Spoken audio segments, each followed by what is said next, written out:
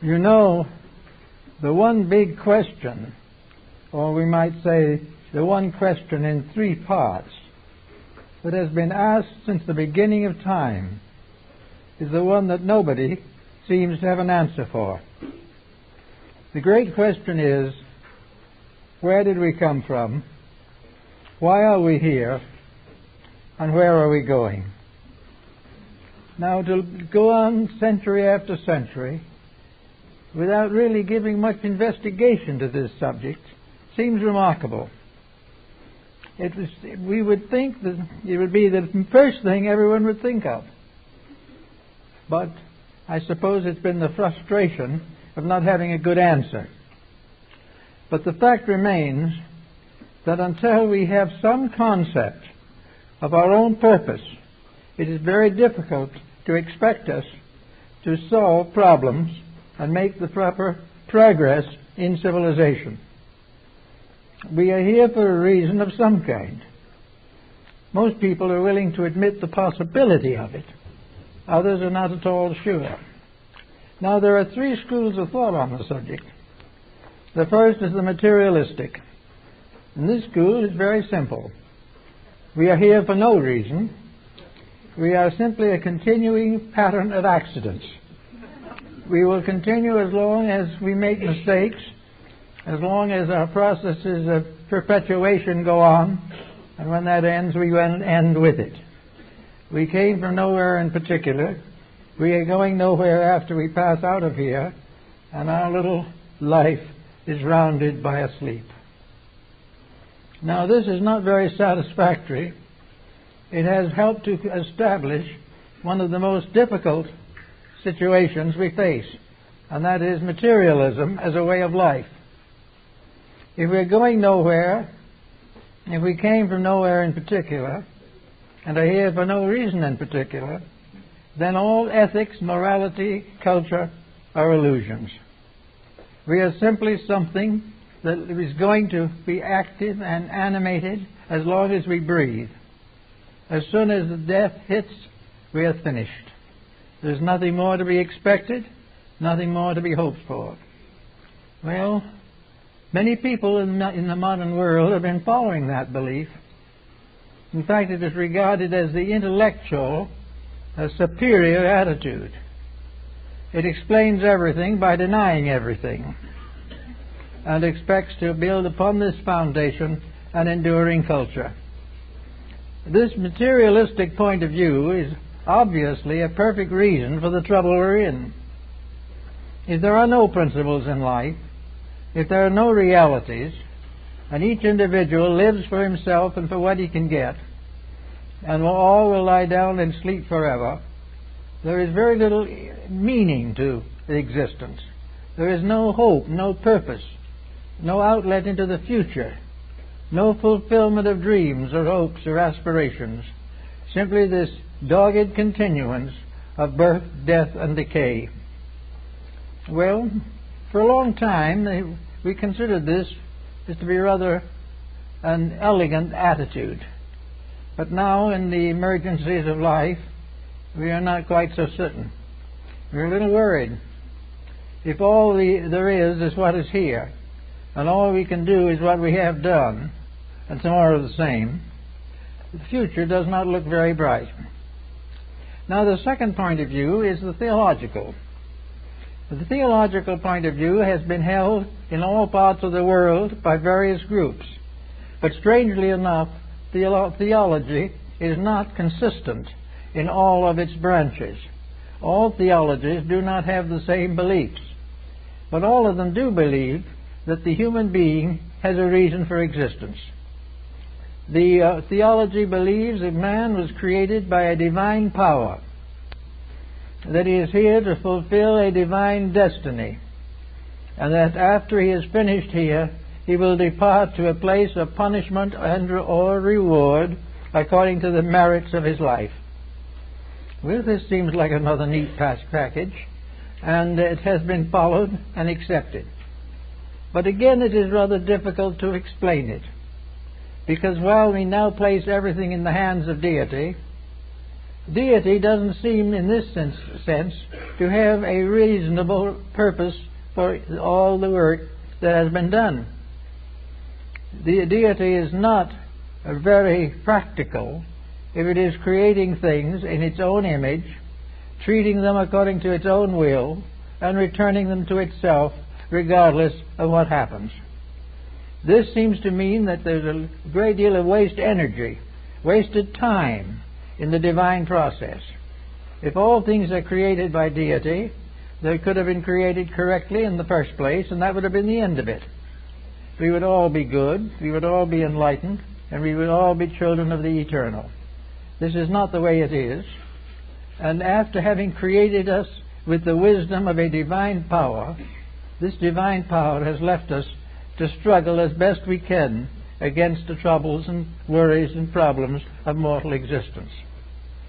So we have this next problem, is that man is a spiritual being, that the human being is a creation, is a type in itself, that it was fashioned for a purpose, and that this purpose rests in the mind of deity. That man has not yet fully understood the purpose is obvious, but theology affirms that there is a purpose, and that while we may not be able to prove it scientifically, we can experience through the mystery of faith the importance of this purpose. After it is all said and done, we will depart according to our merits and our demerits. But it's again a little difficult to understand this, because so many different kinds of merits and demerits present themselves for consideration. We find the poor and the suffering. We find individuals beyond the hope of life that is worthwhile. We find wars and pillage and all the difficulties and inhumanities of man to man, and we wonder how all this can exist within a world created by a benevolent deity. So again, there are questions. There are doubts. There are problems as to how many people are good enough to go to heaven and how many people are bad enough to go to hell. There seems to be a sort of middle distance where most folks mingle in a confusion of virtues and vices. All of this seems to indicate a very inadequate explanation of the realities of existence. There should be something better than this. It is something that has been accepted on faith. Well, faith is a wonderful thing, and we all have to have it. But we'd like to see a certain reasonable demonstration of the verities of faith. We like to believe that behind and beyond all of our human uncertainties, there is a divine or universal plan of some kind suitable to meet the needs of all these creatures. Not only human, but all the other creatures of nature. For we are told in many religions that all creatures, great and small, are part of the great pilgrimage of life through matter, which we call evolution. The third approach to the matter is the philosophical approach, and that is very largely in the keeping of Oriental peoples, or was, although it was held in high esteem by the Greeks, and it also came into some play in the early Roman Empire. And that is the doctrine of reincarnation. Reincarnation makes the life of the individual only a chapter in a larger existence. Well, this doesn't necessarily solve anything, but it gives a larger perspective. The individual is not just brand new each time he gets here, and he's not all worn out and ready to cease when he departs. And the various developments and degrees of intelligence, the various unfoldments of virtues and vices, are according to laws and principles. Therefore, out of the doctrine of metempsychosis, as it was called by the Greeks, came the belief that each of our little embodiments is a chapter in a development of a great over-soul, a great power, as Emerson calls it, a power which is manifesting itself through a creation in which it embodies itself and goes on through ages of growth and unfoldment. The doctrine of reincarnation has certain attractions to it also. It becomes the basis of hope, of realities. It gives us the possibility of planning a little bit as to what we're going to do. It gives us the hope that we'll get some more of it done later. And it also will help us to realize that part of what we have now, we have earned at some past time. So we have this rather philosophical attitude of being willing to live now because it's part of a greater life. And we have escaped the single life concept. We do not have the belief or feeling that in a few years all things must be solved. We rather assume that things will go on and on through long periods of time. Now all of this also enters into another consideration. Here we have deity as a power. Whether we desire to consider it as a being, as a person, as a principle, as an energy, as a concept, as a conviction, or as merely a belief, we have the idea of a sovereignty of virtuous intelligence. We place at the head of life a deity. Now, this is not necessarily easily provable, but there is enough evidence accumulating, as Bacon pointed out, to indicate that there is a sovereignty of intellect that guides all things. There is a power in nature that predisposes all natural things to come in the fulfillment of themselves. Therefore, there is a predestination for salvation. There is something that we must expect. We must expect to have the opportunity to overcome our limitations and also to come into the direct participation in the glory and goodness of deity. So we have all these things, and we believe them all. And we have all kinds of little beliefs, not quite so strong or powerful or sincere or complicated, but still beliefs that are held by Aboriginal peoples and were held long ago and have faded away, but were part of our heritage of believing. All these things together then constitute a situation. Now comes the more important part of this situation. Is it enough to affirm that such possibilities exist? What do we do with the beliefs that we hold? If we have a certain belief, are we doing anything with it? Are we all doing exactly the same thing with different beliefs? Is the materialist and the theist, are they both doing the same kind of things in daily life, although their beliefs are entirely different? We must say to ourselves, is the atheist who believes in nothing in any way superior to or inferior to a theist who, believing much, continues to act exactly as he did before? Are we to find any indication that the beliefs that we hold result in major changes in our living? Are we living toward a belief, from a belief, or alongside of one which we have never actually embraced? Here we have a belief, for example, in metempsychosis or reincarnation, that we are here to experience and to learn. And then we find millions of people doing everything they possibly can to escape experience and learning. The one thing they want is to be left alone to do as they please.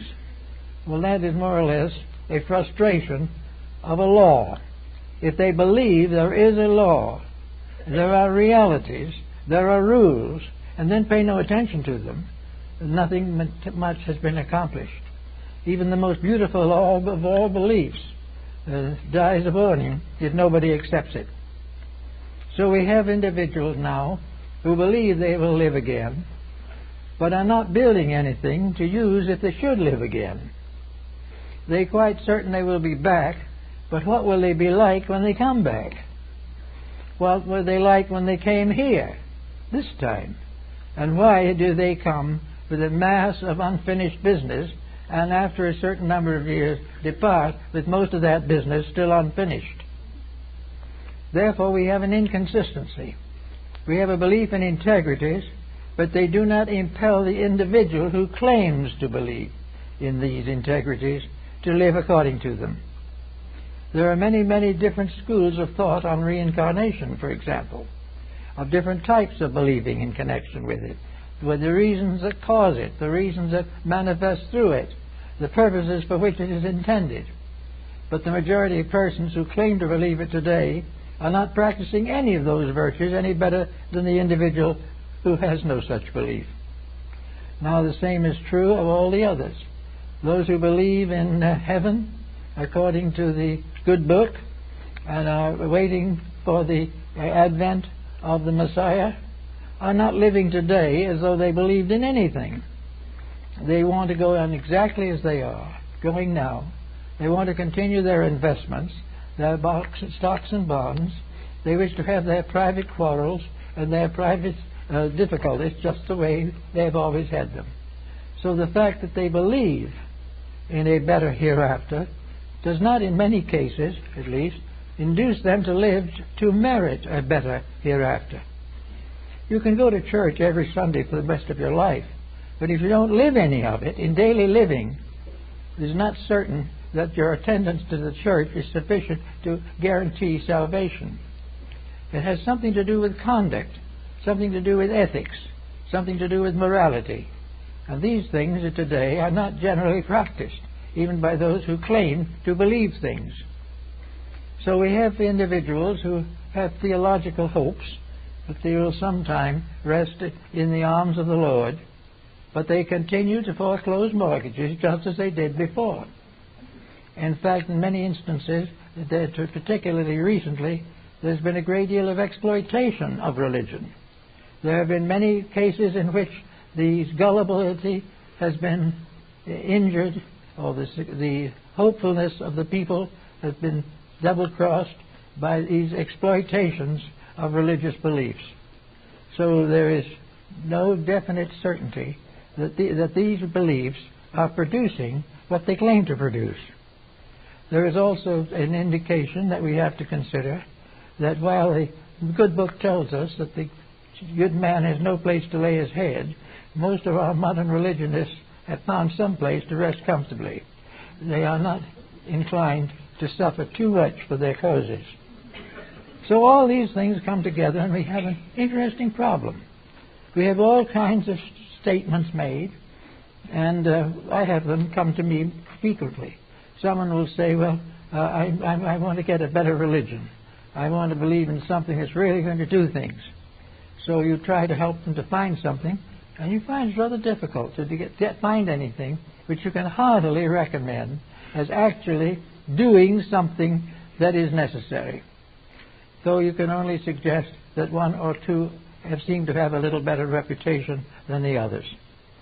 But all of it sums up again to this question: why are we here? Where did we come from? And where are we going? We have every theory you can imagine about it, but we have very little solid, substantial footing upon which to build personal character. So this brings us back again to what constitutes, to my way of thinking at least, a very important phase of learning, and that is ethics. Ethics are very important. Ethics are the practice of integrities. An ethical life is a life which contains within it a maximum of ethics or a maximum of constructive explanation and experience. The ethical aspect of life, then, will say that is why we should be good, is because that's ethics. And if we're good and it's ethics, that's going to be a big help to us. But is it? We mostly find that ethical people, really ethical people, are poor and downtrodden. Most of the ethical individuals are not actually benefiting from ethics, nor do they know where they're going. The ethical life doesn't mean that you're going to have immortality.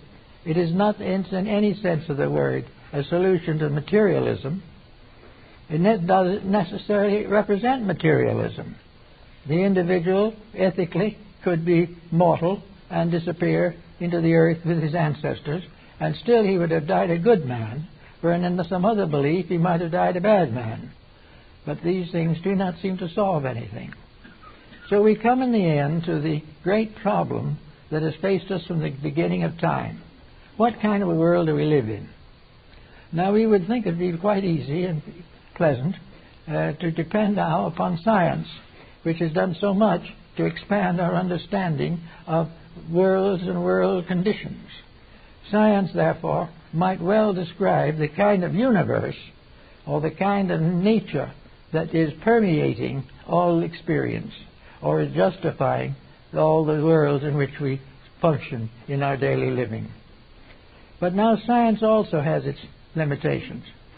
Science, for some unknown reason, has never quite been able to get its way into a true universal ethic. Science is exact as far as it goes, but most of its exactness has to be revised occasionally. There is no true, complete system of approved and immovable ethics in science. And without ethics, science is dangerous. And with ethics, it could be very constructive.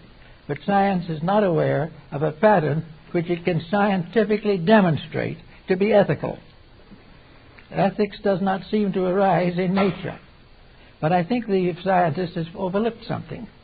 He's overlooked the fact that he can't find any ethics in nature, because nature itself is one ethics in itself. Nature is the supreme example of ethics, and continues this way. But with us mortals, we are constantly trying to destroy the ethics of nature. We are trying to prove that the illusions of science are more real and valuable than the realities of nature. So we go to the rules that we have ourselves invented and neglect the rules which were invented long before we existed. So the problem comes back again to the problem of the administration of the universe. Is there a God? Some say yes, some say no. Some say it's a principle. Some say it's a person. Some say it's a structure of laws. It's an infinite mind, an infinite will, an infinite purpose. It is ultimate reality. All these words and terms are important to us, but we do not always know what they mean. So we have now come to another problem: how to explain ourselves to ourselves or to each other in a manner that can help to move us into a new dimension of life in the century ahead. We have all these questions. We have all kinds of good ideas. We have all kinds of ethical ideals and idealistic thinking, but nothing seems to happen. The good is always, in a sense, in the abstract. The discomforts are all in the concrete. We are daily suffering in a world in which we are constantly creating patterns of beauty, magnificence, and divine order. So we have now to kind of look it all over and see what we're working with. What is man? What is man that thou shalt be mindful of him? What is it that's trying to grow here? Is the individual an eternal being moving through a non-eternal atmosphere or environment? Is the individual a spark of the divine? Is humanity collectively the nature of a divine being? Is the human being a creation of divinity? Or is it a result of the unfoldment of natural laws in the material world? The question of man's place becomes terribly important in determining his future. So we can look around and we can say to ourselves, let's see what is happening. Here we have a competition. We have two forces pulling against each other for control of human destiny. On the one hand is the invisible force of life itself, the divine pattern, whatever it may be. This remains unchangeable. On the other hand, we have man creating a private universe of his own. The scientist, the mystic, the theologian, the ethical thinker, all are working together to create a universe of their own. The universe which has its roots in realities which they postulate. So that we have now on one side a materialistic creation of one group, and on the other side an idealistic creation by another group. The answer, of course, is rather obvious. Which is the most comforting? The answer, of course, is the idealistic is the most comforting. But what is the most difficult to obtain? The idealistic. Therefore, many people are willing to settle for material comforts, material success, and material benefits in order to create the little pattern of their living. So here a little child comes into the world. This child comes in. Did this child begin within the body of a parent? Or was there a spark of eternal life that took form and grew and was finally born among us? Where did man come from? Where did humanity begin? Where is that spark from which animates everything that comes into the world? Is this spark part of an eternal flame? Or is this spark merely a fragment of a spark that has gone on from generation to generation in the perpetuation of species? What is the beginning of all this? It's very hard to answer some of those questions. But the more we think about it, the more we are forced to realize that most of the answers we have created are not adequate. The answers that we have come from our ignorance rather than from our wisdom. And yet we have to do something. We can't live forever in a mystery. So we try to clear that mystery by our own mentation. We try to think our way out of this mysterious situation which we have created for ourselves.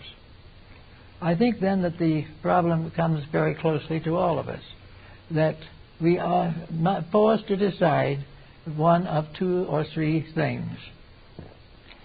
We can say that each of us is born as a completely separate being, that we never existed before and we will never exist afterwards. We live a little time in the light and darkness of material existence and then fade back into the darkness from which we came. And in the meantime, while we're in this world, we have progeny that goes on after us. And in turn, this progeny has progeny. And each generation dies. And things go on forever through a principle of generation. This is one answer to it. But it's not very comforting. And it's not very meaningful. If there is a deity, if there is a power behind things, why should this power create a situation that goes on indefinitely without improvement, or goes on forever without fulfillment, or continues to present conflict? If there is a deity behind and in everything, how can there be continual conflict? Is God in conflict with himself? Is God in conflict with his own creation? Is there any other creation but his? The devil was introduced at this point as a convenience, but he's lost face entirely. He has practically ceased to exist as a factor in our thinking. So we come down to very interesting things. Here we are, each of us trying to live a decent life. We are doing what we can. We are hoping for the best. We are tired of war. We are tired of exploitation. We are tired of corruption. And we want to know where it came from. And we also want to know what to do about it. Now, if we are accidents in space and we're just there, then there's nothing much we can do about it. We just have to go along with the unfoldment of generations until either we wake up to something new or else we go to sleep forever. But there is no way in which we can solve the problem on the basis of the thinking that we are doing at the present time. So we go now to the problem of a better way of life. We are worrying constantly about the future. We are concerned over the 21st century that is about to come. We do not know where we are going, nor why. We do not know where we came from or what happened to us. But we are here, isolated, cast away like a sailor on a desert island. We are here. And every time we try to do something, it is conflicted. Every time we try to create something better, said that someone opposes it. And when we seek for peace, war breaks out. When we ask for virtue, crime is rampant in the land. All of these things constitute conflicts that the average person does not know how to solve. But if we add them all up, there's only one way of explaining them. If there is an intelligence, if there is a constructive power, if there is a God, then all these things that happen have a purpose. They mean something. whether we understand it or not. But if they are purposed, and if they can be understood, then they should be understood. Because we are in desperate need of a practical, working explanation of the problems of our own existence. We know that there has to be change. If there is not change, we are all destined to some kind of a strange annihilation. And we also realize that we cannot believe in God and come to the conclusion that an all-powerful power can lead us into temptation and destroy us. Whatever is in there that is of deity must be good and must be of salvation, not of corruption. So little by little we argue our way in and out of the problems of our own existence. So now we come to a little better understanding. We now want to think better of what to do and how to do it. And we want to pick out of the world around us those laws and principles which will most certainly contribute to a better way of life for all of us. And of course, one of the problems we immediately arises in connection with it is that materialism is inadequate because it is concerned only with something that is itself inadequate. Material existence is mostly a pain, a suffering cast upon the human race. Materialism solves nothing, attains nothing, and justifies nothing. It is simply based upon the concept that while we're here we should get everything we can, because when we die we'll never live again. Therefore, to be completely objective, to strive for the immediate fulfillment of things is the materialistic answer. And we find it today in narcotics, in alcoholism, and all these things, that the moment of joy, the great moment of fulfillment through corruption, ends in the destruction of all concerned. So that is not the answer. Then we look to the various faiths of the world to find if we can find among them an answer. We do find one thing in the faiths that is important, and that is that faith has to be faith in something. Faith has to be an endorsement of some value, of some recognition. And the theist can definitely discover a very reasonable cause for faith, or a reasonable explanation for it. Faith becomes a constructive believing. It is the acceptance of the benevolence of a parent, invisible but ever present. It is also based upon the simple statement that this vast structure must have a purpose. The moment we conceive that it has a purpose, it also becomes obvious that it has not fulfilled that purpose. That it could fulfill it is also a potential.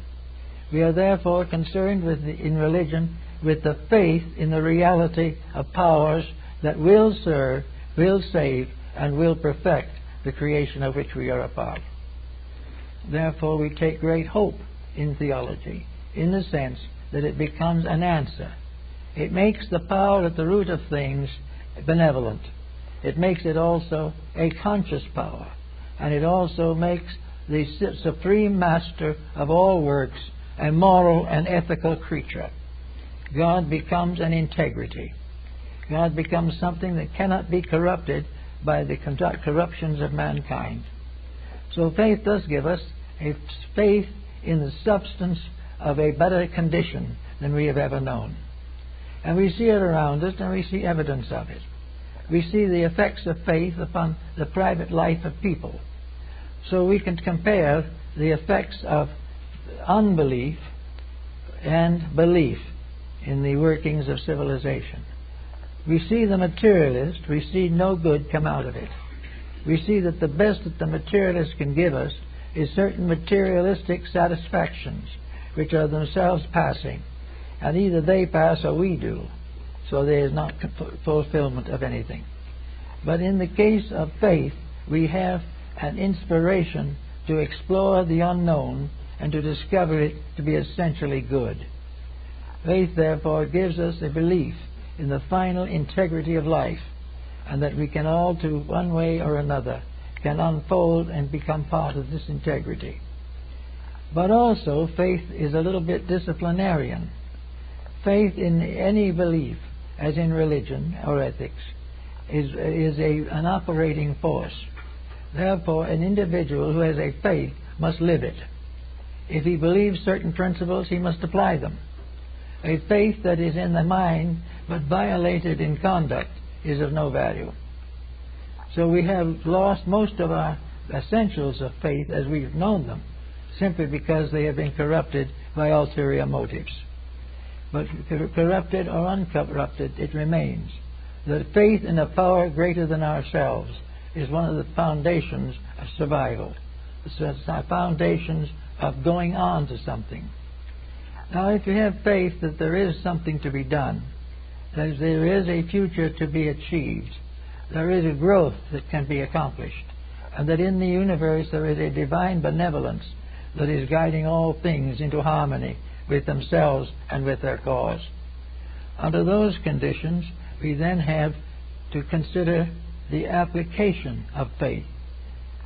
A belief held and not applied is really a hypocrisy. It is necessary for the individual who has faith in God, faith in truth, and faith in human beings to live according to that concept. He must gradually overcome the doubts, fears, and uncertainties of his own mind. And fortunately, nature has provided him with the means to do this. Some people consider it mere imagination, but a very short survey of facts in nature proves conclusively that there is an integrity in every step of natural procedure, that everything in nature is in harmony and in ethics, and the great destroyer is the human being. Man, up to the present time, is the great destroyer of nature, as far as he is able to understand nature. He is constantly using his own skills to destroy the potentials of survival. So we have today the problem of environment and what we have to do about it. We have the problem of essential materials for survival, food. We have all kinds of problems of war and peace, all kinds of problems of crime and error, and of ignorance and wisdom, and vast problems in the field of education. All these things, therefore, tell us that if we believe, then we have to do something about it. And that is where we have fallen down. If we have considered materialism as merely an affectation, we are also inclined to view idealism as an affectation. We keep right on saying, I'm an idealist, but we foreclose the mortgage on the innocent and the poor just the same. We say we are definitely dedicated to principles of good citizenship, but we buy on the black market and we use all kinds of subterfuges to corrupt the business systems which we ourselves have created. So in the ethical system we have another problem, the problem of not being able to live up to it. And so as we are talking about a divine world, then we are taking this divine world and corrupting it by our human selfishness. So we go to the final and end of the whole thing.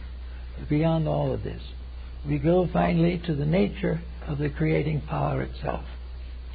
And I think that the Greeks and some of the Oriental peoples have given us our best interpretation of the nature of this power. That actually the deity is infinite life in infinite manifestation. That everywhere in the world there is evidence of one tremendous creative power. This creative power is not a person. We do not know really what it is, but it is an infinite. And it might very well be a strange body-like thing, like ourselves. The body we dwell in is not a person. The person that dwells in the body is not really a person. We are dealing with principles, forms of life that are beyond our estimation, and yet are constantly active. And the real sources of all the things we want to know are in a vast mass of causal circumstances. And this was found in the mystics of the Middle Ages in Europe. The mystics discovered the universe of infinite benevolent causes. Berney, Law, many others of this group found the inward experience that beyond and behind all physical things is infinite love in infinite manifestation. That there is always and forever a tremendous divine outpouring, and that this outpouring in some way is our hope, is our fulfillment, and that there is a promise in this fulfillment and in this hope that we will not be deceived. So we come now to the times when we're going to look forward to another century. We're coming into this century having broken practically every rule in nature. We have done everything possible to be wicked, and about all we have accomplished is to be nasty. We are not able to be wicked. We don't know how, really. All that we know is that we are selfish, and we want to do the things we want to do. We want wealth, we want honor, we want all the luxuries of existence. We would like to have them at the same time with a good, strong, positive conscience, but it can't be done. But we have now come to a new realization of things. And I think it comes down to the only answer there ever has been and there ever will be, that each individual must take on his own salvation. The moment we trust to anybody else, we are in difficulty. The only power that we can trust in is the ineffable eternal, which we can only glimpse perhaps remotely in moments of meditation or prayer. But we cannot depend upon the various peoples of the world to give us the support and security that we have to have. In the next few years, then, we must transform our daily believing into something stronger, something more vital to us. Most people, if asked what they believe, will say they believe in peace, but they have war. Something has to happen so that the believer in peace becomes strong enough and vital enough to create the fact of peace in his own life. We cannot necessarily convert the world, but each individual who believes in ethics and integrity, everyone who is philosophically and mystically minded, has to go to work on themselves. They have to do everything possible to make sure that they are fulfilling their own integrities. Now, if, for instance, an individual says, I believe in brotherhood, but he's having a terrible time with his neighbors, this is a point to be considered. The consideration is that the individual who believes in peace or believes in brotherhood has to practice it himself. We would like to have governments pass great rules that there would be no more wars, but those rules will never be passed. The only end of war is when the human being demands peace. The only time we can end all these confusions is when we decide to put integrity above every other consideration. We cannot compromise. We cannot serve God with one hand and the devil with the other, so to speak. We cannot be idealistic on Sundays and materialistic the rest of the time.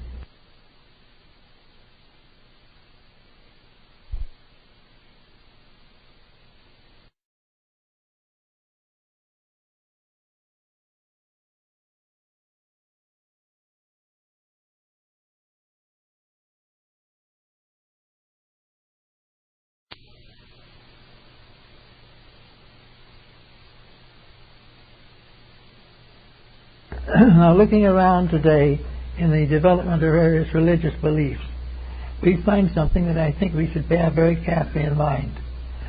That we are finding new ways of expressing our integrities. There are new beliefs coming along. Some of them are pretty bad, some of them are pretty good, but all of them have some bearing upon the recognition of the need for change. We've got to move from theory to practice. We've got to stop talking about brotherhood and start practicing it. We have to gain gradually the strength to dominate the mistakes which we are inclined to make. Now, to do that, we have to have some kind of strength. We cannot be strong internally if our philosophy of life is based on an incomplete pattern of believing. We cannot have the strength inside if we do not have certain values inside. We have to recognize as superior to all considerations the infinite purpose that is locked within ourselves. Somewhere in this little body of ours is a spark of infinity. This spark has always been there, and it always will be there. And it is representing constantly an infinite need that is awaiting fulfillment. Generation after generation, embodiment after embodiment, we allow this germ to remain undeveloped. We have within ourselves this principle that says, love your neighbor. But when the time comes to practice it, we say, love ourselves. To heck with the neighbor. We have to recognize that the answer to our ethics is the fact that there is an ethic in ourselves. All of the virtues we seek around us are in us. The only reason we believe in them is because we are them. We couldn't believe at all. And yet with believing, we still do not fulfill the action necessary to transform a belief into a living fact. In order to transform our believings into facts, we have to practice them. And we have all kinds of problems of this nature. Now, our ancestors working with this problem found out that there were certain people who apparently were particularly endowed with the probabilities of growth immediately. There's something in them that saw the need and was so vitalized by that seeing that they had to transform their life to the fulfillment of it. So we have constantly around us this recognition that these changes must come in order to survive. We know we cannot go on as this goes. We know that we are going to exhaust all the resources that we have. But we also know that there was no intention on the part of the creating power to leave us as a derelict, a dead planet floating in space. We were not supposed to cease. We were not supposed to die. We were not supposed to live in constant conflict until we destroy the world and ourselves. The thing that has come about is that there has been a gradual increase of selfishness, a gradual increase of the corruption of values. Now, the divine principle, the ethics of things, will always stand with value. At the moment we break the rules, we break the contact with reality. The moment we break the laws of life, we destroy our own lives. Therefore, we must get these things back through conscious effort. Now, the conscious effort, I think, is one interesting point. We have plenty of churches. We have a great many people and various groups that are sincerely interested in making a better world. But for the most part, these people are simply members of something. They go and assemble and discuss matters. They have conferences. They have meetings and clubs, delegations, which are sent here and there and elsewhere. But all of it, in a sense, has to do only with a kind of talking. It has, again, a statement of what is necessary, but not a doing of what is necessary. We have got to begin to take hold of ourselves and look ourselves over something like this. Well, someone can say, well, I think I want to be more peaceful. I want to have understanding. I want to have, as my years advance, I want to have a gentle life. I want to have a friendly life and a kindly one. Well, that's fine. But between that kindly life and our present state, there are a few problems to solve. We have, for instance, a relative we haven't spoken to in 40 years. And one told me one day, if they ever speak to me, I'll drop dead. Now, this person, with this attitude, has become an active member of a religion. But they still hate the relative, just as they did before. In other words, it does not change the attitude because they change the name of the affiliation. Another individual is very much against everything because they've had 2 or 3 bad marriages, and they'll never get over the loss of the money that they wasted or the time and health that was expended in these conflicts. Therefore, they want peace. They want to live in harmony. They want to nourish the good life. But they also want to remember to the bitter end that they were deceived and deluded by material circumstances. Another person still has all their life been a bit of a gourmand. They've eaten things they shouldn't eat, all that type of thing. So around 50 they get chronic dyspepsia. And when they get chronic dyspepsia, well, of course, one of the first things they do will be to join a religious organization, because that's very good for dyspepsia. But the trouble is, after they join it, they do nothing to change themselves, and the dyspepsia stays. So we find a member of an organization demanding or hoping for good health, who joins the organization and remains sick. Or maybe get a placebo for a few months or so, takes on the emotional stress of joining, but after a while gets right back where they were. Everything that has to do with growth, as the Greeks pointed out, and also most of the Oriental peoples, and even the Near Eastern peoples, the beginning of a reformation of living is an acceptance of discipline. The individual must prove his own integrity, or he cannot go on in the development of his spiritual resources. Now, it doesn't mean he may not try, but there is an automatic function that the individual who does not improve his own nature will not receive instruction reserved for those who do improve their natures. All the paths that lead to wisdom, true wisdom, are through purification, through dedication, and through the gradual restoration of integrities. The individual who wants to be wiser has got to live better. And they've got to live better before they become wiser.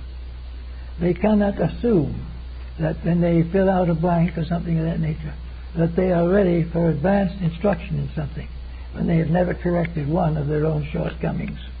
His constant need for growth calls for a constant increase in discipline. Now, as the Greeks pointed out very successfully, when you grow, the instruction comes.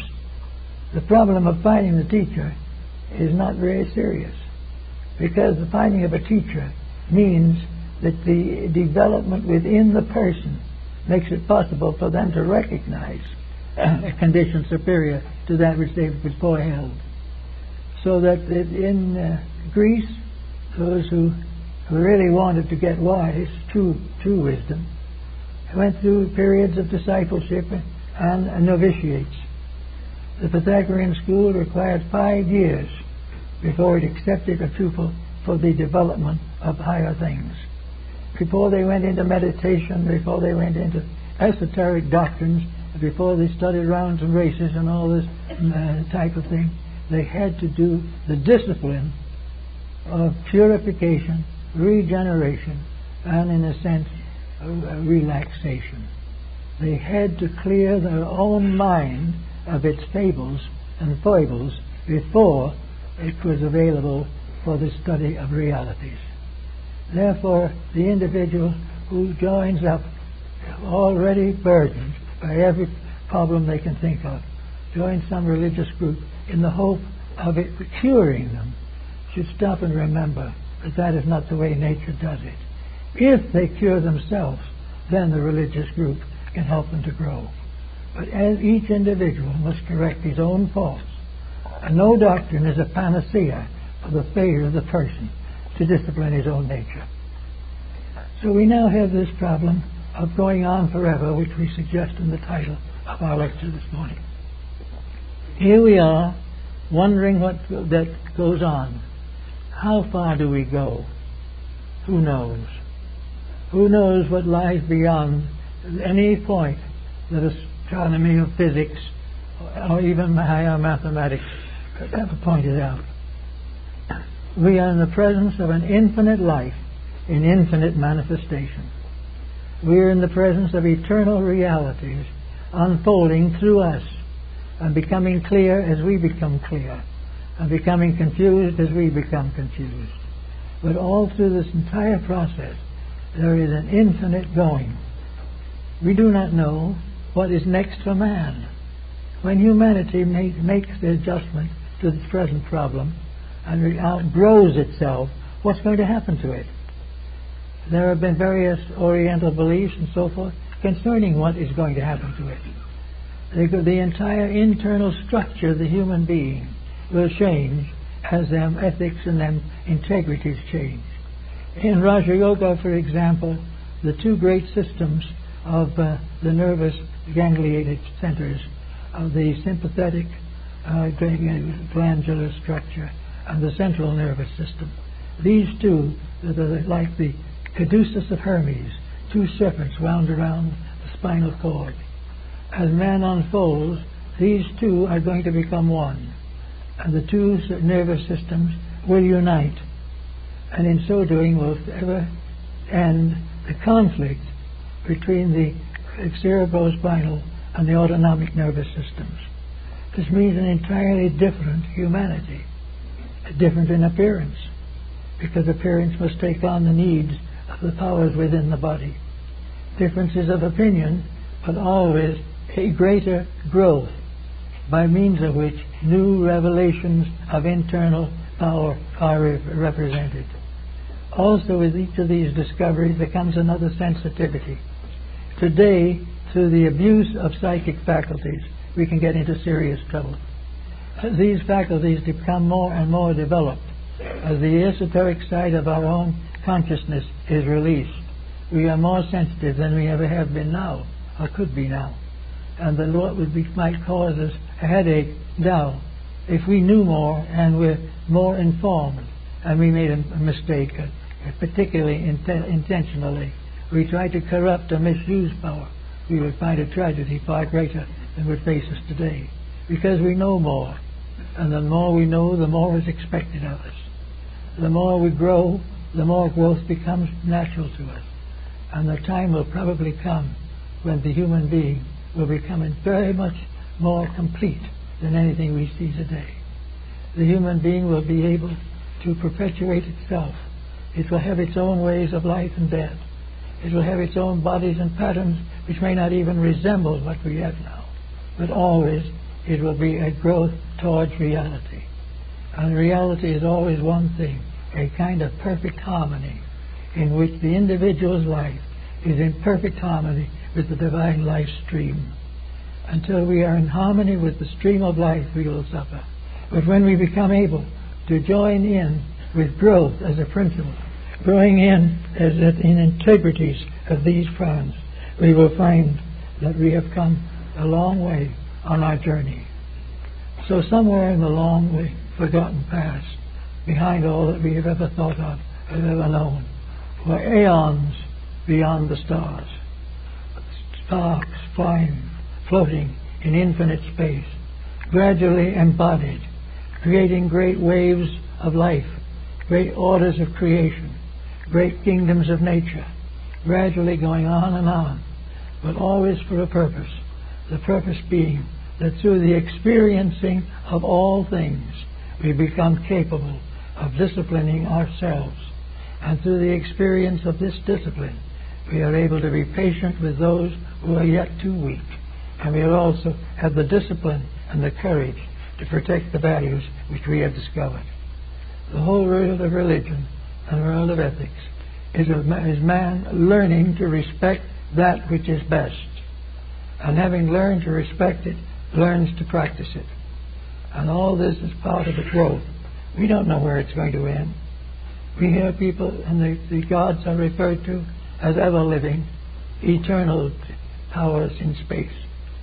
Far beyond anything we call galaxies or black holes, the great universe of visible phenomena gradually fades away. Little by little, the worlds become shadows, and a new world reveals itself, a higher step in the great laws and practices of creation. And in this higher step, we go forward. Forward to what? We go forward to a destiny for which we were intended. For it must be remembered that in a sense we are all gods in the making. And when we become gods in reality, we will be the most humble of all creatures. We will not be proud that we rule. we will be sad that we cannot rule better. Little by little, life is coming to every atom of space. Every tiny molecule must grow up. Every grain of sand must become a star. And we are part of the carpentry. We are part of the working crew that brings this about. We are already transmuting all kinds of forces within our own bodies. Our own alchemy is at work. Our own Kabbalah is estimating and studying our proportions. Our understanding of astronomy is broadening out to recognize the universe of values rather than of the universe of forms. Everywhere we are growing, and growth begins with sincerity. And sincerity begins with the realization that as long as there are mistakes in our own thinking, we are going to suffer, at least a little. But if we correct these mistakes, we will then become disciplined servants of the largest and most noble of all causes, the regeneration of universal life and the fulfillment of an infinite plan that is beyond our comprehension.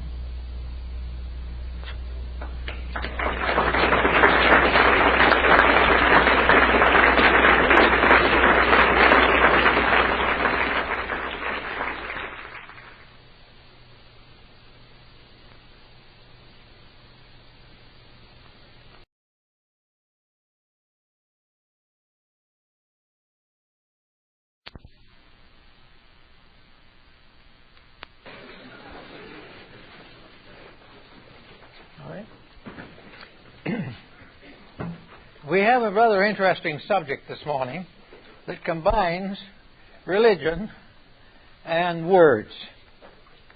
And of course, the emphasis that's been developing along the world philosophy department relating to the use of words and their place in the universal plan of things makes this perhaps an interesting occasion to combine the word problem with the religious problem. To begin with, we know that words, as Minshew in his Guide to Tongues, the first dictionary, tells us clearly that words do not describe the purpose or reality of an object. A word does not explain an object or a thing or a circumstance. It merely sets forth a usage. The way a word is used becomes the basis of its semantic significance. Now, the way words are used today shouldn't happen to a dog. The words today are just playthings, but mostly they are also substitutes for thinking and feeling and doing. The word, in other words, takes the place of a decisive action, thus relieving the individual of the possibilities of offending somebody or setting forth some truth that will be unpopular. Now, in one of the later dictionaries, Noah Webster, we find the same thought. Webster warns us that we are not going to find in his dictionary the meaning of anything. We're going to find the use of terms to describe matters, and that these descriptions are not always valid, they're not always correct, they're not always meaningful, but by common habit they have become universal. And somewhere along the lines, even the semanticists people come to the conclusion that the time has come to make words mean something. That when a word is used, it stands for a principle, it stands for a reality, it stands for a conviction or an opinion that is valid and sound. This becomes quite a problem because we've been using words for excuses for thousands of years. And we use them every day to escape work, to escape decisions, to substitute for thoughts, all kinds of uses to reduce the stress and strain of facts. Now, a word, if it's not factual, it has very little permanent significance. But facts are hard things, and facts are problems that people do not like to face. Therefore, it is simpler to say something that is comparatively meaningless and useless rather than to face into an act which might be significant and of permanent value. One of the ways we can study this type of situation is to realize how these word problems have come to grow with us, and that also they were a problem in antiquity. It is said that somebody held up a carrot to Socrates, and Socrates took the carrot. He says, "What is it?" The man says, "This, sire, is a carrot." Socrates, "All right. And what is a carrot?" "Well, a carrot is a vegetable." "Can you show me a true vegetable?" "Yes, sire, the carrot." Socrates says, "Now I know everything and nothing." Now this is the type of way we use these terms, probably a little more effectively, a little more cleverly, but essentially this way. We use words for substitutes, for thoughts, for feelings, and for actions.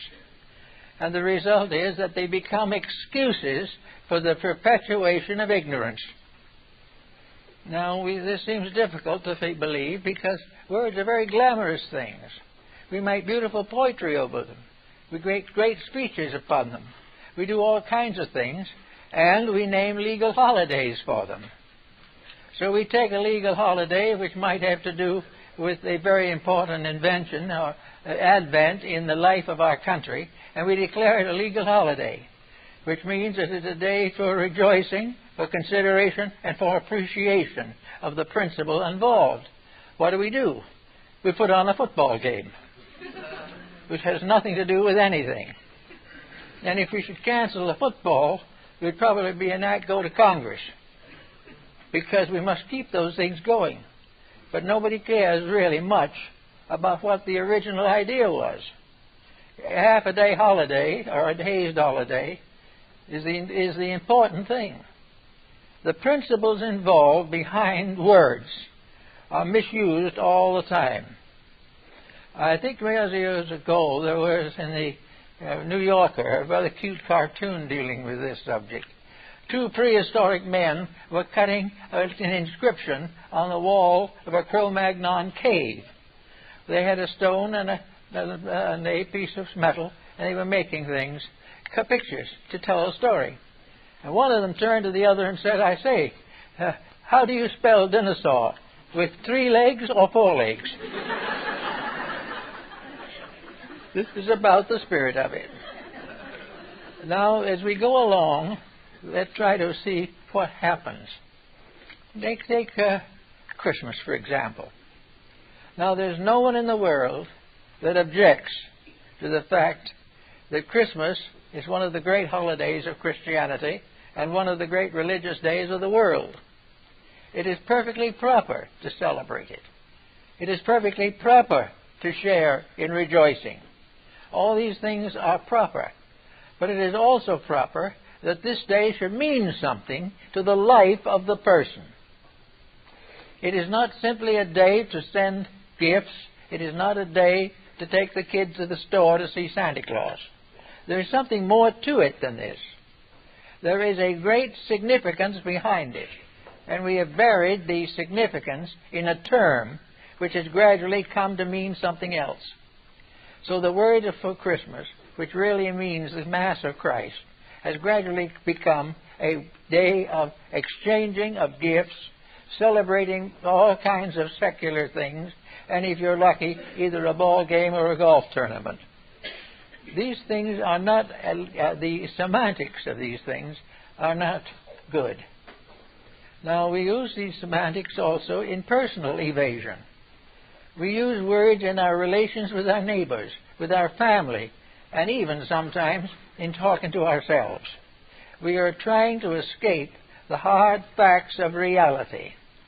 And by covering them in an elaborate layer of holidays or platitudes, we think we have solved something. Now, our world at the moment is in a serious condition, very largely due to the fact that we never face on or into a fact. Facts are dangerous. They might force us to improve our dispositions. That would be very difficult. They might make us more truthful, almost unthinkable. We would be more generous, a good virtue, but expensive. All the times we use these words to take the place of something real. And the words themselves, as Minshew points out, are not really anything at all. Their meanings are not the same. Not long ago in our life, a hood was the front of an automobile. Today it is headgear. We have to think of many, many things of this nature. All words change with the customs of the time. They change with the dominant class of a group. They are influenced by education, by scientific discoveries and so forth. And speaking of scientific discoveries, we must realize that words are not necessarily answers or solutions. They are merely terms given to things for which we have little or no actual understanding. So everywhere we conceal ignorance with long terms that seem important and valuable, but they are not the answers to anything. Now, when we get further into this semantic problem, we come to the conclusion, as one expert, I think it was Kajipsky who makes the statement, that probably the answer to the semantic problem is to keep quiet. The only way to get away from a misstatement is to say nothing. Because almost anything you say will be misunderstood by somebody else. And as we look into politics, we will realize that we're in the midst of the greatest mass of this type of problem in the world. The semantics of government are incredibly bad because they have nothing to do with facts, and yet they are built up to resemble facts, but the facts remain untrue. And the realities of the matter are not discussed. There's hardly a paper that comes into print today in which we admit, frankly, that we are trying to conceal something, misinterpret something, or find a virtue in something we know is not very good. All these things cause the average person to sit back and believe that we live in a highly intellectual era. We are pretty smart people. We are smart enough to deceive ourselves and each other, but not smart enough to think straight. This is one of the excuses for the rise of semantics as a means of clarifying and washing words so they will no longer have meanings that are inconsistent with truth. So we can look along a little bit now, and we come to one of the great days of the year, Easter. Easter is a day that has very deep significance. And for more than about 3.5 billion Christians, Easter is a sacred day. Of that 3.5 billion who admit it as a sacred day, how many of that group is actually doing anything except celebrating? They will have masses. They will have processions. The Church of the Holy Sepulchre will be overflowing with humanity. There will be masses at the Vatican. There will be all kinds of church services, which are quite proper and right and very valuable. But after the day blows by, what has happened to public morals? Are we doing anything except celebrating? Are we doing anything except talking? Or are we doing anything except perhaps going to church for an hour? Where is the meaning of this striking into the life of the individual? How do we as persons participate in the mystery that this event signifies? Now, this is not the only event that so signifies. The journey of Muhammad to Mecca or to Jerusalem on the Herzog, that is very important to them. The times of the elevation or nirvana of the Buddha were important to those people. Every great religious ceremony is important to someone. We have religious ceremonies in every nation of the world. We have it profoundly distributed through all of Europe and the Western Hemisphere and many parts of Near East. And yet this is the area where the great wars are being fought today. We have the ceremony on the proper day, we rejoice, and the war begins the following day. This is one thing that happened in World War I that became quite a scandal, that when wars were not quite as well and tightly set as they are now. In trenches in Europe, on Christmas Eve, they suspended the war and both sides celebrated together. And the war continued the next day. Now this is kind of something that we ought to think about. Look through politics. Look through economics. Look through education. And see what effects these important events have upon the life of the individual. We have no reason to need any form of ethics that is not available. This is here. But instead of ethics, we phone somebody and wish them well. Now, it's perfectly right to wish them well. I think some little ceremony, particularly to lonely, tired people, is very gracious and very beautiful. There's no reason why we should not continue to make all efforts to bring peace, happiness, and remembrance into the lives of those we care for. But there is more to it. There is something that should change us. They should do something to jealousy. It should do something to cruelty. It should be able to change neglect of the old and the young into something better. All these occasions are therefore spiritual opportunities, occasions in which we may be a little better than normal. And now everybody is worried, and we're all worried a little bit, about the high price of greeting cards. Funny these days we'd be paying $5 for an Easter card at present rates.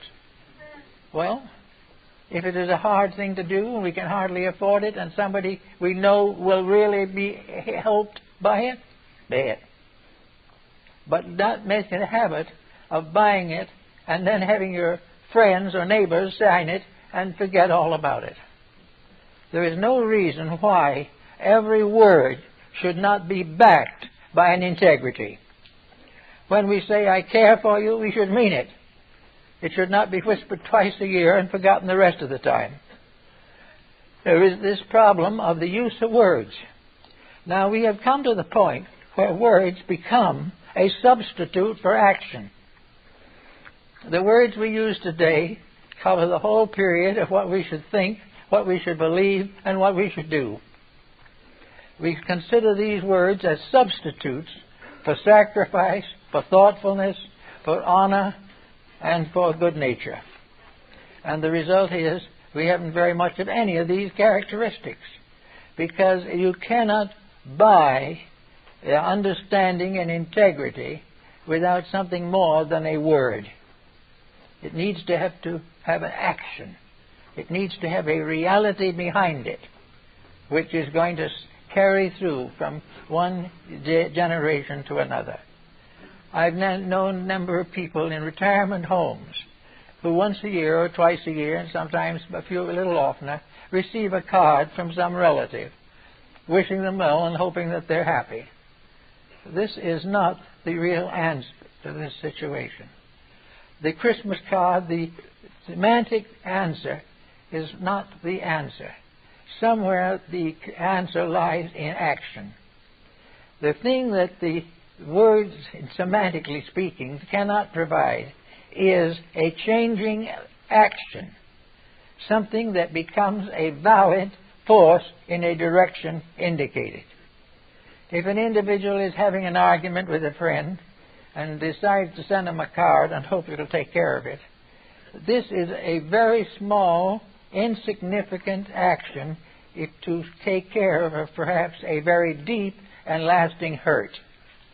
It is not necessarily sufficient to say, I'm sorry, and send it with a stamp on it. It might help. But wherever there is a misunderstanding, there is the blessed privilege of correcting it, of making it real. If people haven't spoken to each other for months or years, this is the time not to keep on sending cards, but to settle down in the spirit of integrity and solve the problem. This is something we seemingly don't see much anymore. And for lack of it, we see a whole generation going along on a surface so thin that it's going to break through at any moment. We see young people going out doing things that are contrary to every fragment of integrity. We find the churches have a large attendance, but very small change in the living conditions and living convictions of people. It is not enough to go to church or to do any of these things or to mouth religious words. It is not enough to memorize the Ten Commandments. It is not enough to tell all your friends about the Sermon on the Mount. The thing is to practice, to show it, to indicate in daily life that we are believers, that we believe in something. Now, many people do not believe in theology, but most of those who do not believe in that still believe in integrities of some kind. Let these integrities be, therefore, the symbols of our beliefs, the symbols of our remembrances, the symbols of the fact that we are going along side by side on a narrow road, and that one of these days we are going to leave the road anyway. In the meantime, let's be pleasant with those on the road with us and try to get something that will make it understandable. Now, Kawakawa, in his studies on semantics, brings up a number of interesting points regarding the use of words. The first of all, probably, is that a word has no set meaning. A word does not have a meaning that is inflexible, because it is not in itself a thing. A word is a device. It is something that has a momentary significance. When world changes come, the word changes. And even the definition of a word changes.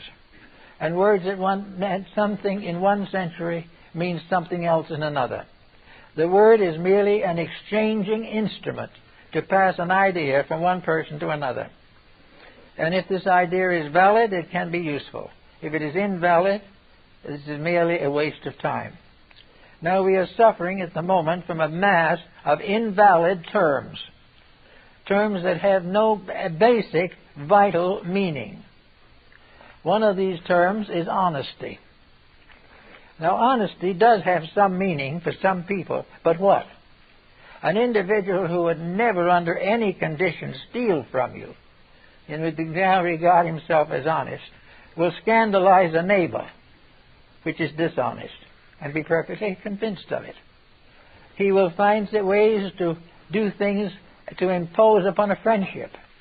He will do all kinds of tricks to accomplish something for himself under the name of friendship. And yet friendship is a nice word. Sincerely used, it is a good word. Used as it is today, it is merely a convenient term by which we win the respect of people and then exploit it. Most of our advertising is of this type. Advertising is not basically honest. It is dishonest in some way, but the dishonesty is carefully concealed under a false face, namely the apparent design to be of service to you. The answer is, the real reason is for them to be of service to themselves.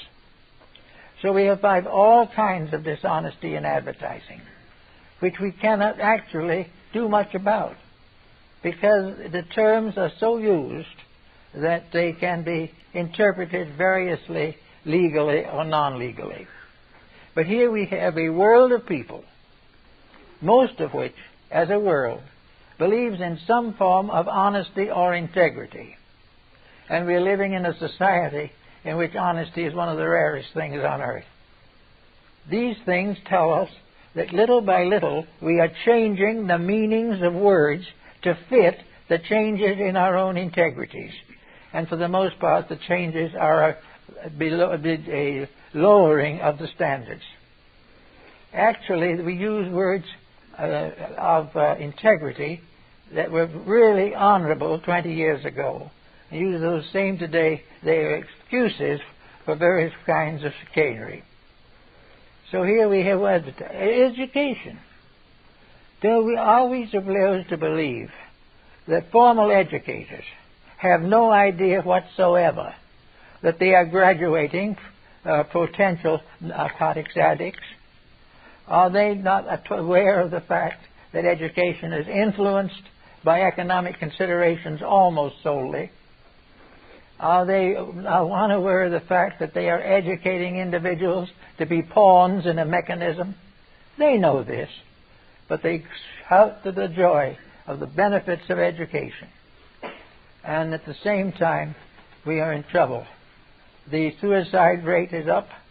The narcotic rate is hovering on up. All kinds of minor varieties of chicanery are in form. Drunk driving is still a menace. These things do not change. Education has never even intimated that it was primarily concerned with producing an honest person. It is intended to produce a skillful person in some respects. Now, if we change this semantic term from what we call skillful to honorable, so that we might say the individual will graduate as a human being with an integrity, half of the population would rise in righteous wrath. When it was attempted in the school board in Los Angeles, the board got up and practically had a riot. Mothers and fathers and uncles and aunts shouted as loud as they could that they didn't want their children to be educated, to be honest. If they did, they'd remain poor. So semantically, education has become a synonymous of success economically rather than success ethically. And very, very definite efforts are made to lower all of the restraints which might indicate control of ethical situations. The latest reviews and patterns in connection with television indicate that within the next 10 years, it is expected that practically all stations will be featuring hard pornography. Why? Because that's what somebody wants to watch. Now, the problem is also another. They will blame the public, and the public will be partly to blame, because the public will be glad to pay for pornography, but is very hesitant to pay for Bach and Beethoven. We want the thing that will take us through this doldrum with excitement, not with virtue. So we have all these things to think of. We have progress as a term, semantically. But what is progress? Progress to the average individual is not improvement. It is wealth or accumulation or a state of dignity. All around it is the same thing. All these words that we used to love and they used to stand for such beautiful things are now simply covers for the propagation of selfishness and of general corruption. So the semanticist comes along and says it's high time to do something about this. It is high time to realize that we are kidding ourselves, that all these slogans of nobility with which we are surrounded are empty words. The semantic power of them is lost. They do not stand for progress anymore. They stand for a smug contentment in which the mind is perfectly willing to overlook integrities in order to keep friendships or keep business customers or to keep busy in one way or another. We have it in music. We have it in art. We have it in everything. Years ago, I was able, in an auction sale here in Los Angeles, to secure a series, not I couldn't afford them all, but a series of Tibetan tankas, or paintings, of the life of Buddha. So I secured the painting for the Nativity and the painting for him ascending to the Sushita heaven to preach the doctrine to his mother. And I had three of them. And I found out why they wanted to sell these magnificent things. Beautiful. And they told me they hoped to get enough money by selling them to get a Picasso. And when they got it, didn't know what they had. Now, this doesn't mean that Picasso couldn't paint. It doesn't mean that Salvador Dali doesn't paint. It means that they all found out that they had to find a new definition, a new way of using the word art. They had to get a new semantic meaning for art. Art became something to be merchandised. If it sold well, it was art. If it did not sell well, it wasn't art. And anything that sold well wasn't art to start with. So we have these types of things, the same way in dieting, the same way in all kinds of self-improvement fields and so forth. Everything is to do something incidental, something that isn't real, not to get into the very substance of things. Now we have a great movement in religion today. We have a great movement of people towards a new concept of religion. So what would we say of, semantically, of the word faith? What is faith? And the semantic term is very simple. Something which is a belief in another source of strength. Something that has to do with building security of some kind in the person. Well, we look around to find out what faith is. And we find that today large parts of faith are invested in opinions, beliefs, faiths, doctrines that have no foundation in a security of any kind. We find that faith is simply, for the most part, the willingness of an ignorant person to accept the beliefs and doctrines of another ignorant person. It is the fact that the blind leads the blind. And when the time comes to make a solid stand, some individual will say, well, if I'm not to believe this type of thing, what should I believe? And if you suggest the Sermon on the Mount, they will look at you kind of cross-eyed. The idea of things that 2,000 years old is just too old now. We've got to have something better, something up to date. We can't go on the basis of love thy neighbor or something of this nature. We've got to go rather on the idea that our neighbor is open to our exploitation at any time. So all the words that we use have a tendency to get into bad trouble. We do not know how to say honesty, integrity, virtue. What is virtue? Virtue, it would seem, is a moral asset. Virtue is a condition of character which prevents an individual from performing an unhappy, unfortunate, or unrealistic action. Virtue is, after all, a life according to the laws of life, according to the realities of nature, according to the experiences and even of science. Virtue is to keep the rules. We interpret it entirely differently. We don't think of people as being virtuous anymore. We think of them being smart or stupid. The problem of virtue doesn't even come in. So we go along and we buy products. And we read the ads. They're good for everything. There's nothing that they won't take care of. Then we find out that they have heavily loaded with all kinds of dopes and preservatives and insecticides and everything you can think of. We are supposed to overlook that. We are also supposed to assume that all these chemicals are perfectly healthy, which they are not. And if we doubt it and think the product should not be on the market, then the manufacturer will go into a conniption fit. We are interfering with his inalienable right to do as he pleases. So semantics gets against a hard time.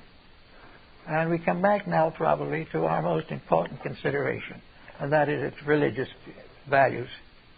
We are in great need today for a recognition of religion that escapes the narrow boundaries of creedal limitations and creedal superstitions. Now, it's hard to believe that a religion could be superstitious. It isn't in substance, but most of its members are susceptible of superstition. They may not believe it, they may not realize it, but more nearly all religions are loaded with people who claim to believe and then act completely outside of what they claim. We have probably over 2 million churchgoers in the United States who are completely dedicated to their churches. We have another 10 or 15 million who are moderately dedicated. And yet, in spite of the fact that over half of the American people go to church at least occasionally and many regularly, our crime rate's going up every year. Why?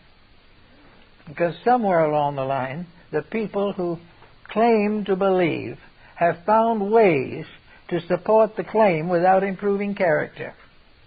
They take it for granted now that these mistakes they're making are inevitable, that they're really perfectly honest if they decide that dishonesty is necessary. So we take all kinds of political liberties, we lose values, we fail to introduce integrities in children, and so little by little, semantically speaking, the good words are gradually being turned into bad words. Government is now being turned into politics. Statesmanship and those type of things are now changed into office holdings. We find also that big corporations are no longer monuments in the society. Somebody has bought 51% of them. Everything is sacrificed, and to ever discuss it, to mention it, to point out it, is to perform a great sorrow to civilization. It is terrible to take away from people the belief that they can do wrong and be right. So we have to find ways of doing this. And I think the simplest way of doing it is the semantic way. Talk less and do more. Do not frustrate words by constant misuse of them. Try to find out what you can do about anything for which you would normally phrase only a statement. I think we have to come down to final realization that we've got to stop using words as excuses for conduct. We've got to get out of the idea that a word can be so twisted as to condone faults or vices. We've reached a point now, I noticed in the recent journals, where various actions which not long ago we considered very bad are now perfectly commendable. It is no longer necessary to worry about things that were moral issues. It's not necessary anymore to worry about how to take care of children. Let them grow. The idea that they might need integrity is an infliction. It places a responsibility upon parents who are much more interested in escaping responsibility. So the loss of interest in responsibility is gradually transforming this into a virtue. And everybody who gets rid of the responsibilities is regarded as fortunate or enjoying heavenly favor, when in reality they're making only trouble for themselves and each other. So semantics comes along and tries to help us to clean words. Now we know we can't make permanent cleaning. Semantics is not going to tell us that it's going to give us the ultimate meaning of words. We can't do it, because there are no ultimate meanings in a world of constant change. But it's going to try and give us a world of improvement in change. The changement is going to make things better, and that improvement is going to mean that character will improve, not simply disintegrate. We take now we take the penalty off of a crime, but it still remains a sin.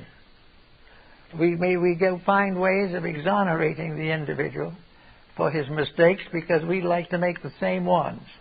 And therefore, if everybody wants to make the same mistake, this action becomes a virtue. It's very difficult because we have an enormous language, and it is getting bigger every day. And the words that are used less and less are the words on the high cultural levels. We have less and less of integrities and more compromises. So how can we get around it? Well, one thing is to use only meaningful words. Where we know a word is in bad trouble, we don't have to use it. We don't have to use words and leave them hanging without meaning. When we speak of faith, we have to put something with it. Faith in what? Faith of what? Faith is a belief, but we've got to enlarge it. Faith must be enlarged to mean the practice of a belief. The belief isn't enough. Faith means that the individual is obeying that belief, living in harmony with it, and dedicating life to its preservation. If he was looking for another word, if he wants the word truth, he must try to find out what truth is. And if he finds out even a little truth, he has to do something about it. Now, truth is very difficult because it changes with every generation. Things which a few years ago were truthful are no longer. And things that were not long ago untruthful have now become truths by usage. But to the person who is thoughtful, the truth must always be the best available meaning. We can't know what it is and how long it will be that way. But when we say of that truth, we mean the supremeness of our present knowledge of a fact. Truth becomes a reality for that day, for that year, for that generation. We may expect it to grow. Truth must always increase because we must always grow. But truth must never go backwards. It must never mean a belief in less or lower. It must be always forward to something better and something reality. Now, what use is a truth? What use is it to believe something noble and beautiful? Well, it inspires. Yeah. It makes us a little happier. But unless this truth builds itself into our character and becomes a part of our basic integrities, it does us very little good. We have two kinds of truth, therefore. The kind that we use every day and the kind that we must face when we leave this world. The truth we take with us today is totally neglected. It is only the truth of what we can do while we're here. There is no estimation of values beyond the present standard of integrities. A loud speaking philosopher, politician, said not long ago, there will be no end to wars. Wars are inevitable. And they're inevitable why? They're not inevitable at all. Semantically, they're completely possible of solution. Inevitable means only one thing. They will not change unless believing changes. The wars end when people have no longer any faith in the war, or perhaps more practically, have no profit to derive from it. Nearly all wars are wars of profit. We used to be that it was wars largely of believings. It was the religion of one group set against another. Then the war was a struggle to gain domination of the minds and hearts of other people. This factor is now completely negligible. The problem today is to dominate and enslave and control a people politically, socially, and economically. And while this point of view exists, there is no truth, because truth does not permit any of those things. It's entirely more a noble and a proper way of life. So here we are on a wonderful day. We are on the day that celebrates the resurrection and ascension of Jesus Christ. We have all thought of this, for to many people it means if he rose, he took with him the mystery of death, and we all rise together. In his death and resurrection, we have the bond between the eternal and the temporal. We have a hope that we will also rise from the darkness of material existence. Now, this thought can be extended. It can be beautifully extended. This symbol recognizes, or perhaps summarizes, the idea of the victory of truth over life and truth over death. In other words, death is one of these things that is so inevitable that semantically we can't do anything with it. We can do various ways of trying to prevent it or trying to hasten it, but the interpretation of it semantically is very difficult. Therefore, the only salvation we have from the term is to recognize the miracle of the resurrection.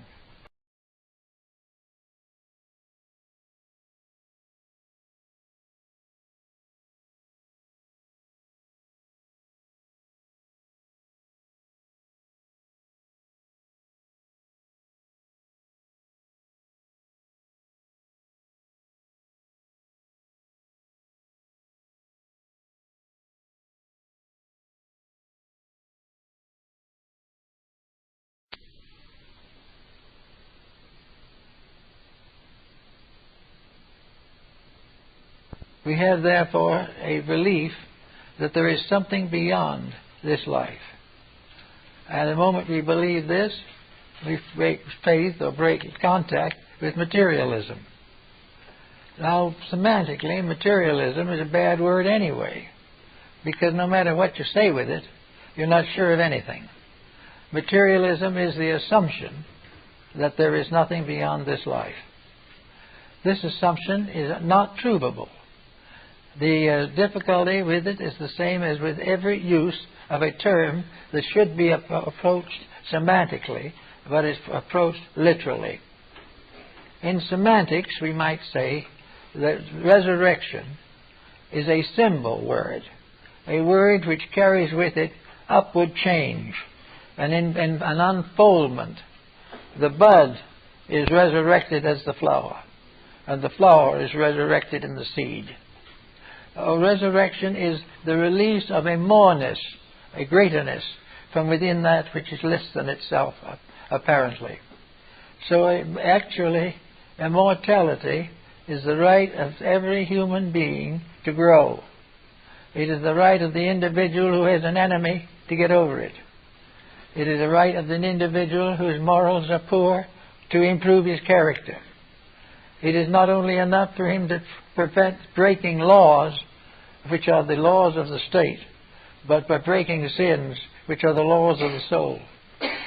We therefore find that from the beginning, all beliefs, Christian, Muslim, Jewish, Buddhist, Brahmin, Confucian, Taoist, all beliefs have one belief in common, and that is that it all means something.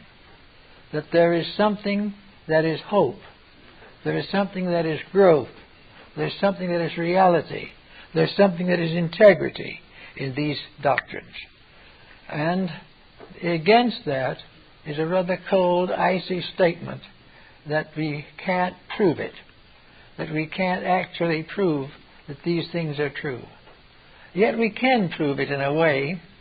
We prove it every year with the death and resurrection of plants. We prove it all the time with the rise and fall and rise again of faith within ourselves. We find our own lives changing, and sometimes beautiful things happen when we think we've come to the end. There's always hope. St. Paul lists hope as one of the great hopes for mankind. Life, love, hope. These are the great beliefs for which there can be no substitute. So we can take a word like love and approach that semantically. And we can find every kind of love you can think of, from the individual who loves a hand at poker to the individual who wants to change the course of religious history. We can have all kinds of love. Love of family, love of beauty, love of children, love of God, love of nature. All these things are part of love. And it is the duty of our inner life to allow this love to grow. Now, when it grows up, it does not discard what it loved before. It picks it up and carries it into a higher level. The artist who painted very mediocre things when not very good gets an enlightenment. He keeps on painting, but all of a sudden a new quality comes into his art. And this is particularly noticeable in Oriental art. and especially in the paintings of Seshu. Seshu was a Zen master, and he ascended through all the levels of the Zen teaching. And a Zen master going into an art gallery and looking at the paintings of Seshu will say, this painting, he had achieved the third level of enlightenment. That painting, he was in the fourth degree. This painting in the fifth degree. But this little sketch here goes back to the first degree. But gradually, through his art, you can discover the development of his own life. Until finally, in the great scroll of Seshu, he achieves the fullness. For he attains in this picture the full expression of the reality of existence. These things are all told in the things that he does. Now this would be semantics.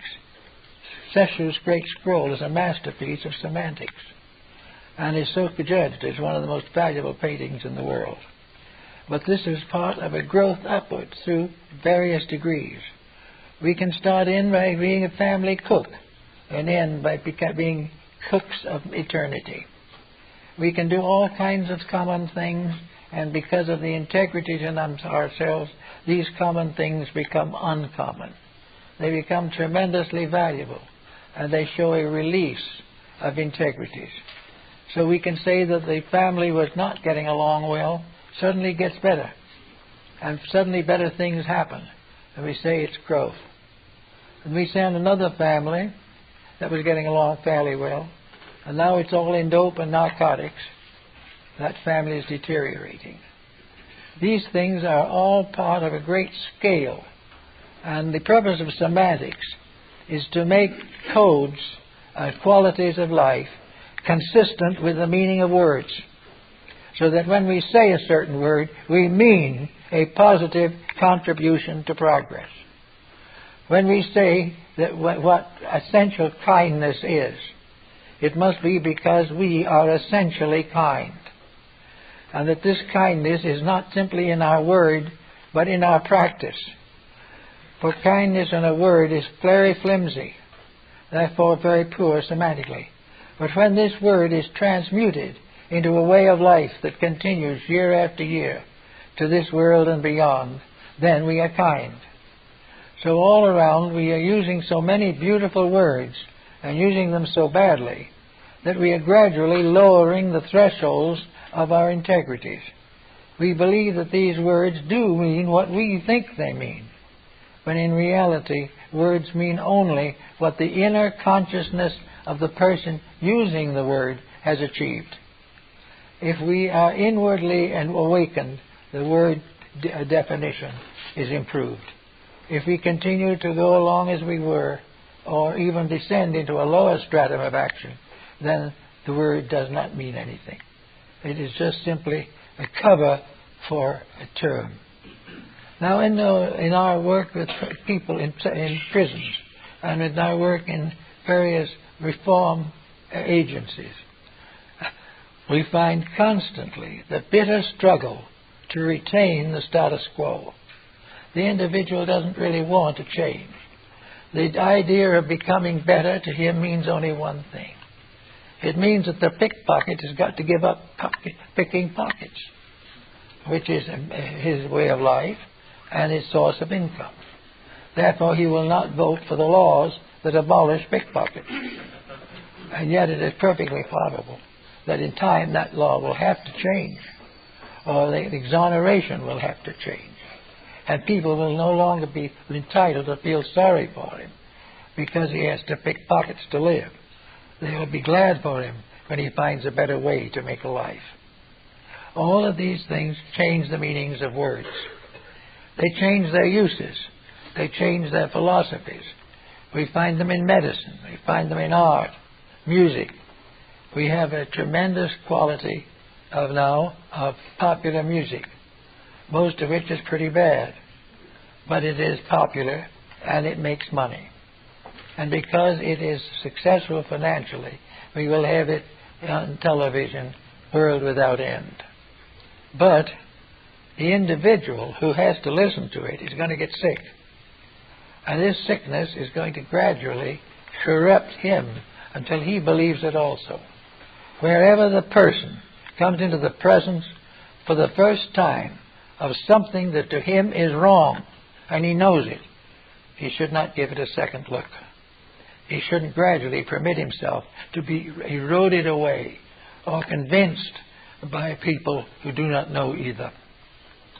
So we get all these kinds of things, and we come finally to our Easter party. Here we know a spiritual mystery. We know that essentially all the religions of the world have this one thing in common. If we have the understanding, we will find that the 72 names of God will always be there. In our large book, there is a plate showing the 72 names, by the way. 72 names for one God. This is a story. Each of these names is a semantic term arising from the experience of a people. It applies to some who gain great culture and to others who are still in primitive conditions. It applies to those who survive persecution for the sake of truth, and it applies to those who tried and failed.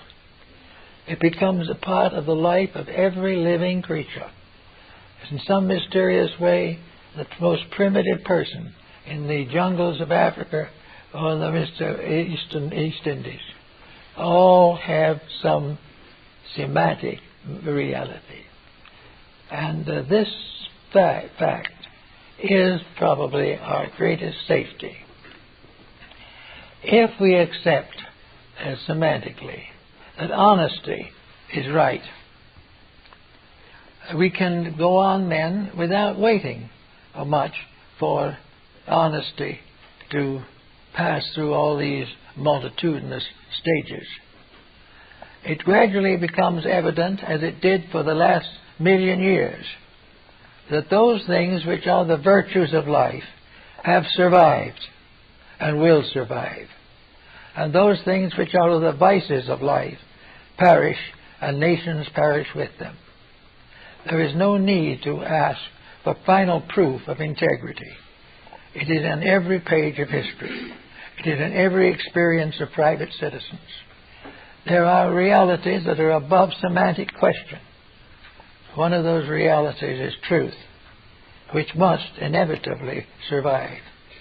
Yet there will be all kinds of definitions of truth. Truth may be regarded as a definite effort to get a witness to tell the truth in a court of law. I probably won't anyway. But the truth in principle is that all things shall be measured by their intents, by their realities, their virtues, and their meanings.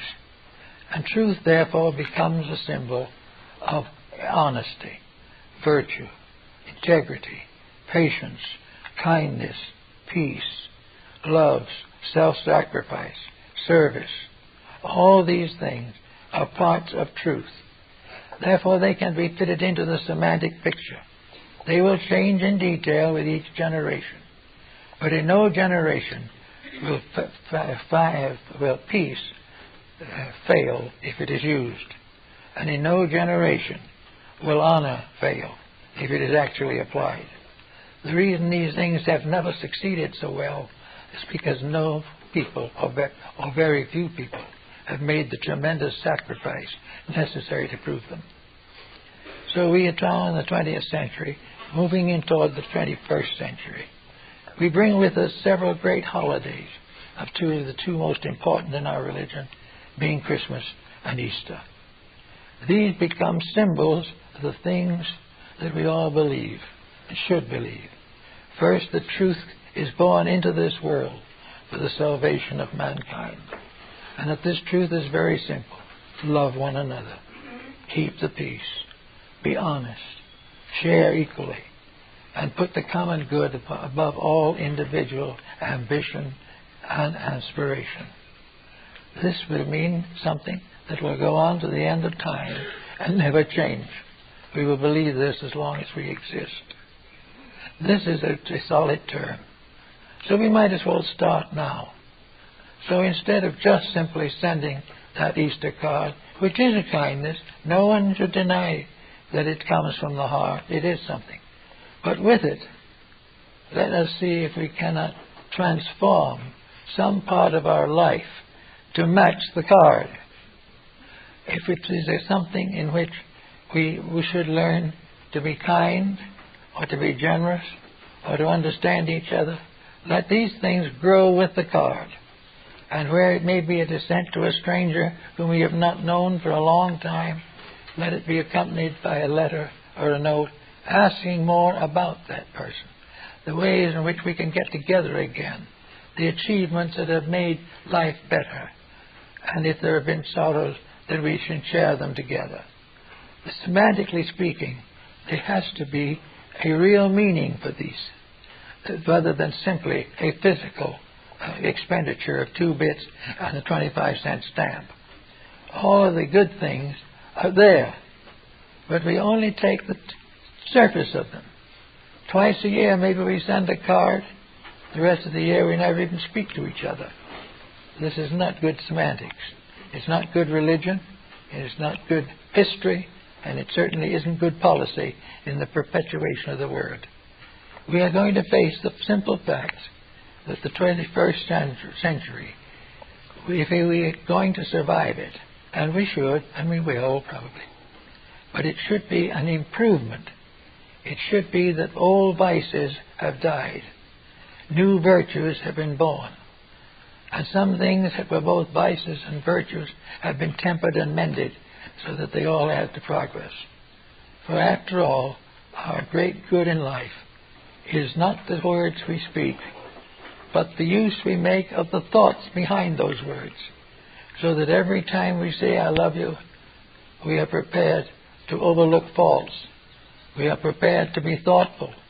We are prepared to care and do the very things that are part of affection, not simply send a card and forget it for another year. We've got to get these virtues into action if we expect the world to get better. And we do expect it to get better. We want it to get better. We realize that it needs to get better. So we must try to do what we can to make sure that it does. So with that of semantics, I think we have an interesting weapon.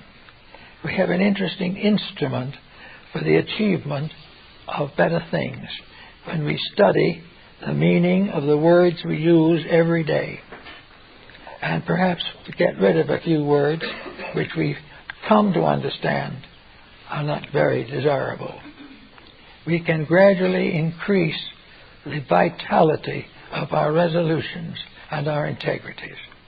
And in so doing, we will build towards that 21st century that is to come. For after all, the final word of all is love. And as one poet, mystic poet, says, the world from its pain will never be made whole till the word made flesh be the word made soul. And in this point, out of the struggle for something better, comes this mysterious thing which is called the soul. The golden wedding garment for those who go forth to the marriage of the Lamb. The golden wedding garment is the soul of good deeds. It is all the virtues and beauties we have got. It is the improvements we have made. The transformation of body into soul, which is also the secret of alchemy. For in alchemy, all things of matter are gradually transformed into the instruments of the Spirit. And in this way, we will always make Easter a very significant day. Thank you.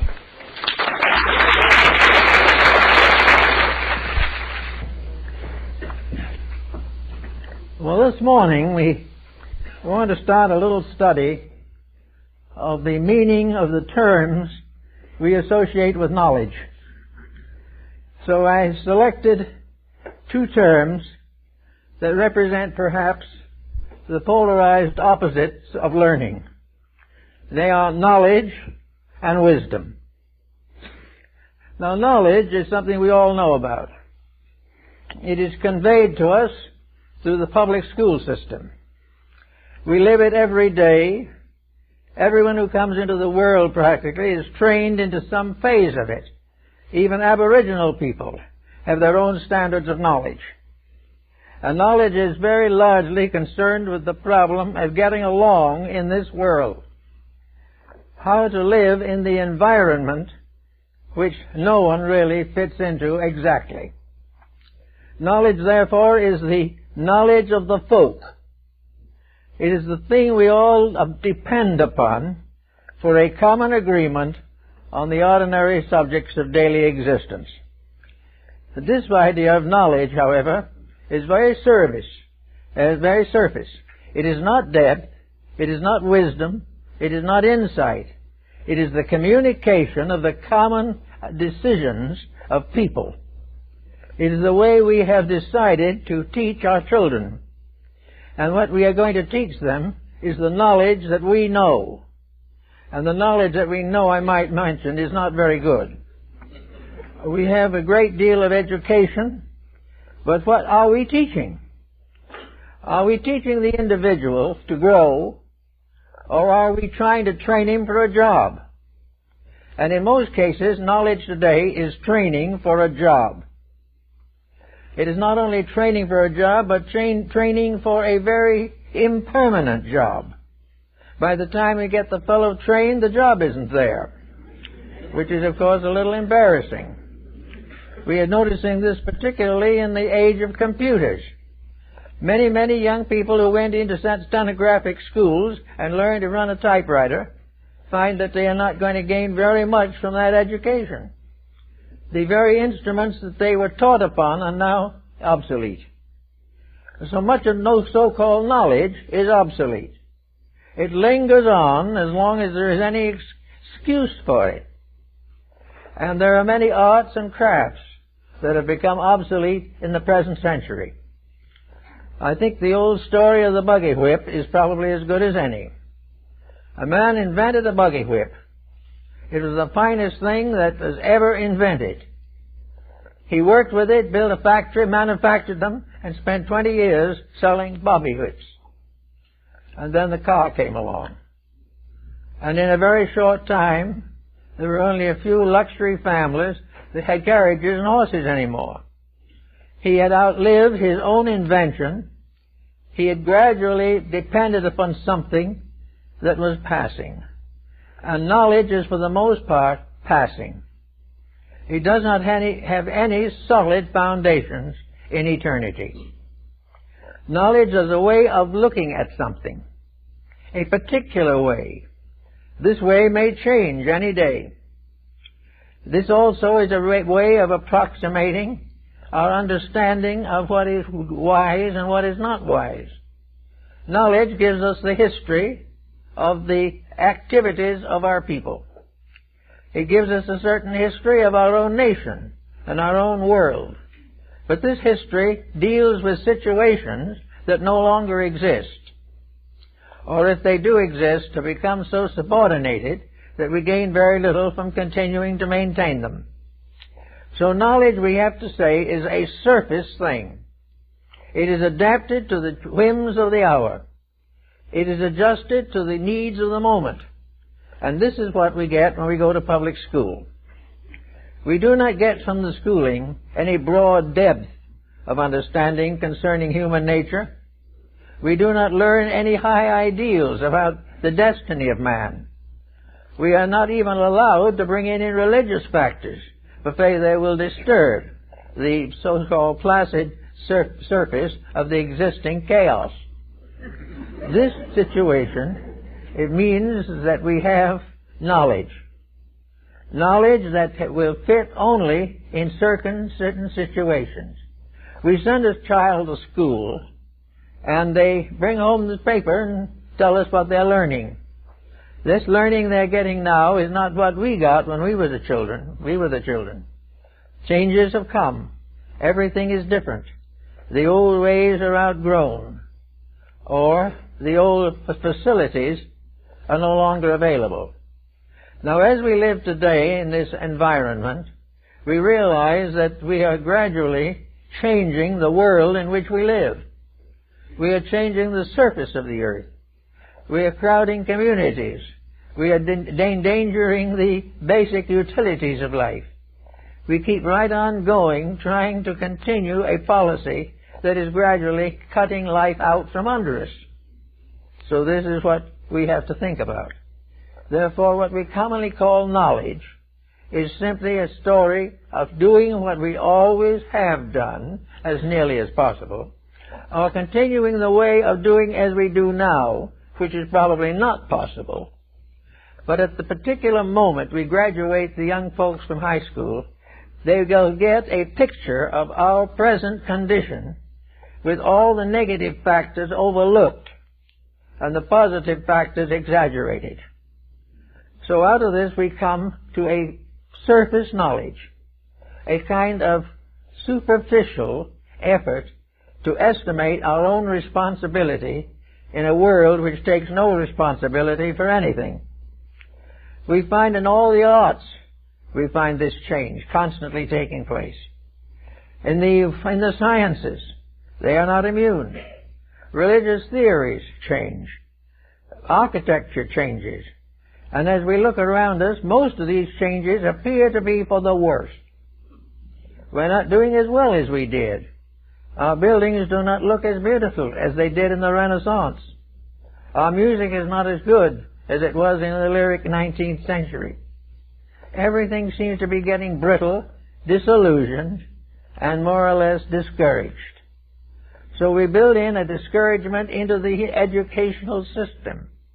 We decree that all these things must pass away. And we have great publicity over this. We have tremendous talk about correcting this and changing that and building something else. But it all represents what we would call knowledge. Knowledge is our effort to understand things as it is, or to perpetuate through education policies that are almost deficient themselves. So this is one way of looking at it. And also all knowledge is from the outside. We get our knowledge out of books. We get our knowledge out of listening. We get our knowledge out of looking. But everything is as of now. It is as of the individual facing the future by estimating the exact circumstances which are in force the day he enters the future. By the time he's ready to leave the future, or rather let the future leave him, it may be entirely different. So now we have a problem of education. Well, how are we going to educate people for a world that may not exist by the time they get out of school? This doesn't mean the world's going to fall apart, but it means that policies are going to change, values are going to change, and gradually and inevitably materialism is going to slip away. And of course, knowledge is essentially anchored in materialism. It is the way in which we try to understand the kind of a world we have created, which has little or nothing to do with the world as it really is. It is a world deprived of its beauties, of its values, of its friendships, of its affections, and of its community projects. It is a world of rugged individualism, moving largely on a basis of profit, and determined definitely to perpetuate the conditions as they are now, which they can't do. So we go around and we study. We take courses in language, because maybe we will want one of them one of these days. A second language is a major asset today, which in itself is a proof that regardless how we think or what we believe, we are moving into a larger one-world unity, in which one language is not enough. We also have arts that are fighting for survival. We have that tremendously inconsistent situation in which we are paying $2.5 million for a Picasso sketch, and at the same time we are paying $4 million for a genuine Rubens. These things are absolutely irresponsible. The sketch and the Rubens are not even in the same classification, and yet we have put a new value on both, money. And the same thing is happening all over the country and all over the world.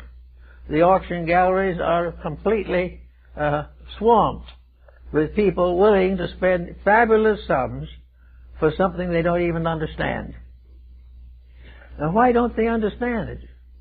Why don't we understand art in its best sense? Why don't we understand music in its best sense? It's because it isn't taught. If you want any of these specialties, you have to go to a specialized institution which specializes in them, and you'll then be fortunate if you find one with sufficient idealism to make the period of study worthwhile. So we now have knowledge. We have knowledge in science. But every time we look at knowledge now, we are sort of told that this is the ultimate. This is the absolute fulfillment of all these dreams. If we get this space platform out, it is going to change the course of ages. The most thing it's probably going to do is to run us further short in essential commodities. There is no reason to believe that if we put this spaceship out there long enough, it's going to solve anything. Because we're not out there. We're here. And we're using up the precious resources of here so that we can spend a few weeks out there, which isn't particularly valuable. We have all kinds of projects that are built upon what we think now. Our idea of the conquest of space is that we're going to be able to colonize it or find a possible use for it in the form of a garbage pail out there. We are believing definitely that space is something we're going to exploit as we've exploited everything else. And yet all the way along, we do not really solve anything. We do not understand anything. We are born ignorant and we die ignorant. And in between, we learn to make a living and a few learn to make a fortune. And when the whole thing is shaken down, where are we? The great values do not grow because we do not permit them to grow. We have no real reason to believe that we want to improve. We really only just want to stay the way we are and have more. We want to be a little wealthier, we'd like to be a little more famous, and we'd like a good solid contract with some studio for $1 million a year. The idea of really growing, of improving ourselves. The question, I talked to a young man not long ago. I said, why don't you try improving yourself? Well, he said, do you know anyone who's doing any better than I am? Why should I improve myself? Nobody else does. And this is what is happening to a world that has a public school system, has all kinds of advantages, and is staffed by individuals who are completely devoid of real understanding of what value constitutes. Where are the philosophers of the 20th century? Where will be the philosophers of the 21st century? Are they all going to do what they are doing now, keep their noses so close to the grindstone that they can't see anything beyond the mess they are creating now? This all ends in the problem that knowledge is not the end. Knowledge is not a real end of anything. It is simply a becoming aware of the way things are being mishandled at the moment. It also has something to do with the idea that if we can make the same mistakes, we may be able to be as rich as the people we don't like. But this is going to be a little difficult. So we have now this wide world, arts, sciences, nations, academies, institutes, everything you can think of, all dedicated to some great program and no great program. No actual realization.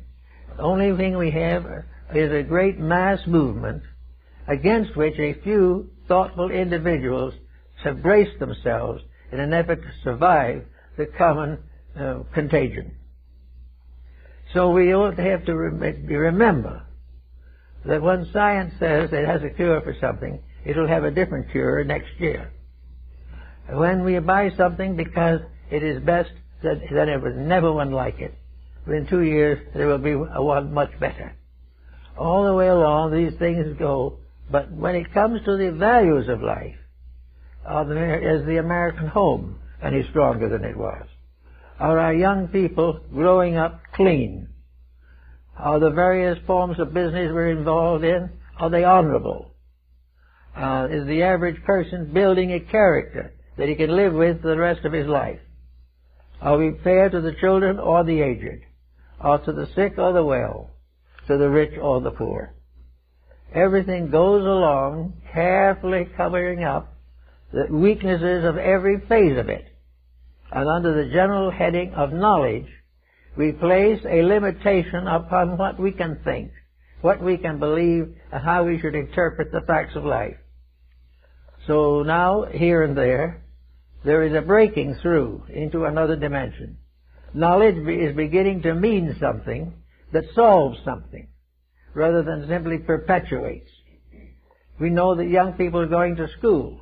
Knowledge now is how to get sufficient insights to get a good job. Also, while this is happening, the moral structure of youth is collapsing. And with this fall falls also most of the older generation. We do not recognize that by living on the surface of thinking, we are condemning ourselves to the errors and fallacies of surface living. We are not here to live on the surface of the mind.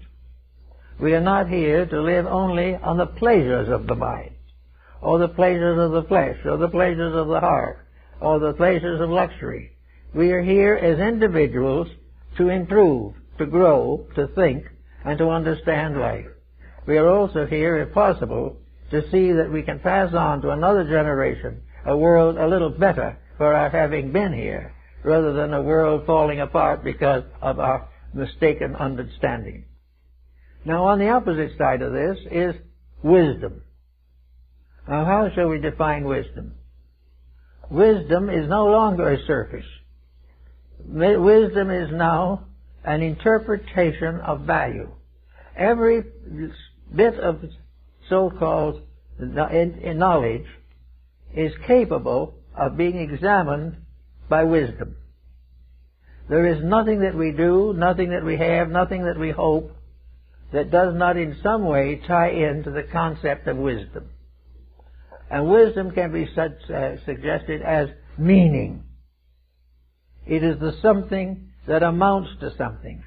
It is something that makes an experience more important than 30 days in jail. It is something that makes it more important to stay sober than to try to get sober. Wisdom begins to use the ideas that we find in knowledge and ensoul them, give character to them, give meaning to them, and bestow upon each one of them a dimension of growth. All growth has to be included. The knowledge has to grow. And the moment knowledge grows now, it becomes associated with fallacies because of inexperience. We are not able now to use knowledge in a dimension of growth. Actually, knowledge comes to us from the outside. The interpretation of knowledge comes to us from the inside. We are gradually learning that from the inside of ourselves, we have to explain the things that are happening in the outside world. Now, this isn't easy, because the things that are happening on the outside are inconsistent with most of the values that come from the internal life of the person. The thing that has made this matter endurable is the fact that the inside, the wisdom of the individual, has not been developed. Therefore, with the fallacies of the moment, there is no remarkable, intense rebellion from within him. Rebellion is a very individual matter. The individual who's had enough misery and enough suffering decides to do what he can about it. On the other hand, many under the same provocation do nothing. But one of the problems is that knowledge is valuable only to the degree that it can be ensouled, that it can be enriched to become meaningful, to stand for something that will help to advance the general state of mankind. So we look around a little bit to see what we can do, if possible, to increase the development of wisdom. Well, what shall we say is the best place to look for wisdom? Well, for the most part, Wisdom belongs to what we call idealism. Idealism is motivation. When an ideal is stated, it means that the motivation is constructive. Constructive motivation means that it is dedicated to common good, that it is dedicated to well-being, that it is not going to compromise to allow for the corruption of value. So when we begin to think of wisdom, we take the home that is broken by knowledge and put it together again by mercy. We try to do something to mend with the heart that which has been injured by the mind. We do everything that we can to ensole the knowledge that has hurt us. And in so doing, we discover that this knowledge can suddenly become a tremendous source of good. But it is only good when it is ensouled. There is no good in the fact that it is a general average or adage that honesty is the best policy. It is only transformed into wisdom when the practice of honesty proves this, and proves it by changing the patterns of life. Life goes on under knowledge. Life is changed under wisdom. Life grows because deeper and fuller meanings are bestowed upon it. It challenges the individual to grow. It does not leave him to be born and to die in the same misery. It does not leave him with a broken home or rebellious children. It does not leave him with incurable ailments caused by his own foolishness. All the way along, wisdom cures, heals, transforms into a better way of life. And yet it has to work with the same factors. The individual has to keep the job. But having kept the job, the wisdom steps in and tries to do something to this job, by means of which the person working in it is not only making a living, but is making a life that is important. If the individual can go to work every morning, 9 o'clock for 40 years, and come out at the end of that time simply old and tired, and yet with the same job and with the same limitations, the individual who has a certain genius for growth within himself can transform this by conquering the job, by making something out of it that fulfills, and getting away from the monotony of worthlessness. That is another one of the problems of knowledge. Knowledge can become worthless because of boredom and exhaustion. We are tired of making the same mistake. We are tired of sitting at the same desk for a lifetime.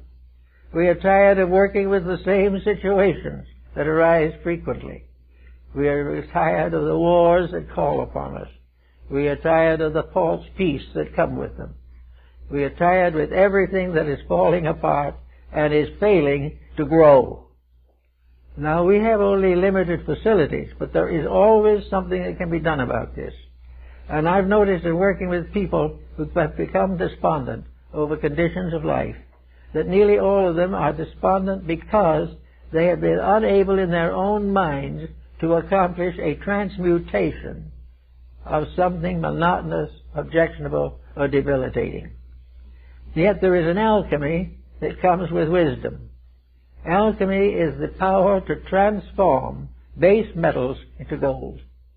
It is the power to transform the daily experiences of life into a meaningful pattern of growth, so that the individual will leave this world a better person than he was when he came in. Today he may be a worse person. So we have this problem of what are we going to do about it? How are we going to change these things?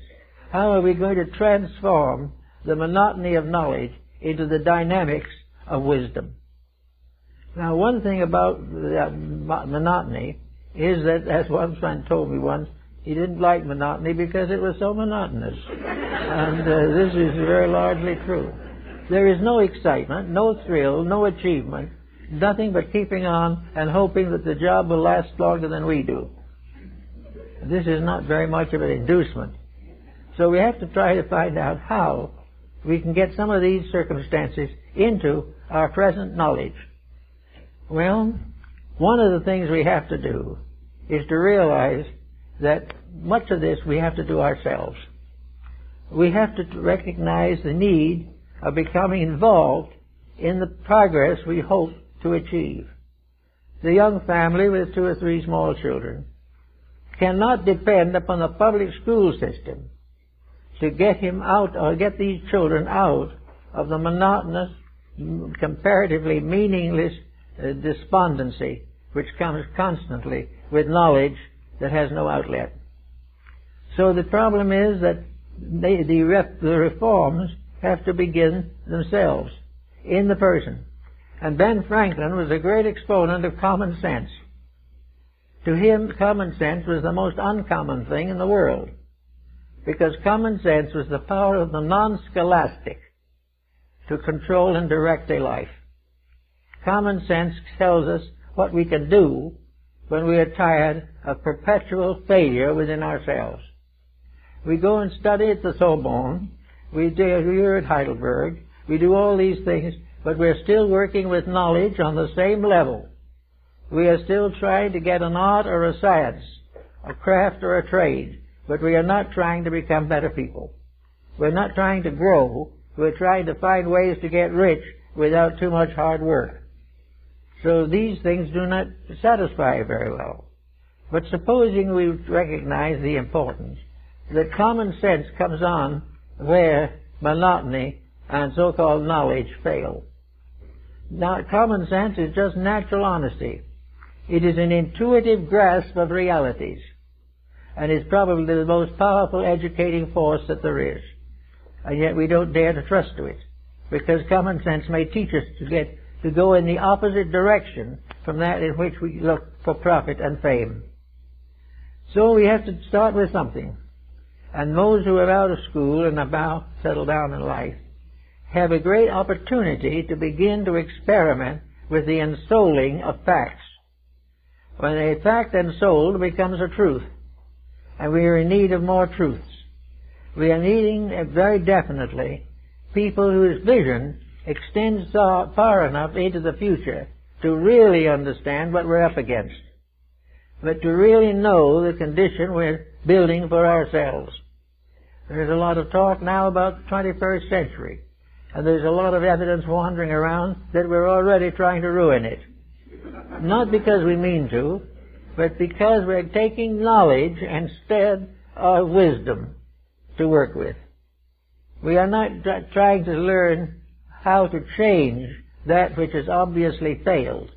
We are trying to figure some way to perpetuate that which was never real. So we have to think a little bit about getting into line for more wisdom and getting prepared to realize that everything in nature consists of a body and a soul. Now, it's hard to think of the soul as being associated with logic. We can't, it's difficulty in imagining that things that are the common usage of mankind have souls. And yet arithmetic has a soul. Music has a soul. Art has a soul. Digging ditches has a soul. Every profession has a soul, and a more exalted one. And most of the members of the profession do not live up to it. Over 2,000 years ago, the oath of Hippocrates was given to medicine. And we have spent the last century trying to get rid of it. We do not want it because it demands idealism. It demands integrity. And makes the physician, first of all, the servant of all the gods. This is in the spirit of wisdom, but we're trying to get it back down again into the spirit of knowledge. We know the code. We can recite it, but we can't use it. And that's because we are not building into ourselves the common sense, the natural virtues and integrities which are bestowed by nature and mutilated by human nature. So we're now looking for some way to get into a better condition to face into the future.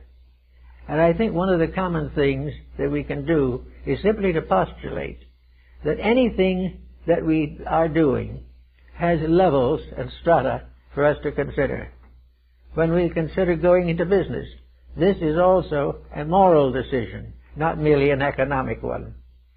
We do not expect to have all things run smoothly, but we do expect that everything will teach us something of value. And value is not to be determined in terms of wealth or fame. Value is the unfoldment of the internal potential of the divinely endowed part of man. And progress is the individual growing up to himself, because within each of us is something that is infinitely wiser and infinitely better than our own daily conduct. There is hardly anyone who could not improve, and there are very few to whom improvement would not be valuable. So we begin to think of all the ways in which we can use what we commonly call knowledge to increase wisdom, to make it possible for us to have a better world to live in and to become better people in this world. So now let's see what happens when we start in with wisdom. Now, where does wisdom come from? Wisdom was developed by the ancients for one purpose alone, and that was to learn to understand the meaning of existence. Now, there are various ways in which you can get some idea of this meaning. We can start with knowledge, and we can read a book on archaeology, or on astronomy, or engineering, or any subject, and learn all the interesting and fantastic things that we are gradually accumulating in the forms of knowledge. Yet we can go on and do all these things, and they become intellectual. And we can take an examination and pass. And because we have passed the examination, we get the good job. But with the whole thing, there's been absolutely no improvement of anything. We are simply perpetuating the blind alley. We are going on continually glorifying the way it is, instead of working earnestly to establish the way it should be. Every problem has an answer, and the answer means that we have to change our own relationship to that problem. We have to ensoul the power within ourselves which will give us the right to judge the problem. I think one of the problems that we've come in now to also is religion, in the fact that from a very early time the various peoples of the world developed religious codes. These codes they did not affirm, they created themselves. Probably many of them they did, however. But so far as they knew, these codes had come from some deep hidden source within themselves or within the soul of the world. And the idea of religion was that all things that exist bear witness to soul, bear witness to the remarkable value behind it. The individual can spend his whole life studying carrot, but he can never apparently understand how to create a carrot. He can use the things that are, but he doesn't understand them. He only understands their market value. He only understands why the dietitian says he should eat them. But the great pattern of the purpose of things, extending all the way from the infinite of the cosmos to the most minute atom, all these things have meaning. And until we find our own place in this great chain of circumstances, we will never be able to change the world to meet the law. We are never going to be able to change the law to meet us, and that's one of our difficulties. We are constantly reshaping laws. We are changing laws that we created ourselves in the first place. So we go with them as long as we can stand our own creations, and then we do something about that, and we put an appendix on it, or we put various codicils to it, so that we can continue to go along the same general path. But the actual answer to the problem is the average person, even the average educated person, has very little understanding of where we came from, why we are here, or where we are going. These are the great realities without which an enduring culture can never be built. And we are not even looking for them. We are only looking for all the secrets of science, particularly those that can be commercialized. We are not aware of the grand pattern of a human soul, that there is in each one of us a divine life that has come into exile in this world. And the reason it's an exile is because we have been here before and set up the exile. We come back to the work that we have done ourselves. We come back to our own mistakes. We come back to the ignorance that we started with, or perhaps a little worse. And we are not even willing to recognize the fact that we are missing the real purpose of life, growth. Now, what do we say when growth?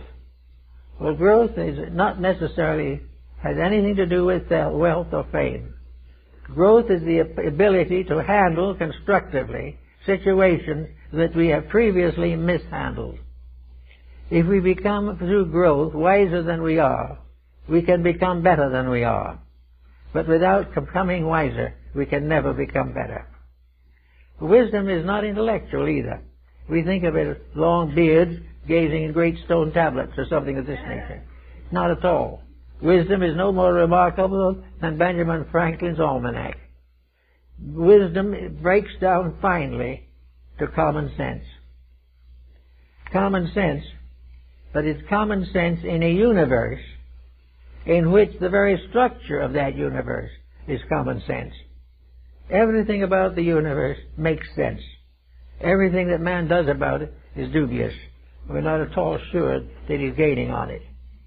But it is true beyond any question that the simple facts of existence are the basis of wisdom. Wisdom is not learning another language. Wisdom is to learn a language so that we can talk to another man. All things are for use value, and that use is not for profit, but for growth. So we are constantly working to build new echoes and new sounds and tones to enrich the relationships of life. In about 10 years now, we're going to enter a new century. At the present moment, we're all tremendously excited over the prospect. In fact, we're not only excited, but many people are frightened to death. All the way along the way, everyone is looking and trying to figure out what we're going to do with the remaining 10 years of this century. Now, probably Ben Franklin would say very fairly, forget the 21st century, do it right now in the last years of the 20th century, and you'll have nothing to worry about. You have nothing to worry about when you start keeping the rules. And you don't have to set aside a period many years from now when you're going to start doing that. This idea that we have, that the universe is made up of sections which come into manifestation. And in those various sections are the various skills, or the various ideals, or the integrities which are to be developed at that time. The truth of the matter is, these integrities must be developed in all times, in all conditions, and in every phase of existence. We want to go into the 21st century. We'd like to be able to hope that we'll be able to stand the drinking water as late as that we will also find some kind of a way to get the sewage out of our basements. We are also hoping to save a forest or two merely to be able to show people what a tree looked like. All of this type of thing is a little ridiculous, I know. But the point is very definitely that we have got to do something to change anything. And the power to change is the power of wisdom. Now, the ancients tried to develop a way to getting wisdom. And they came to a conclusion that I think we're going to have to come to again. Namely, that wisdom cannot be forced upon mankind. Wisdom cannot be stuck down the human throat. It cannot be legislated into existence. And it cannot be perpetuated by people who don't want it. So the ancients decided to divide a group apart. They took those who yearned after righteousness and who sought knowledge and who had that dedication to the common good that was necessary for the perpetuation of progress, and created the schools of wisdom, the Platonic schools, the Pythagorean schools, these various mysteries of Egypt and Greece and all the other countries for the training of people who wanted to know the reality. They needed to know that there was something beyond the commonplace. But they tried to tell it to everyone. Those who didn't care diluted it, perverted it, destroyed it. Therefore, they created a rule to control the dissemination of essential knowledge. They said that that knowledge has to be perpetuated by the right kind of person. That you can't just simply toss it on the surface of life and expect it to find a safe place to hide or to live. We have to be able to recognize that the attainment of knowledge is the highest labor of mankind, and that the attainment of knowledge is the basis of all philanthropy, the basis of all unselfishness, the basis of all cooperation, and the strengthening of all the constructive emotions of the human being. Therefore, to do this, it must be discipline. And all ancient people set aside certain disciplines for those who wanted to know the truth more than anything else. These they called the mystery schools. They were the schools of Egypt and all these different systems, Phoenicia, Chaldea. They were the schools of the island of Como, and they were even the schools that continued down into the Middle Ages, finally became the labor unions. It was a case of where there had to be a group of dedicated people to keep alive the forces which protect mankind. And this dedicated group had to show by their action and by the consequences of their works that they were the defenders of mankind, that they were the most important thing in all the world, those who sought to serve the truth. Now we have this coming into religion, and for Christendom, the Christ mystery is probably the most important of all these dedications. Christianity is actually a real problem of wisdom. Now it might sound as though wisdom is all intellectual, but it is not. The greatest of all wisdom is the love of truth, the love of reality, of the brotherhood of human life. But in this time, the development of certain laws of reality, and we're going to have to some way get back to some of this.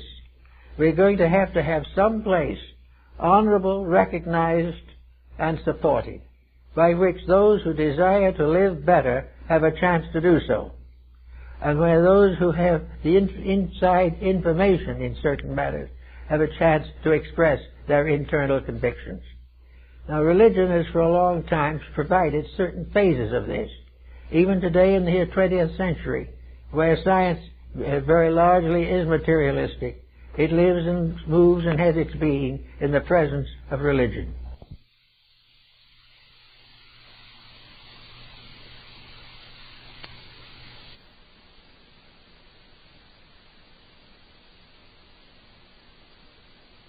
And every day we are learning in the present world stress that religion is not something to be discarded. That if there is anything exact, it is religion, not science. Because the inevitable consequence of the misuse of power is moral punishment. And it also is that religion can prove conclusively that the only way in which the individual can protect himself and his world is by the development of integrities. He has to become a better person if he expects to make a better world. So we're now going to have somewhere along the line the science of redemption. We're going to have a gradual rising of peoples who believe that the greatest of all knowledge is the knowledge to live an enlightened life. That all other things are decorations or incidental. Even a trade or a profession or a career is incidental to the basic fact that all professions and all careers exist primarily to help the individual to grow. No part of our civilization was originally founded on the prophet system. It was founded on the prophet, spelt as a prophet or sage. Actually, therefore, we are working constantly to create a situation, and we're watching knowledge. We're watching the expansion of knowledge. We're beginning to recognize that a lot of knowledge isn't doing anything. We're also recognizing that the knowledge is leading in the wrong direction, that it is helping to perpetuate that which is doomed to fail. Therefore, we have philosophy coming in, and philosophy becomes the basis of a kind of wisdom. And out of it comes the final decision, which is the proof of wisdom, the decision to do that which is according to the integrities of the divine plan. The individual who obeys the universal law is wise. Any wisdom, that's so-called, that does not recognize this fact is not wise. And we have already had years and years of corrupted wisdom. We've had years of pseudo-knowledge. And we are now very much in need of the real thing. We also are in recognizing that all the different changes that come in society are constantly convicting us of our own fallacies. Most of the problems that we have today didn't exist 25, 50 years ago. We were living in a different, much more cohesive way. We are no longer in that way. We have broken down the walls and barriers which gave us some protection. There is no longer any respect for the laws of personal relationships. There is no respect for parents or the aged. There is no respect for truth, and very little respect for teachers, because so many of the teachers are not teaching the facts. So all around, there's all these things need curing. And in this curing, we take the various forms of knowledge and we begin to try to ensoul them. We say, take the knowledge, for example, of a mathematical career. Now, there is a great deal to be said for that. The average mathematician studies primarily for the purpose of advancing some science or for adding a certain control to various mathematical problems. But actually, mathematics is part of the Platonic wisdom. Plato says, God geometrizes. God also chemicalizes. God is the father of astronomy. God is the power behind every form of knowledge. And in its own essence, every form of knowledge is correct. Every form of knowledge is founded upon universal laws and universal realities. Because we're not much interested in those things, we sort of discard them or forget them or let somebody else worry about them while we do things that are a little different. We prefer to think in terms of mathematics in a laboratory work. We want to do something like, oh my goodness, look what wonderful things Einstein did. Einstein just put mathematics together, and what did he do? He discovered something that may be the death of all of us. Gave us the bomb. Now, this is a little story of what we're all doing in the development of great mechanistic civilization, a great materialism in a world where materialism can never win. But by balancing only these factors of physical existence, thinking only in terms of our own extensions, even though we live but a few years. While all this goes along, we're not going to get anywhere. Wisdom, true wisdom, could use mathematics for 1,000 years without ever developing a bomb. Why did we develop it? Because we needed a big mistake to take care of a lot of little ones. We needed a big danger to create peace. So we did that there. And what have we got? A continuing danger that will continue and place in the hands of anarchy means of controlling human destiny. But the powers of things are not going to permit this. There is bound to be the reckoning. Nature cannot be deceived. And nature cannot be stopped. Its own realities must involve the correction of things which are contrary to nature's wish. So what do? We start out to build a new kind of civilization over garbage heaps, and they fall in, and we have a lot of trouble. We are trying to get rid of the bugs, so we spray the food and die of the spray. Everything works in the same way, because no one in these different departments is working for solution. They're working to how to maintain the thing as it is, how to prevent the bugs from eating it. but not necessarily doing anything to change the patterns upon which these things are built. And I remember very definitely when I was talking with Luther Burbank, he pointed out, he said, if the plant is healthy, there'll be no bugs. It must first be sick. And when it is sick, it is weak. And when it is weak, the carnivores came in, and the insects come in, and the fungus comes in. But it doesn't come into a healthy animal or a healthy plant. The problems we have socially do not come into a healthy world. They do not come into a healthy nation or a healthy level of life.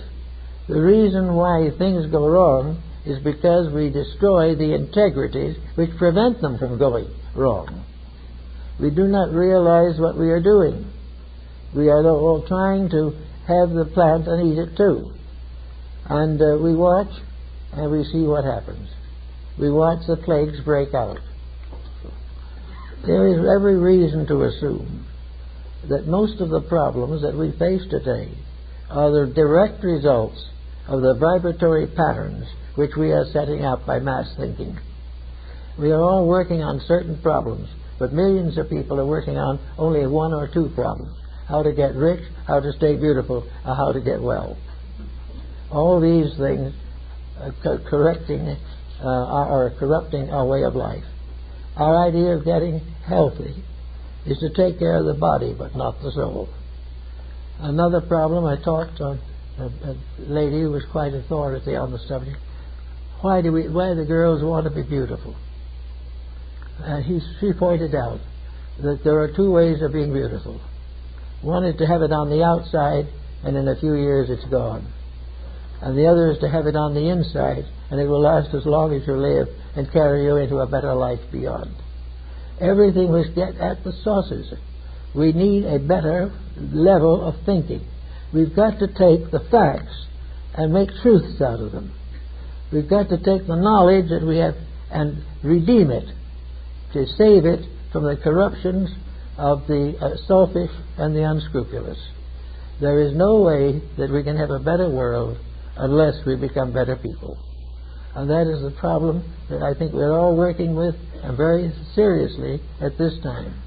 The need of the regeneration, the alchemy of transforming selfishness into charity, transforming self-centeredness into soul-centeredness, and allowing the realities to lead the way rather than to drift, if possible, somewhere in the background. We have so many things to work with, so many opportunities and so many privileges, but we notice something is happening. If these privileges are slowly diminishing, these solutions that we have are slowly becoming insufficient. Little by little, we see the continual corruption of the very vital forces upon which we depend. And this corruption is simply due to misuse, perversion. The recognition of this is important. Every individual who goes to school should be taught that every dishonest person is sick, that there is no such a thing as a successful individual who is not essentially a person of integrity. Everything else falls apart. We watch treaty after treaty among nations fall apart. We see the present mess throughout the world. We realize the tremendous struggle of ignorance to control mankind. Here we are in the 20th century, following rules that were decadent and obsoleted 2,000 years ago. There are always some who will do it wrong, but we've never had in modern times so many doing it wrong at the same time as we have at the present moment. And that is because we are becoming more powerful, that we have greater advantages, greater skills. Now we have to have greater integrity, or our own achievements will destroy us. So I think it's very important that all of us try to think about these kinds of things. And just for a little sort of appendix on the end of this, I'd like to see this is what we are trying to do here. I think that there is a job here. It'll be a small job, but I think it is useful. I think we should try to create here in this group of people a nucleus of a people that are dedicated to transforming knowledge into wisdom, to gradually develop the powers and skills which will permit them to have a better life themselves and also pass on a better world to their descendants. So everyone that can possibly do so must play a part in the rediscoveries of reality and the rededication of a world that has tried to be a prodigal child and has found it all failing. We are sort of parts of the story of the prodigal son. We are all parts of something that we went forth to do it our way. Our way is no good. The only one way is the way that was ordained for us in the beginning. A way that is honest, equitable, and ends in glory, and in which pain fades away to the degree that wisdom takes over the ways of life. If we can understand these things, I think we'll all be better and happier people. Thank you.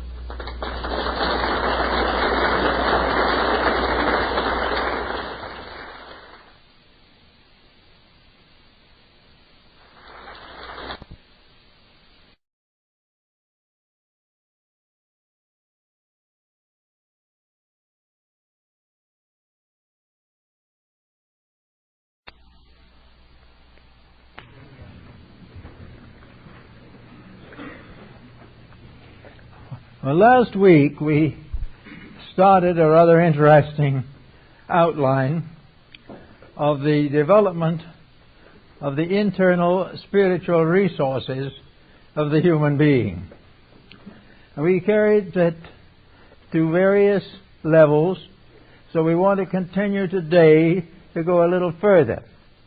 We started in by covering the idea of knowledge and carrying it on to wisdom. And today we're going a little further. We're going to carry it on to a higher level of spiritual maturity under the heading of understanding. Actually, if we look back to our most remote ancestors that lived in caves or swamps, the Piltdown man or the Pithecanthropus erectus, we find that the little intellect that was available at that time was used largely to protect the physical life of the individual. They had very little area of intelligence, but they were struggling to survive, and all intelligence was devoted to survival. Physical survival. Now time has passed. We've become much more sophisticated. We have much greater area of interest. But still, for most people, mind is used to protect survival.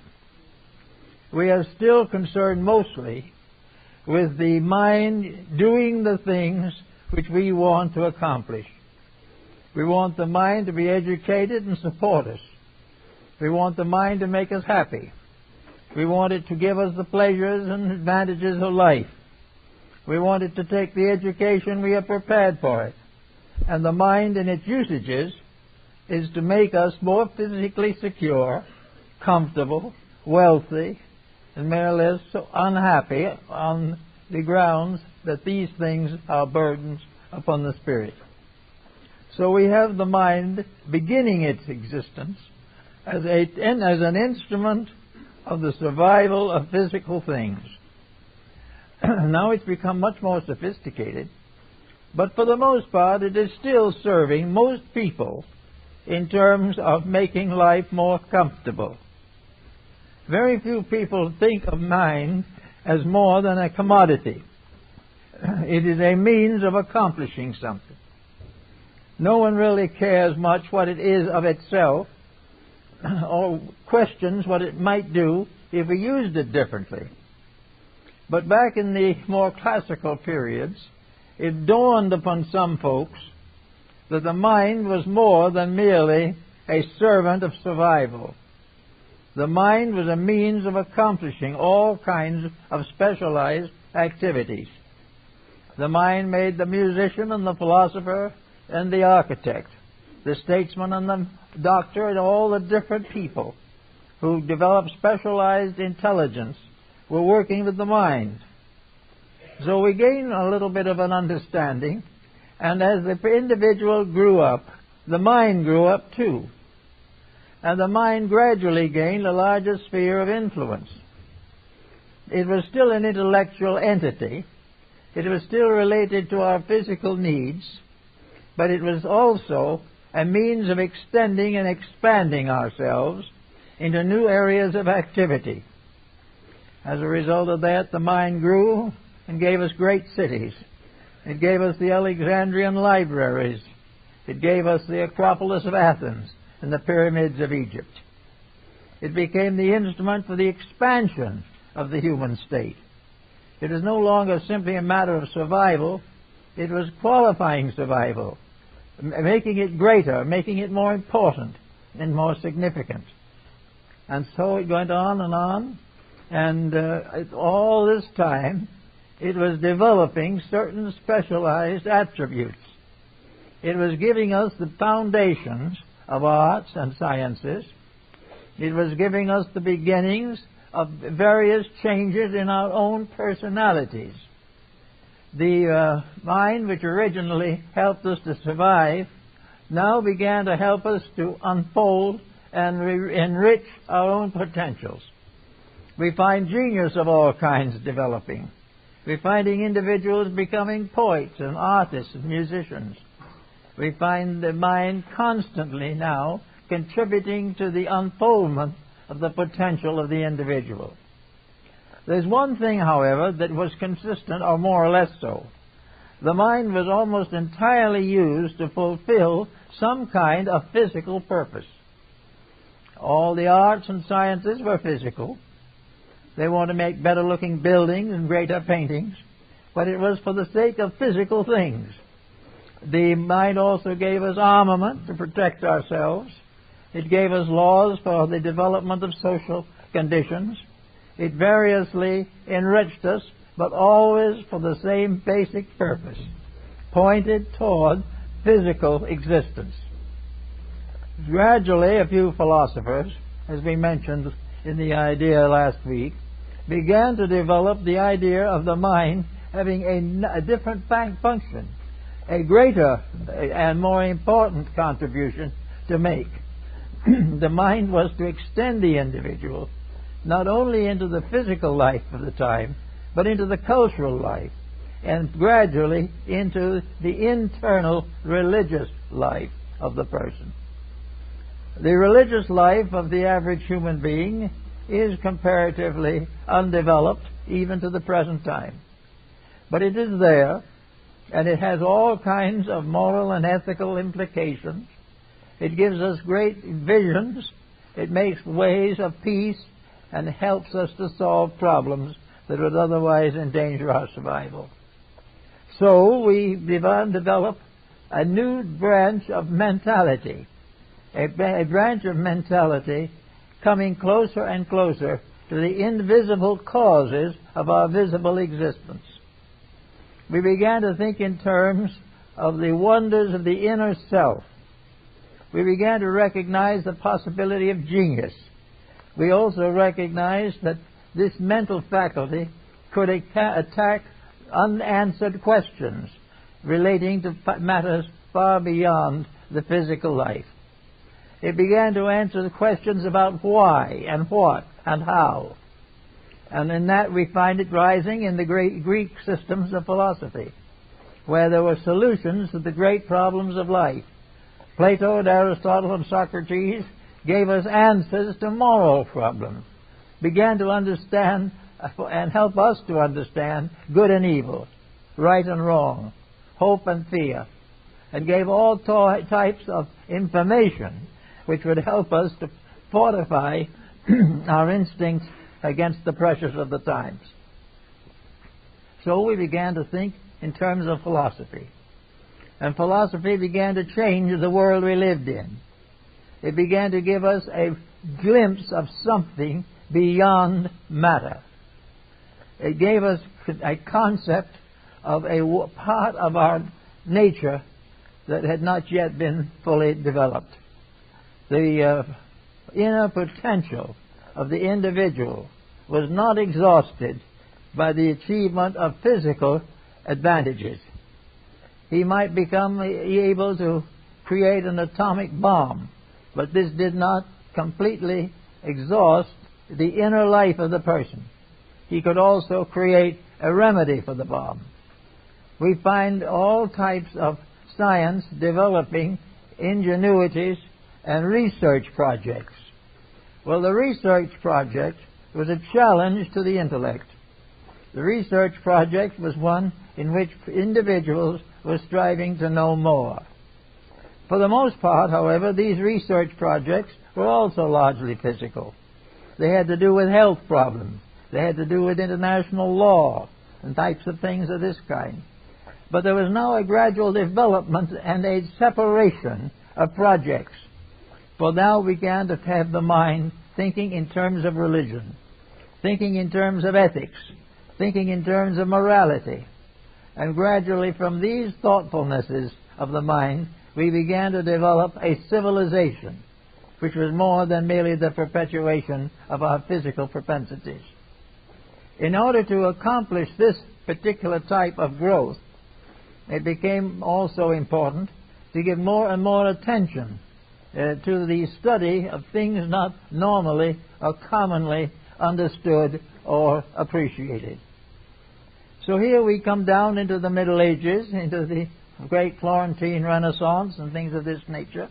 We find art flourishing, we find religion developing and scattering about the whole surface of the earth. We find the individual also beginning to think of other things. He began to think not just simply, as they did in Egypt, that when the Pharaoh died, he went to the valleys and plains of Amentat and remained there rejoicing forever. Or of the Chinese emperor who took an army of life-size clay figures with him into the afterlife. There began to be a study of things like the afterlife. Now, how was the mind to explore this subject? There was no real basis. The mind couldn't go to some college or university and take a course. It was all struggling to find out from within himself what he could do as a person that influenced man in these matters. But little by little, exploration began to pay off. There began to be new things thought about, new answers to problems. And as we saw in the state of wisdom in the last talk, wisdom began to support certain conclusions of the mind. Wisdom began to recognize that it could make rules and see the result of these rules.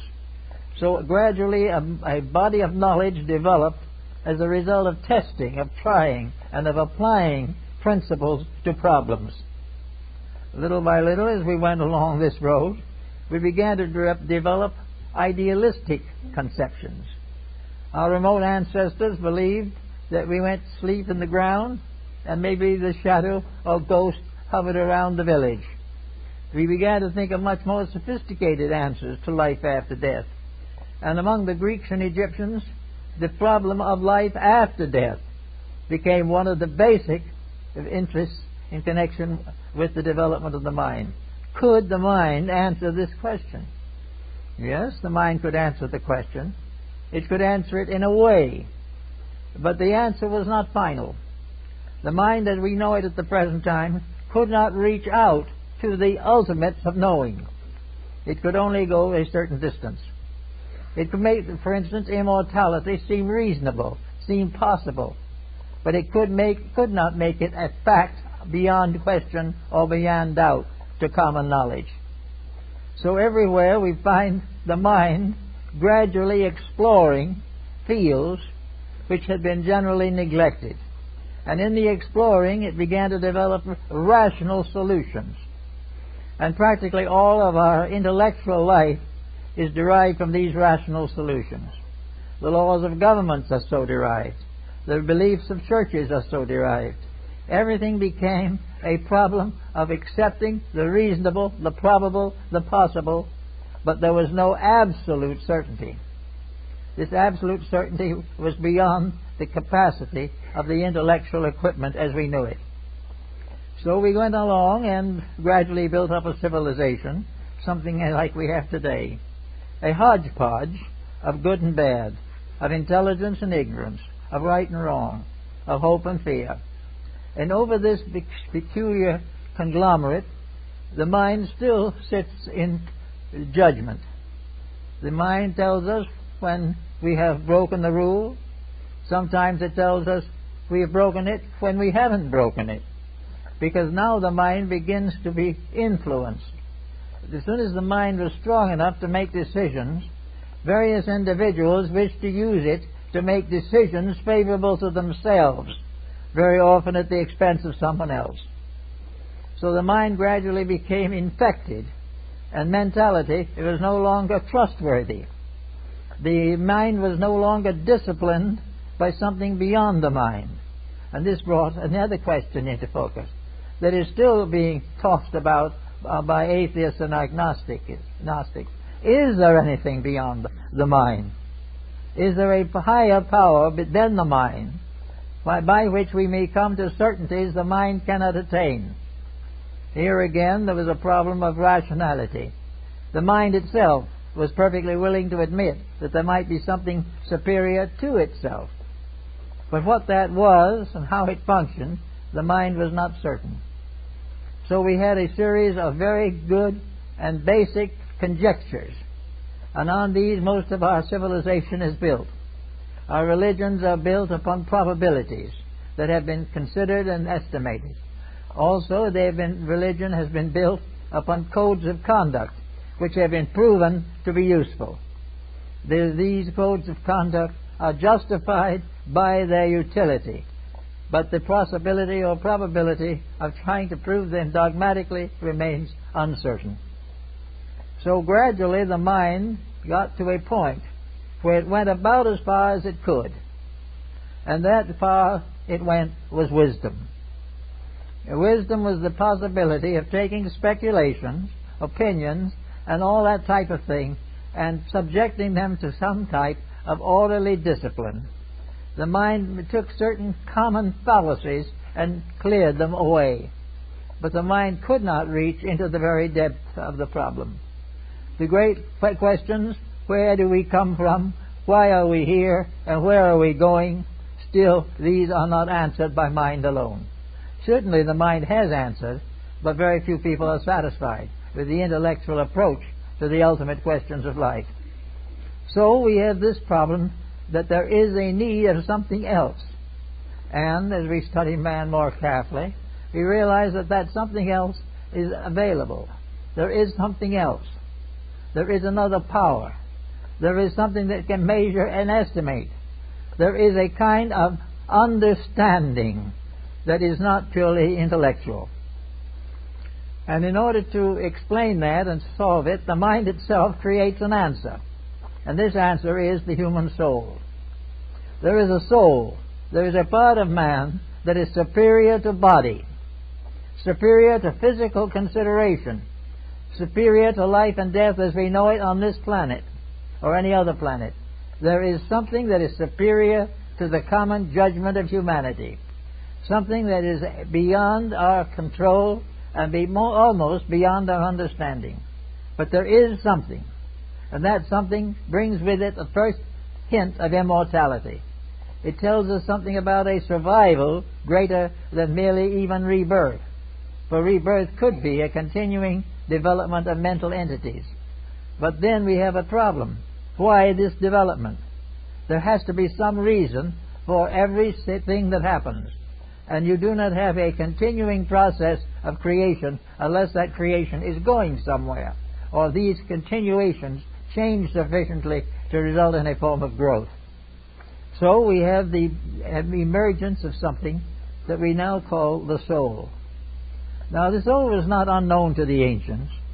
The soul was everywhere for everybody who wanted or believed that there was some part of himself that was superior to the mind. The world was filled with people who believed that there were values that were not limited to physical values. They were not simply barricaded behind walls of clay and mud. They were, because there was something that was divinely present. There was a life principle, and this life principle had some mysterious spiritual integrity. Therefore the soul came into existence, and individuals used to say of each other, he was a good soul.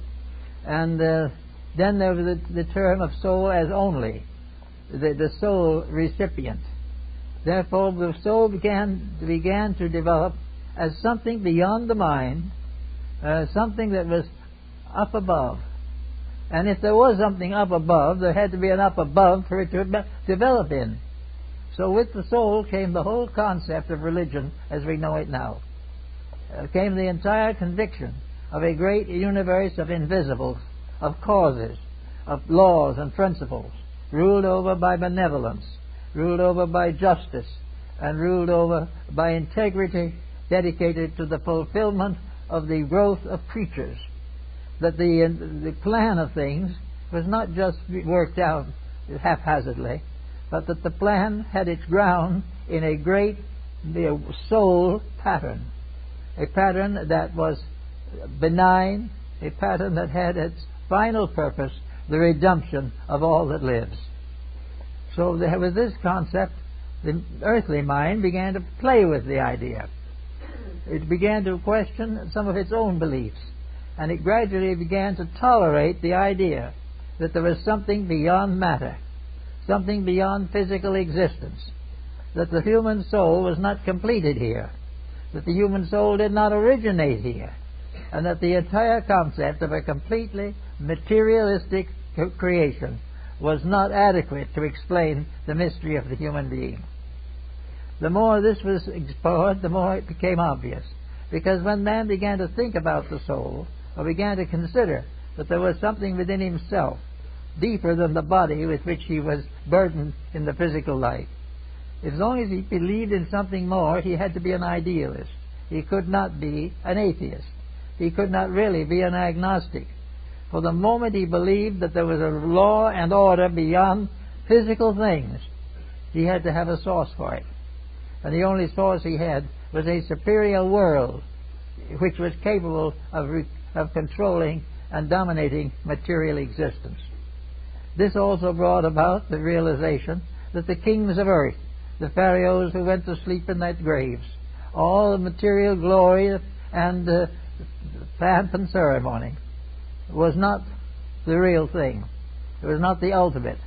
That this was only a part of physical life. That somewhere there had to be an upper half of creation. Wherever there was a material effect, there had to be a cause. And sometimes these causes could not be found in material things. So we had quite a struggle here for quite a time, trying to straighten out some of these ideas, and finally came to the conclusion that there was a half of the universe that we never saw, that we had seen only the lower half of a complete sphere, that the upper half was invisible and was known only by its consequences, that there was certain things that happened that could only happen if there was something in the invisible that had form and shape and authority. So instead of an empty space, we began to think of a space with a dimension of life that was invisible to us but was real. And we began to think of spiritual matters. Now the mind, working with the spiritual problem, came to another series of decisions it had to make. If there was a spiritual reality, if there was something in the human being that we might call spirit, or something in existence that might be regarded as spiritual, then there were rules governing it. And from the experience of life, the rules of the spiritual realities were nobler, more beautiful, and more exalted than the rules of body. The body had very great limitations, but in some mysterious way the soul had a much larger sphere of activity. The soul also had value. The ancients with the body simply assumed that it went down to the grave. Sometimes a shadow or ghost lingered for a time, but the body had no enduring part in the mystery of human life. When it was cast off, that was the end. But the soul now began to bring in other thoughts. There was no proof when or where the soul was born, and no proof when or where it died. And the more it was studied, the more it was realized that it must have a considerably greater sphere of activity than the body. The soul, being as it was a spiritual over-self, also became gradually recognized as the proper ruler of mind and ruler of bodies. The soul dethroned the mind, particularly for the religious people. They found the soul was the proper guide and proper guardian of value. The mind could defeat us, destroy us. It could variously misrepresent things. But the soul theoretically had to be above this. Now the soul also is capable, it is according to the ancients, of making mistakes. But these mistakes were largely due to the perspective of the point of view rather than of the soul itself.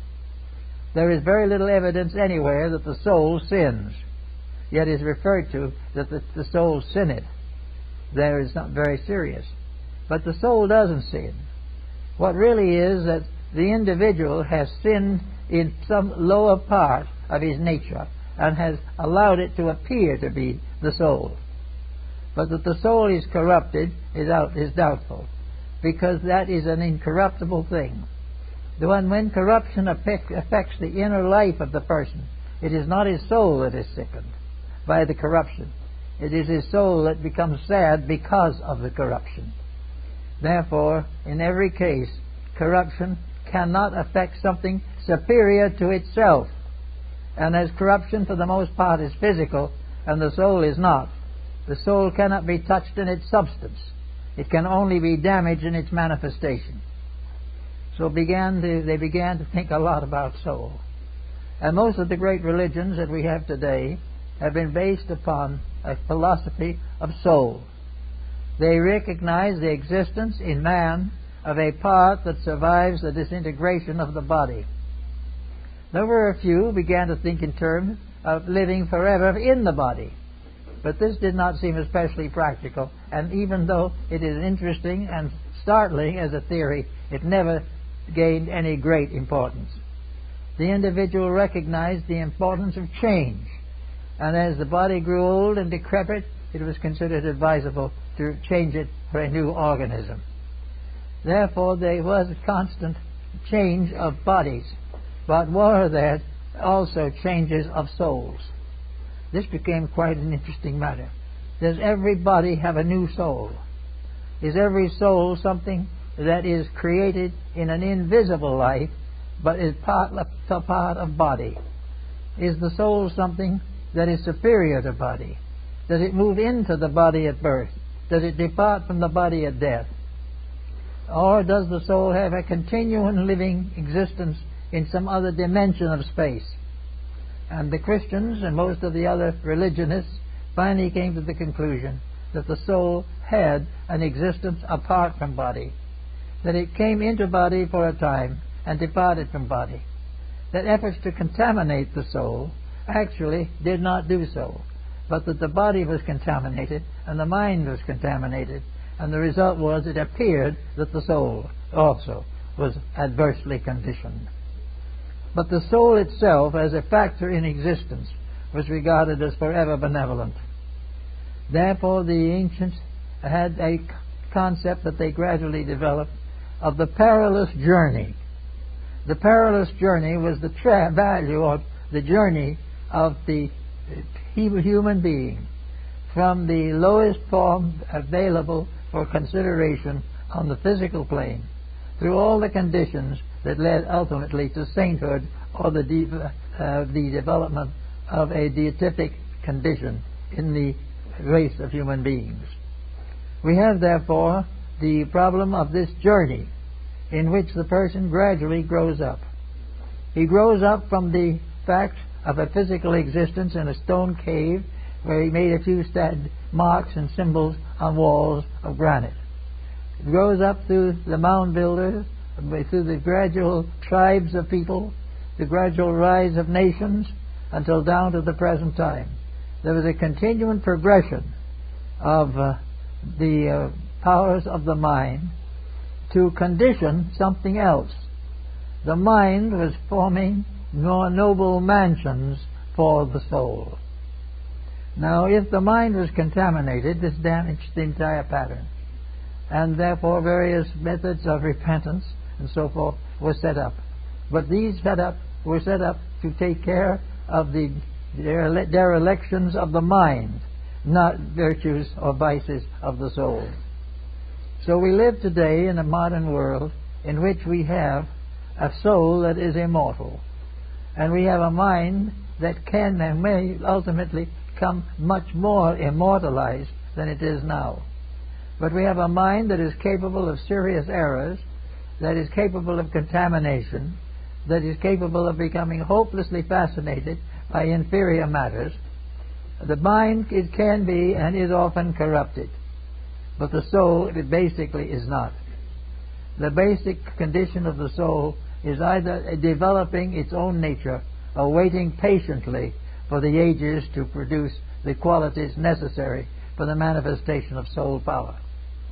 So out of this also then came a science, this crisscross science of between the mind and the soul, in which the mind gradually developed the powers to support the soul, and the soul was released to manifest more and more through the body.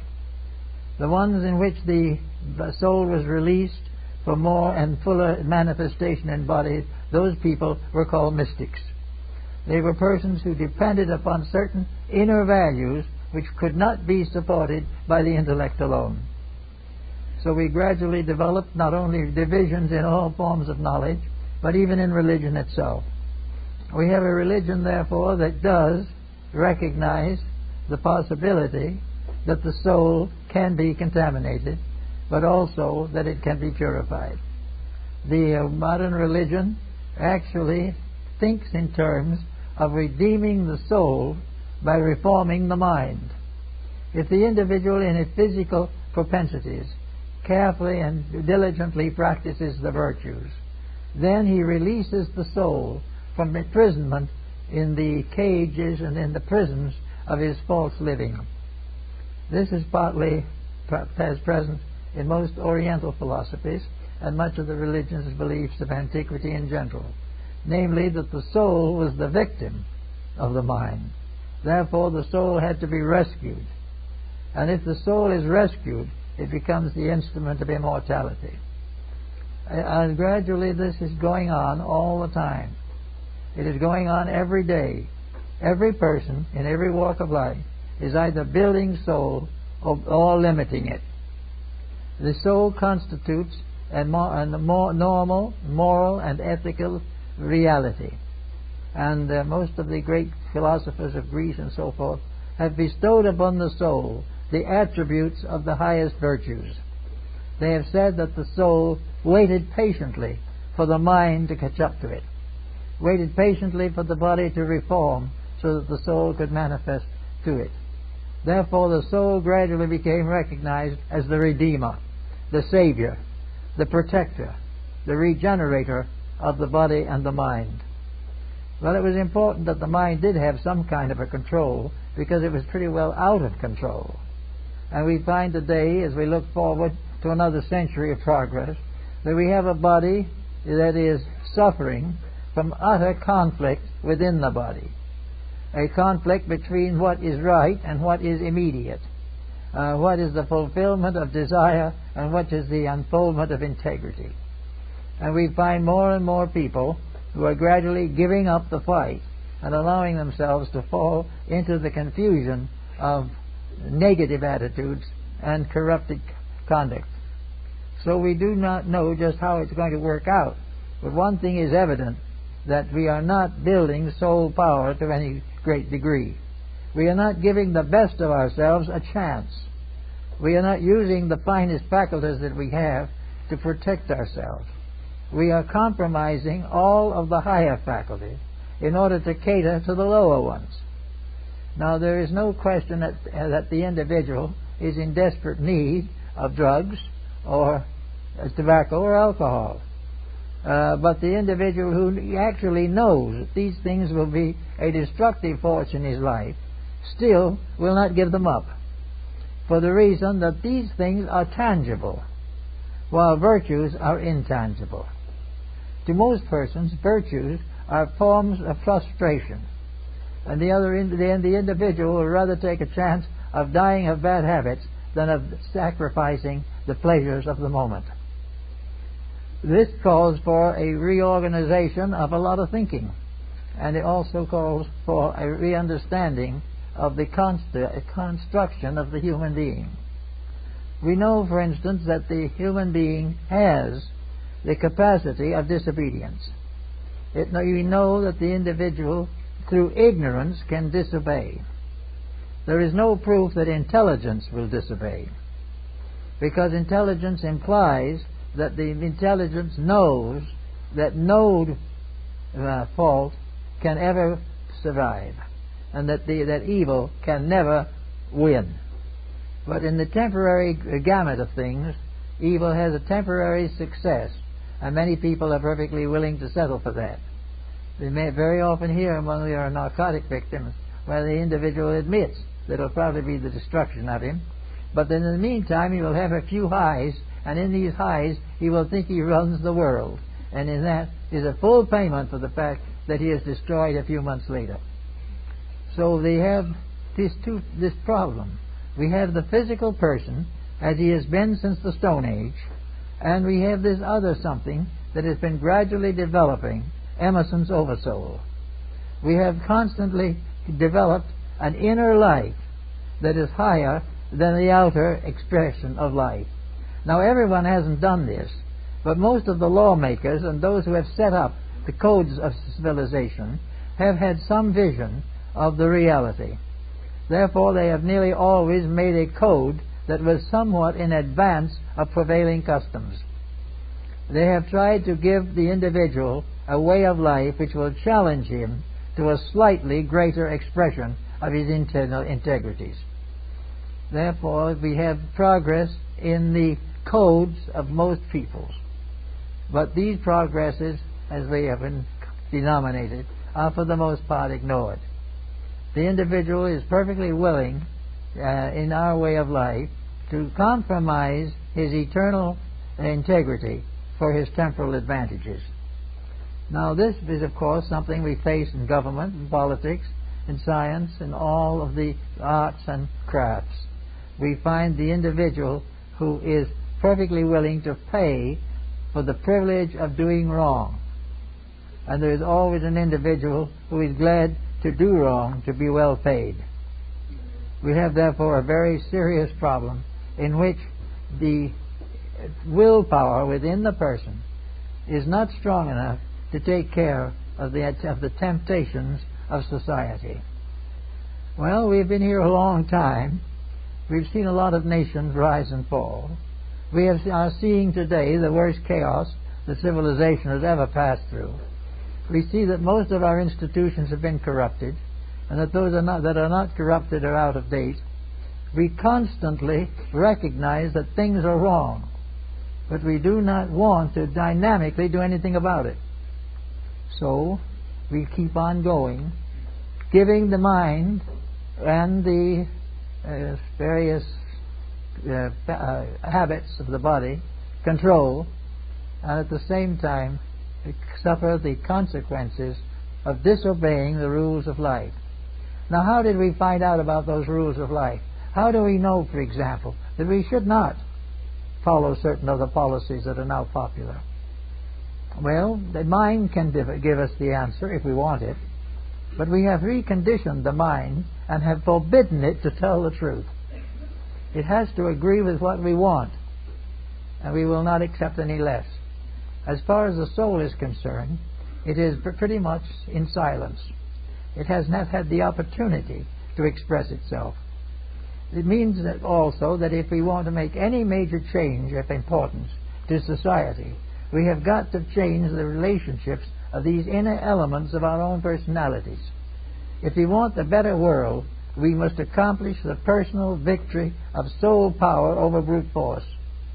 We must achieve the victory of of intelligence over ignorance, and virtue over vice. And this victory must be a more or less personal victory.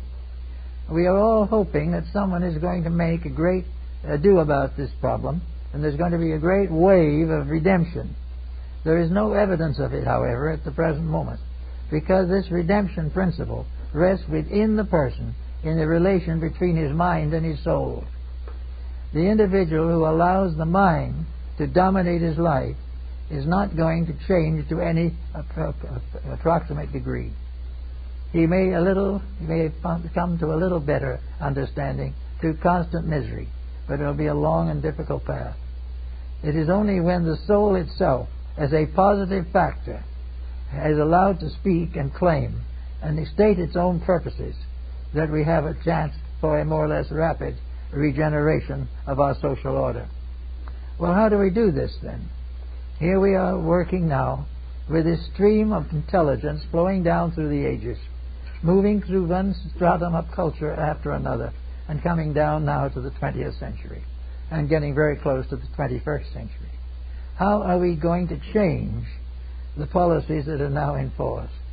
We are perfectly well aware that we are on the verge of great difficulty. We are aware of the fact that nearly every policy that we have founded upon selfishness has failed. We are also aware of the fact that every ulterior motive has led to disaster. We have also become perfectly aware of the fact that beneath the thin veneer of civilization, the self-centered person is perfectly willing to sacrifice the life, health, happiness, and security of other people. He is only interested in one thing, himself. Now, somewhere along the line of this also, there is still another factor, which the Romans called the fates.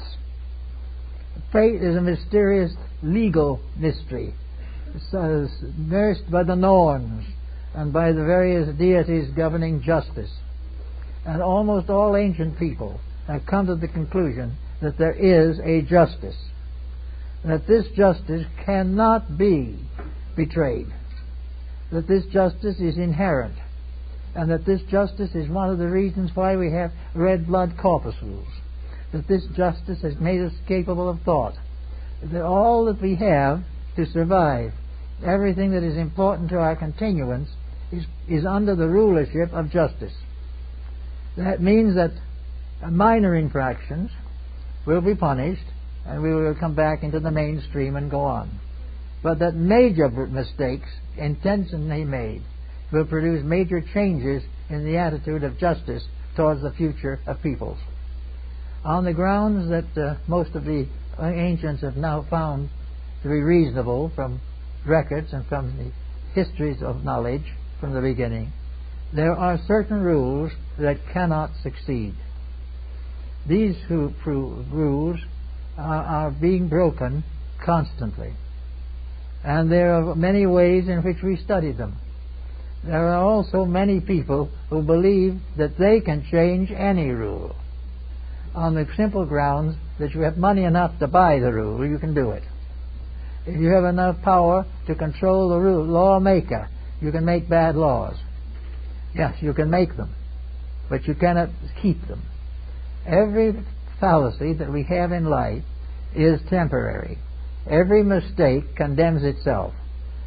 If we stop it early in its way, it's merely an inconvenience. If we allow it to build a monstrosity of its own, then it becomes a great danger to our survival.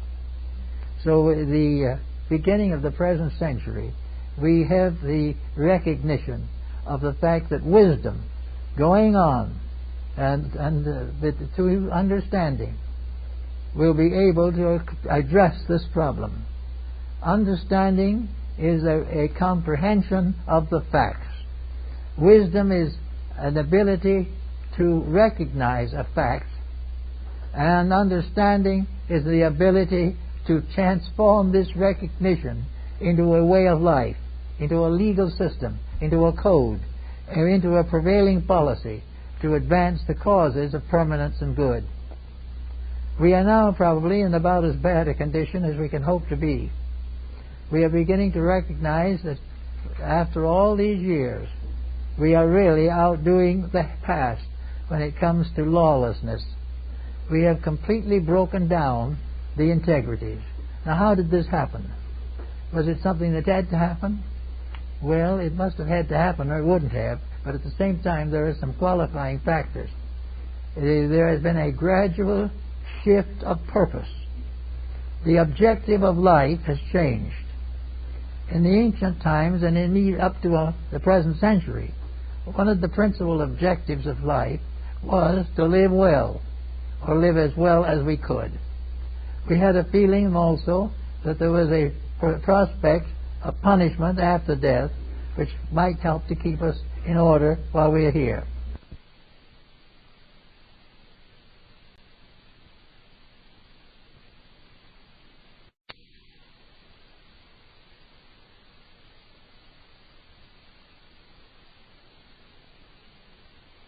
Even without that, there was a certain recognition of basic values, and this recognition came from experience. Families, communities living together found out how to survive by mutual helpfulness. They found out how to destroy by mutual competition and discord. And little by little it became evident that the better things were the ones that would last and endure. This is true in entertainment, in art, music, literature, everything. But we are not watching this procedure. We are not keeping the truths with it. We are not fulfilling the evidences that these things have locked within themselves. We have determined to do what we please, and then after we've done it, we don't do what we please, for we find it is not pleasant. So we have gradually become totally disobedient because of the fact that we wanted to live our own lives. All people wanted to be free of responsibility, and when everyone is free, there is no society. Where everyone wants to do as they please, there is no possibility of cooperation for common good. Where everyone is anxious to have more than anyone else, we can never have honesty. So we have a problem of having betrayed the truths that are developing within the structure of soul life. The soul is being betrayed by the mind. It is being forced to compromise in order to survive, or at least to survive in the way that we want to survive. That is, with considerable luxury and a lot of freedom. But the problem is very definitely there, that the soul has got to be strengthened. Now, probably the greatest experts on this particular matter were the Neoplatonists of Alexandria. They were the ones who really made the great study of the human soul and its attributes. They found out that the human soul was a proper structure of beauty, that it was harmonious in all its parts, that it was benevolent and constructive in all its functions, and that it lived and fulfilled its purposes for the glory of God and the infinite good of mankind. Therefore, the laws of the soul have got to become embodied in the sciences of physical government and leadership. We are going to have to gradually recognize that the great power of the soul lies in one factor which became the basis of Christianity, and that is that the great power of the soul is love. So that love becomes, I might say, the ultimate of intelligence. Love becomes the final expression of the mind. It becomes absolutely necessary to the advancement and protection of any structure built in society. There is no such a thing as a loveless perfection. There is no such a thing as a heaven filled with hate. All of these qualities must be brought and reconciled. And we find that most people are slow in reconciling these qualities. So we now come to another problem of importance. How are we going to educate people to save themselves? How are we going to find a way that these people can help to secure a more permanent way of life for all of us? There is no use taking the hope that legislation is going to do it. Legislation can't do it because the legislators themselves do not have the insights. Education cannot do it as we know it today because it does not have the integrities. We go from one branch of learning to another and in every case something is missing. We cannot accomplish with the facilities now available. The only actual availability that we have is ourselves, and the only part of ourselves that can bring us out of the doldrums is the human soul. We can use the power that we possess to improve the world we live in.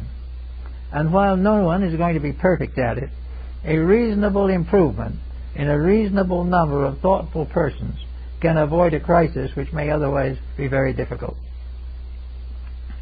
We can start by overcoming, in some measure too, the mistakes that have not only given us our problems, but are continuingly hurting us. It isn't that we're giving up something that is wonderful and fine and fortunate. We're giving up only something that has hurt us so badly we can hardly stand it. But for some reason or other, we do not recognize a hurt when we suffer from it. We recognize only that we do or do not do what we please.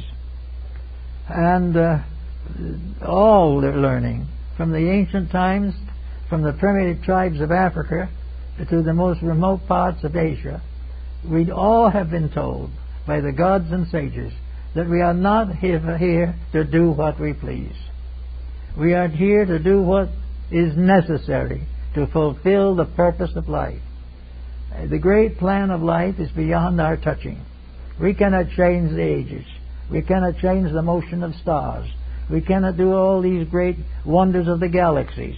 And we can put all the crafts into orbit that we want to, but we will never be able to correct the ills of society by any conquest of atmosphere or space. We have to work directly with situations. It is true, of course, that if we work with the situations, we will correct most of the mistakes of science and economics which are giving us trouble. Actually, therefore, our big problem is that we've got to face the importance of personal integrity. There is a plan. It is available. It has been known for ages, a way of life that is acceptable to the universal plan. We must find this and use it. There is nothing else that we can do. And we must find how to apply it to various phases of our lives. We talk about getting the nations together. We read in the newspaper that somebody comes along and assassinates another character, and all the plans go to pieces again. This is part of a pattern of compound failure that is inevitable. The answer to the whole situation is that, as it is in the case of a community, a country or a nation has to work together. It has to be one of a family of nations, and it has to live and act in accordance, and bring it right on down to the final unit of its application. Every family is a nation. Every family with the 2 or 3 children and the parents and the relatives is a commonwealth. And the laws of peace and harmony have to be established there. We cannot have a deluge of broken homes and corrupted morals in the family and a great, big, joyous, peaceful world.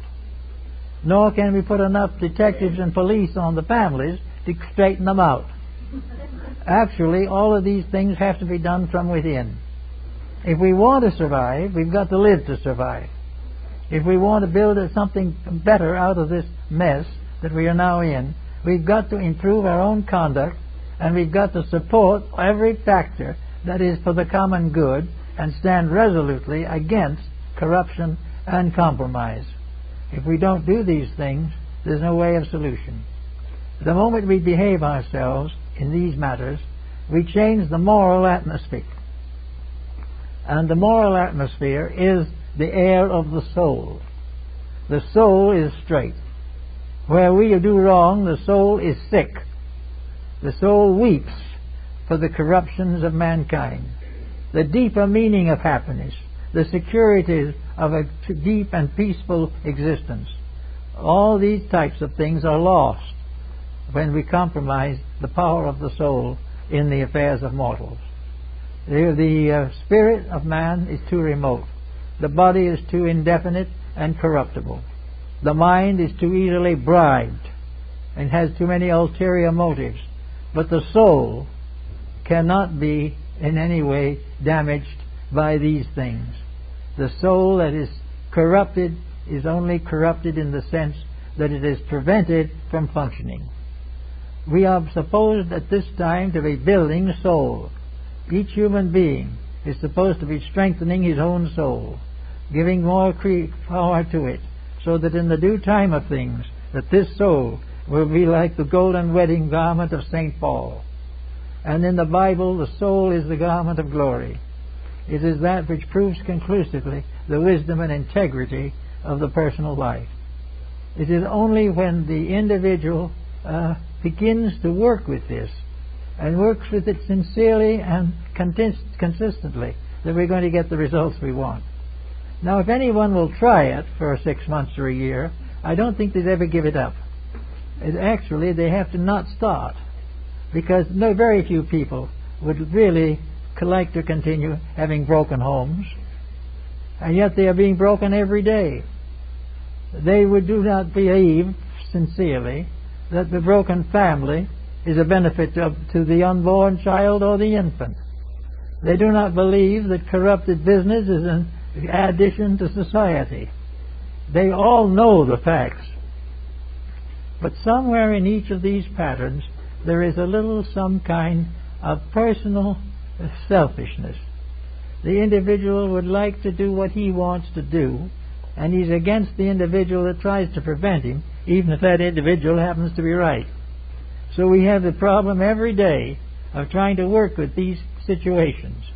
But a person who would like to see a home that is not in constant turmoil, would like to see children grow up without becoming gangsters, can do this. There's no reason why the virtues of the soul, which is in itself higher than the mind, cannot control and direct the leadership of society. The world of society that is going to survive is surviving because it is built upon soul principle and soul power, and is maintained by obedience to soul law. We've got to shift from our present pattern of following anything that offers a slightly larger salary to a situation in which the rulership of mankind moves to the next higher level of his own consciousness. And this stepping up to the next higher level is the stepping up to understanding. It is the step beyond the mind. It is the step beyond genius and beyond philosophy and beyond integrity as we practice it. It is the gradual realization that there is one great pattern, that all society must follow it. This is hinted at in More's Utopia, and it is very well set forth in many other novel works of thoughtful people who have tried to influence society. There is no doubt in the world that this problem we face could be solved without war, without contamination, without any serious loss of value to anyone, if we would begin to live by the integrities rather than the mistakes. Actually, every bankruptcy is a monument to an integrity that has been broken. Every time that we find people in grave trouble, they've done something that's wrong. Now, why would these people not prefer not to be in great trouble? Why would they prefer to go through a bad scandal or go through prison punishment because of a mistake that they never needed to make in the first place? To get rid of this personal determination to break the rules in order to satisfy the appetites just can't go on into the next generation. The next generation can start where all changes start, in the home. That is the Chinese concept. If the average American home begins to improve, if it's only a 5% improvement, a 10% improvement, we will have a much greater chance of going into the 21st century in one piece. And also, in doing this and making these changes, we prepare a new generation to take over. At the present time, the generation that must take over when we go is in worse condition than we are. The problem is that we cannot have people go on and carry the load unless those people have been exposed to integrities. If the young person growing up today is given the values that are necessary, he will help to build the future.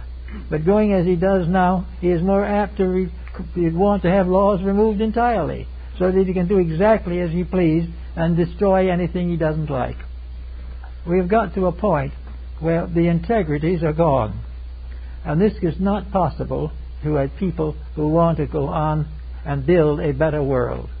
We have great need today of making the simple changes in our personal habits, the simple revisions of our integrities. We need to have greater moral codes of ethics. We may or may not need more theology, that is the question. But we certainly need some religion, and need it badly. We need anything that will induce us to live straight and to do what is right. And that is what the burden was of the ancient times, where the mysteries were established as sacred institutions. They were solid centers of integrity in changing worlds, with a solid background at some point, with a solid section of our society dedicated to one purpose. We can allow the others to drift a little more, and they will drift back into shape.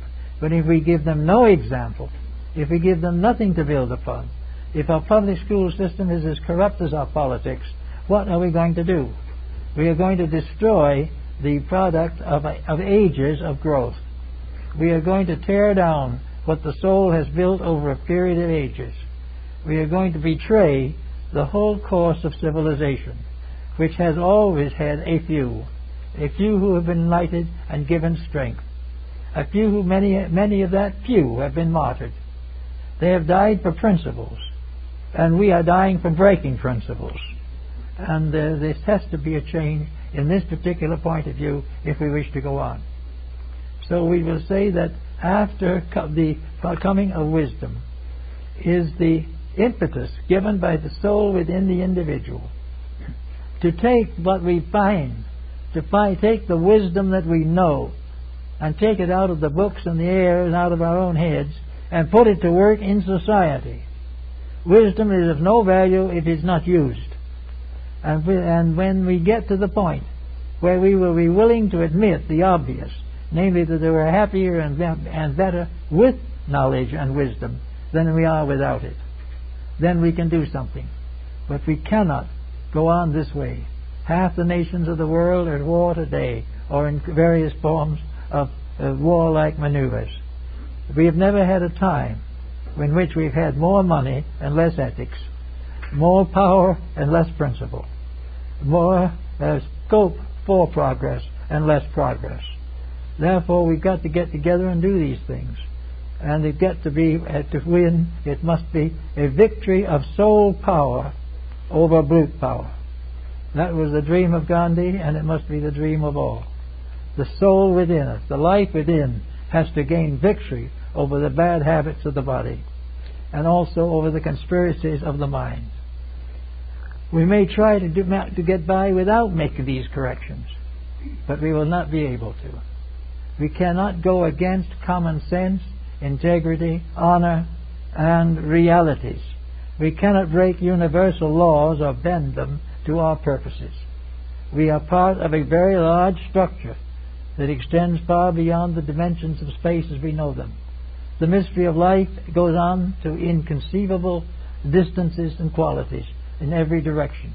And one little planet is not going to be able to break all the rules of this great pattern with impunity.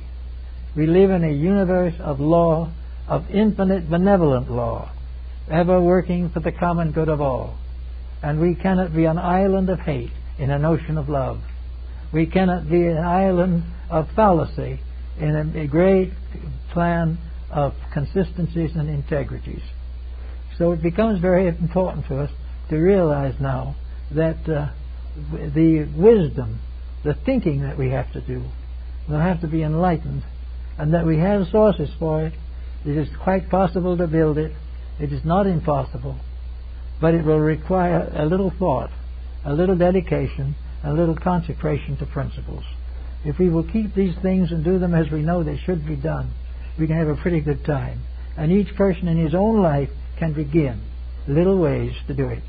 If the person has a sharp temper, they give a little work on that.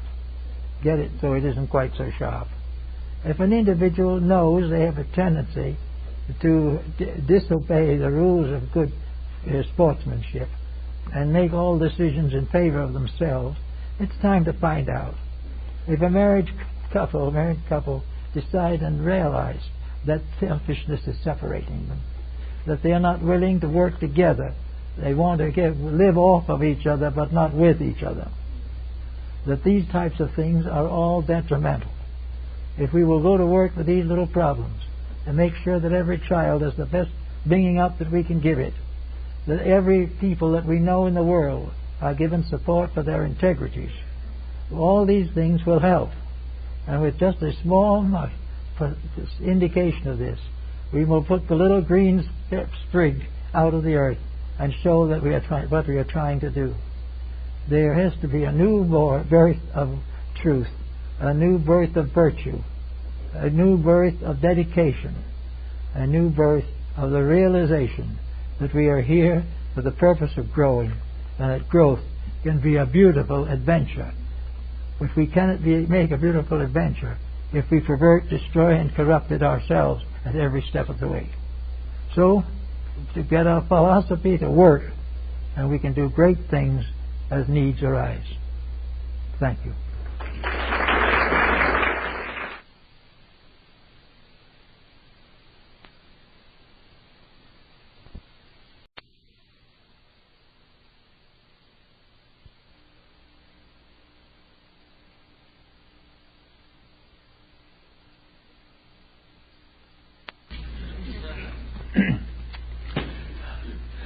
This morning we have, I think, a very unusual subject, one which I don't think comes up very often. And we're going to try to explain something that will be of value to you in many areas of research. We know in principle that creation is a pattern of vibrations, that everything is moving at certain different rates within one grand rate that includes them all. This is true of solar systems, and it is also true of kindergartens in a school. It is part of life of everything that it grows step by step through an octave of vibrations. Now, in government, for example, all the different forms of government are subdivisions within the principle of government. The principle is the master vibration. And all the different forms of government that develop, good, bad, and indifferent, are conditions of this one master rate. And this rate has both its positive and negative aspects. The positive negative aspects of vibration in political or authoritative arts and sciences rests in the ability of various objects or beings to move through these patterns of vibratory rate and change their functions to meet these patterns. Also, wherever a pattern is met by something unreasonable, destructive, or negative, the pattern fights back. The patterns will never let evil survive.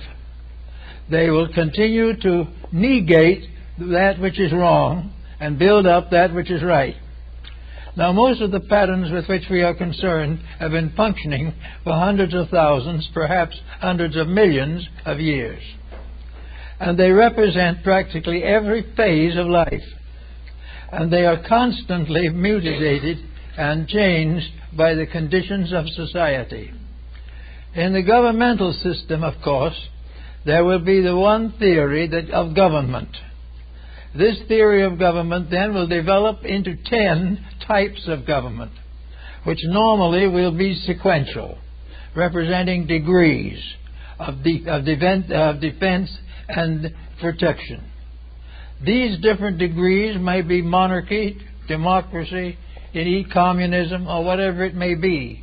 But they are all minor divisions of one vibratory master note, the note of political authority, leadership, that which must be controlled, directed, and protected, comes under a master rate. And this will go on throughout all the passages of creation. It was going on long before our planet was discovered in space. It will continue long after our planet is gone. For wherever government is necessary, it is reborn. The one master pattern comes back until it is fulfilled. And when it is complete and fulfilled, it means its impulses have perfected in manifestation, and it ceases or transfers to a next higher level of vibratory rate. Now, in dealing with the problems of religion, which of course is our primary interest, we have to recognize that religion is one master rate of vibration. It has existed from time immemorial on many different levels, but religion as a principle represents a relationship between deity and its creations. Religion is deity being recognized through all the aspects of its manifestations. Therefore, we say that the deity itself is made manifest in its works, and its works in every case are rates of vibration. They are the degrees of energy and the specializations of energy that we find in connection with the theories of religion. We must therefore expect to find, and do find, 10 major divisions of the religious principle. We find this represented through the religions of the world, those that have come and those that have gone. For the religion is growing up, growing old, and dying just like any other entity. And when it dies only because it is completed, that there is nothing left that it can add. At that time, the development of humanity passes to another level, and a new power takes over.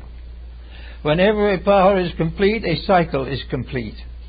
Wherever an individual, through his religious affiliations, passes from one level of religion to another, this is a time of growth. The religions of the world are a ladder, and the individuals, living things, climb the rungs of this ladder gradually until they have mastered the mysteries of the faith. When they have mastered the whole key to religious manifestation, then religion as such is no longer applicable to them. It is not longer applicable because there is no possible way in which they can infringe upon the integrities of life. So we watch the development of religions, and we realize another interesting point that I think we should always manifest, namely that in all these cycles of vibration there is conflict. Religions are in conflict because of the attitudes of people. The religion itself is never in conflict with another religion. But its followers, having developed sectarian allegiances, become in conflict with all forms other than their own. So we have a great struggle in the world over religion. Religion itself is indivisible. It can never, under any conditions, be violated. But man, in his ignorance of the values of life, is constantly trying to change universal procedure. He is seeking desperately to make a new pattern of life according to his own fancy. And the more he fancies, the worse his pattern gets. It becomes inevitable, for instance, that all these different separate new creeds that spring up by human endeavor must find their place in the pattern of religion. They may be a novelty, they might be something brought back from old time. If they fit in, they go forward with the rest. If an old religion is revived, it is revived because it has been re-stimulated in principles and integrities. It then proceeds as before. And those types of religion which have never been improved gradually fade away. Now we know, for instance, that in our modern religious world, we've had a great deal of pain and sorrow in connection with the religious life of humanity. These tragic episodes have nothing to do with natural law. The pain is due to what the individual does to the law. The law is never vicious. The law never revenges. The law never hurts of itself. But individuals breaking the law hurt themselves. They come into unfortunate relationships with the vibratory rates which constitute integrity. And their own misdeed brings down upon them an adverse reflex from the law. This does not mean that the law is personally accusing them. It means that there are things that are right and things that are wrong. And regardless of what happens, right is rewarded and wrong is punished. Now, punishment is not because of a malicious point of view, nor is it a result of an effort to dominate religions by some new faith or by strengthening an older one. There is no competition in religion, really, because all of them are parts of a sequence of 10 qualifications within a great octave of energy. All religions are compatible, and anything that is not compatible simply because it isn't part of the religious pattern, it gradually fades away. Everywhere we look, we see, therefore, the effort to grow religiously. Now we are beginning to see it again after quite a time. We remember the growth of religions as they developed within the memories of ancient times. Remember the wonderful centuries between 500 BC and about 500 AD. There was a great birth time of religious beliefs. Things are slowed down somewhat now, and we are beginning to have grave doubts and reservations concerning some of our beliefs. If these beliefs do not work, they are not part of the pattern. If they are irreconcilable with integrity, they are not part of the pattern. Now, in the case of religion, the selfish, self-willed, arrogant individual believes the answer to his problem may be to drop religion entirely, to give up the problems of faith and do as he pleases. Well, he can do that, but he cannot escape the fact that he lives in a universe that is oriented to religion, regardless of what he thinks about it. And almost all the things that interest him in his atheism have some relation to religious values. Honesty, honor, integrity. All of these things are part of moral life. They are part of the great octave which we call religion. Any one of them being violated brings with it a certain inevitable consequence. This consequence is not a revenge on the part of the law. It is not a punishment by a being or by an intelligence against the person who has violated principles. It is simply that the breaking of a rule cuts off the value of that rule and leaves the individual in need of certain things which are brought only by that rule. Therefore, we must be rather careful in regarding any religion as superficial. Now, in religious life, we have a series of 10 degrees, from the highest to the lowest. The highest, of course, would be perfect religion. Religion in which there is no conflict or contradiction. Religion on that level means totally and completely in conformity with truth. And in that conformity, the individual, regardless of the level of his intellect, has no conflict with any belief, any integrity that other people may have. He will have the capacity to accept the search for reality and be very grateful for those who advance along that path. As he goes downward, though, through the chain of involutionary development, the entity becomes obscured, as we find in Scriptures. And there are these wars in heaven and all these things. Now, there is never an actual war in heaven. because heaven cannot fight. The war is a conflict over what is heaven. The rulers of things. The ambitious ruler takes the attitude possibly that God should be on his side. If God doesn't appear to be on his side, it's a very serious shock. But it has to be. The truth is never on the side of error. It is on the side of correcting an error. It is never competitive. For all truths lead to unity. All errors end in diversity.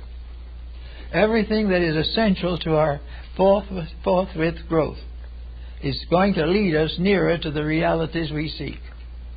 And in so doing is going to help us to be better people all the way along.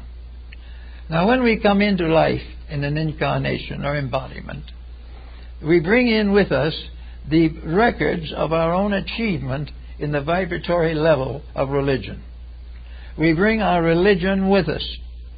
Not our religion in the sense of a creed, but our religion in sense of an integrity. If we were reasonably developed in a previous embodiment, we will be reasonably developed now. If we avoided and evaded then, we will be suffering from the consequence of avoidance and evadance now. We will pick up our religious life where we left it off.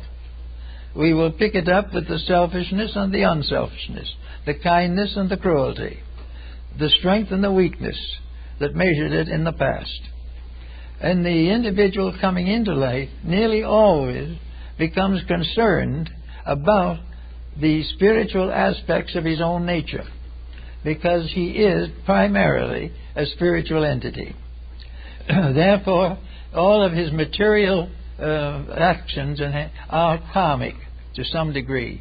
They represent need of further experience to prove moral or ethical integrity. The individual who breaks the rule and suffers is taught a lesson. If he does not learn the lesson, it is repeated. If he does not learn it in this life, he will repeat it in the next. He will complete a mistake until he wears it out. But he will never be subject to a personal hatred. He will never go into hellfire and damnation over it. He doesn't need to. He can be miserable enough simply living with himself. And in so doing, learning that he cannot accomplish certain misdeeds successfully. So we come into life in various degrees of this religious pattern. Assuming that there are 10 levels of religion, and that within these 10 levels there are 49 subdivisions, we realize that there's room for a large diversity of religious differences and opinions. But in all cases, the basic integrities are the same. They come in a different language for different people. They use different symbols for different nations. They use different words for different languages. They come with all the differentiation that is necessary to adjust them to the consciousness of the group toward which they are being developed. So that in this religious grouping, we have not only all different types of orthodoxy, but all different types of heterodoxy. We have the world religions, we have all the theories and practices of our ancestors, and we have with it all a tremendous philosophical background. And that philosophical background is the basic background of the vibratory rate of religion itself. There is only one basic religion, never has been but one, and never can be but one, because it is a ray of the infinite. And the infinite only has one ray for that, and never wears it out. The individuals living or developing within these patterns wear out their rebellions and come finally to peace with the law itself. When we come at peace with the universal law, political, social, economic, industrial, educational, that law no longer becomes a frightening thing. We are no longer afraid of the values that we have learned to accept. We also have become aware that in the pattern of values there is always a space for promotion. When we think we have everything we need and we are just so proud of ourselves we can hardly bear it, something goes wrong and we suddenly discover that we have to go on and do some more. And we have to keep on growing through this pattern of religion until we have completed the 49 levels which go from absolute negation to absolute fullness. The negation, however, is not the presence of evil. The negation is only the absence of the active participation of the universal law in the habits and practices of humanity. So we are very much concerned then in trying to understand some of the problems we have today. We have now a proof of many things. Statesmanship, government, is a unit. It is a vibratory keynote. A government is part of a marvelous cell, or we'll say a unit of power. The government is part of one great vibratory rate, and it extends all the way from the perfect inconceivable government to the lowest possible local political situation. And all these things are harmonious. Now, when we try to adjust to them, we come into problems. The individual trying to take a law of progress in government and kind of tip it a little bit to his own advantage, breaking a little of the ethics in order to advance his own purposes, immediately he is in trouble. There is no possible way for him to avoid the trouble, because when you're walking with the law, there's no other direction you can walk without pain. So then the mistake that has been made is caught up with, and the individual has to change. Now a nation may go against the law. Nations have been doing that pretty steadily here in the last 50 years. They've all been out for the dollar and for power. And we watch them. One by one, they get into more and more trouble. They get into a trouble that will continue as long as they break the rules. Now, a lot of people would think, I would say under those conditions, that these nations that are in trouble are being punished by the law. They are not. They are punished by their own attitude toward the law. The law is not punishing anybody. It is simply failing to cooperate with that which is bad. That which is unlawful will never be supported by law. That which is lawful will always be supported. And if for one reason or another the support is delayed, it will come in due time. So we look around and we see nations in great trouble. And our first thought is, of course, that some heavenly power, some mysterious dictator, some grand spirit beyond our reach is punishing us for our mistakes. The problem is not that way at all, because the instrument of punishment and fulfillment are all under our own skin. We have within ourselves our vibratory adjustment by means of internal mechanisms to every rate of vibration that can affect us from the outside. We are constantly under the domination of a certainty that if we go along and do as we should, we will have no serious troubles. And when we start looking and we say, oh, this poor man was terribly punished for something that is not his own fault, then it's time to give another look. Because if we do and we search deep enough, we will find that each individual is receiving his just desert, not from the law, but from the loss in himself of the benefits and advantages that come to those who obey the law. So we have in our religious mystery today, we have many religions fighting for peace. We have many religions striving desperately to dominate each other. We have many so-called theologies that are martyring their own people and murdering the stranger for power and physical superiority. And some of these people are doing this in the name of God. some of those who are doing the worst are doing it because they say God wills it so. And this becomes another interesting phase of our problem. God does not will any such thing. God does not will disaster. God wills success and security, and if man breaks the law, it is man who causes the disaster. There is no question about all of these problems working themselves out. But when they work themselves out, we will have to watch to make sure that we recognize the truth of the matter, that we realize that the law breaker breaks himself and no one else, that those who keep the law keep their own destiny.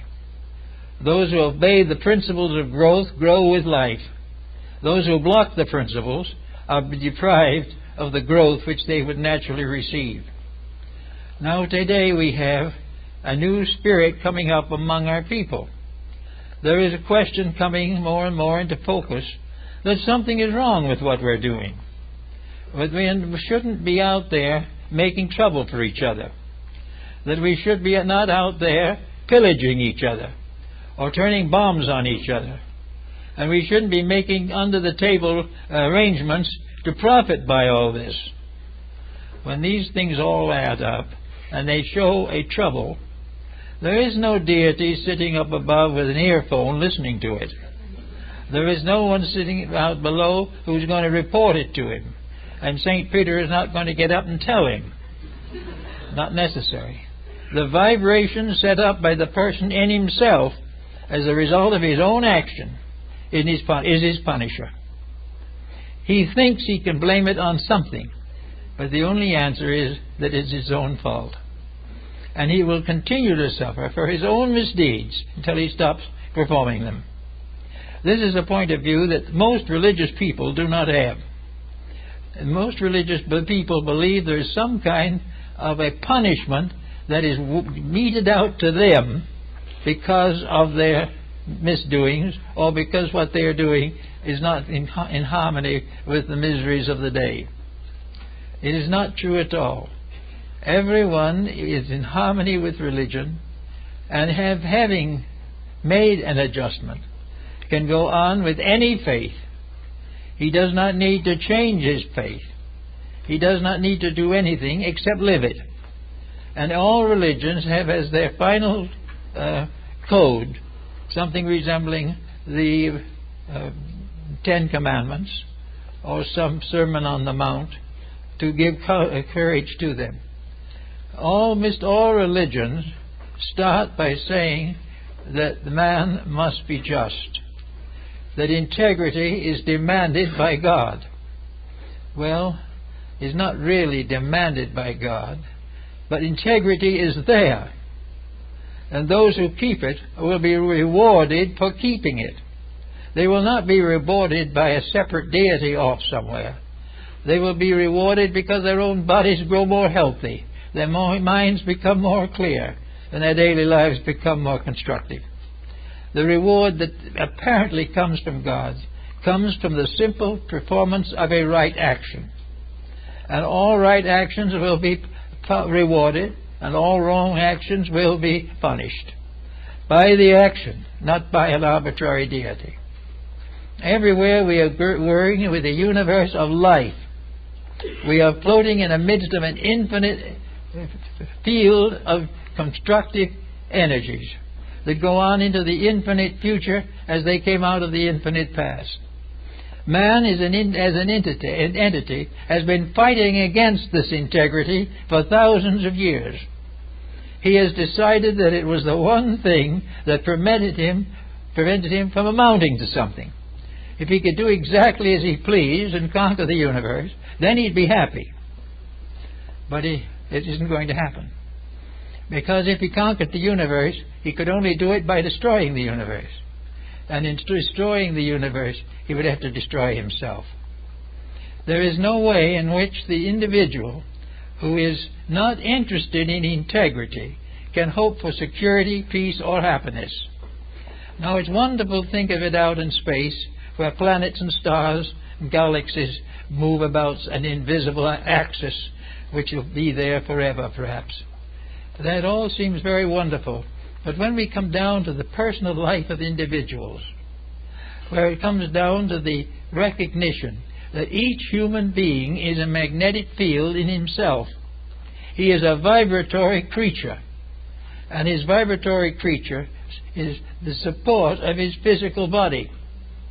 And where he portrays the body, he damages the support. When he portrays or disobeys the support of the inner life, he is in trouble. He must therefore always bear in mind that he is an energy field, and that somewhere along the line his energies match in with almost all of the major energies of space.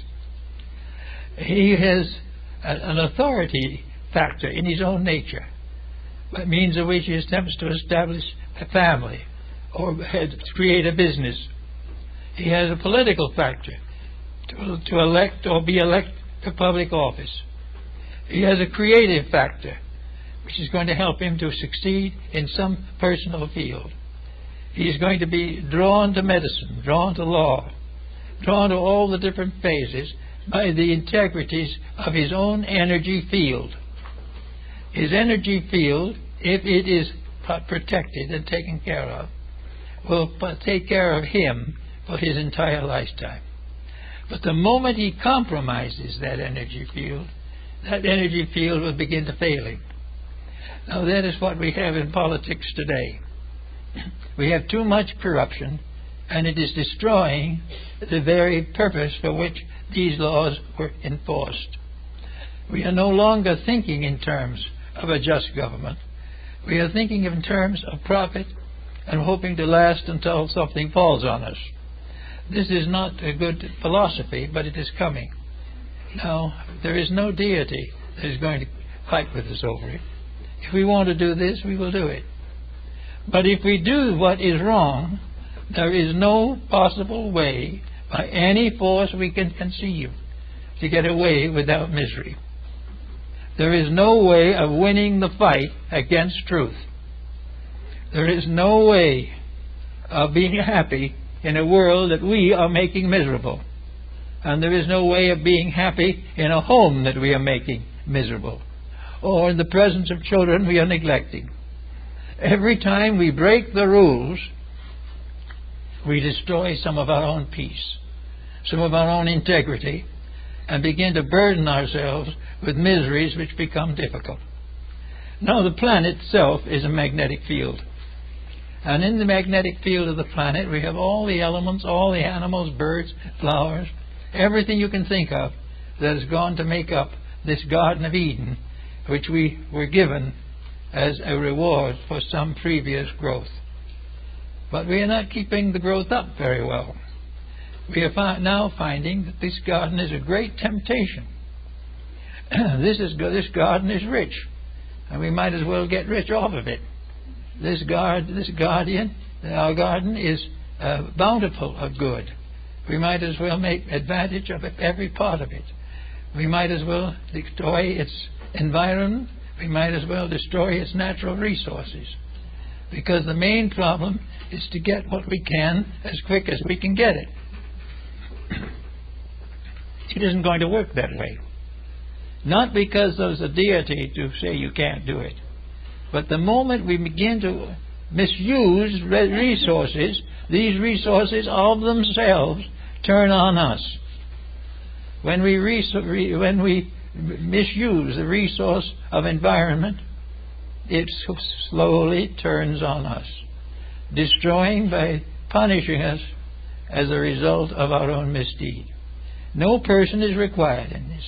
No particular being must hand out the punishment. The moment we break the rule starts to break us. And if we do not bend our way, we have to find it back again through suffering. So we have now a new century coming up here in a few years. A century which many people are hoping is going to do some good. And at the same time, another lot of people are worried about the probability of getting what we are deserving. And that's a pretty sad prospect, because we are not deserving too much. We are not deserving rewards for being foolish, stupid, and dishonest. We are not becoming successful because we are exploiting the universe that we inhabit. This marvelous compound cell that we call the planet or the solar system. We are exploiting it. We are trying to discover ways of getting everything away from it for our own advantage. And as we gradually destroy the cell, we destroy ourselves with it. The older religions and philosophies of the world brought out a point that is perhaps still valid, and that is that the safest life for anyone here in this planet is the simple life. The good life is the life that is full of aspiration but not too much ambition. A life that is satisfied to live and let live. A life that is grateful when others do well. A life which helps those who get in trouble, even though they may deserve it. But even though we still have the vision and the heart to do something. And until we understand the whole principle better, charity is very important. So we are not really working until we find that we are not perpetuating problems. If we perpetuate them, we will have them. Now, how are we going to know whether we're perpetuating problems or not? Well, the only thing we need to know is whether what we're doing is working well or not. Is our educational system satisfactory? Are the young people getting the education we believe they need? Are the young people themselves satisfied that they're being given the instruction that is useful to them? Are we convinced in our own minds that we're doing the best we can? Or whether we are consciously and intentionally compromising everything because it's a little too much work. Then we have another problem that comes out of the same thing. If these young people are graduated to do what we have done, the years of the 21st century will be very rough on them, because we are now facing into the consequence of a personal and collective mismanagement. We are paying for the mistakes we have made and for the faults we have never corrected. We are also paying for an educational system which we have variously distorted in order to make sure that it would advance our personal desires. We are in the same respect with our religion. We are now looking for a religion that is going to help us to be better without effort. And this is not going to happen. And yet it's not possible where a group of evil spirits are going to sit there to make us uncomfortable. It means that where an adjustment is achieved by the person, the consequence is bound to accumulate against the common good. So we have to work all the way along with the realization that we are dealing with vibrations, that we are dealing with a continuous mass of living energy moving from one thing to another. This same energy can cause us to have dyspepsia. This energy can give us a headache. This energy can lead the desperate person to narcotics. And it can lead the more desperate person who found out the facts off of narcotics. We are in the midst of a confusion of desperations. Our world is falling apart. Nations are falling at each other's throats. Every time we open the book or read the newspaper, something's gone wrong. And we begin to say, we are the victims of an outrageous destiny. We are not outrageous anything except ourselves. We began in the early 1900s here with the policy of great wealth. We gained our great wealth by exploiting the immigrant labor at that time, which later, however, has more or less regained its position. But we are constantly thinking only of material success in a world in which matter is actually electrons. So whether we success or not doesn't seem to make much difference. The thing that makes a difference is the vibration that we set in motion constructive? Is it going to do things to make a better world or a better life for ourselves? Is neglecting our responsibilities in order to have fun going to pay off? And the answer is, if you understand science sufficiently, it can never pay off. Now this brings us to the realm of science for a moment, as to what is there and what we have to do about it.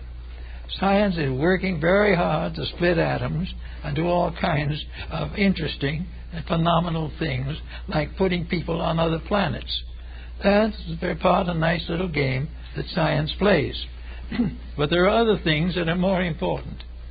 It's very important for science to realize that the very world in which he functions is a world of infinite energy, and that the only thing that is proper to knowledge is to find out what that energy wants. Because if it was wise enough to create us in the first place, it can probably tell somebody who listens where we're going in the second place. If we are able to use science to solve the mysteries of our own ignorance, it could be a very wonderful thing. If we could use science not to produce more and more contraptions to confuse us, but to straighten out our thinking so that we know that 2 and 2 makes 4 instead of 2 and 2 making great fortune somewhere. We need to have a clear line by means of which science, discovering the vibratory pattern of life, assists all things to keep that pattern, to obey those laws, and to fulfill the destiny which those laws and those principles have intended.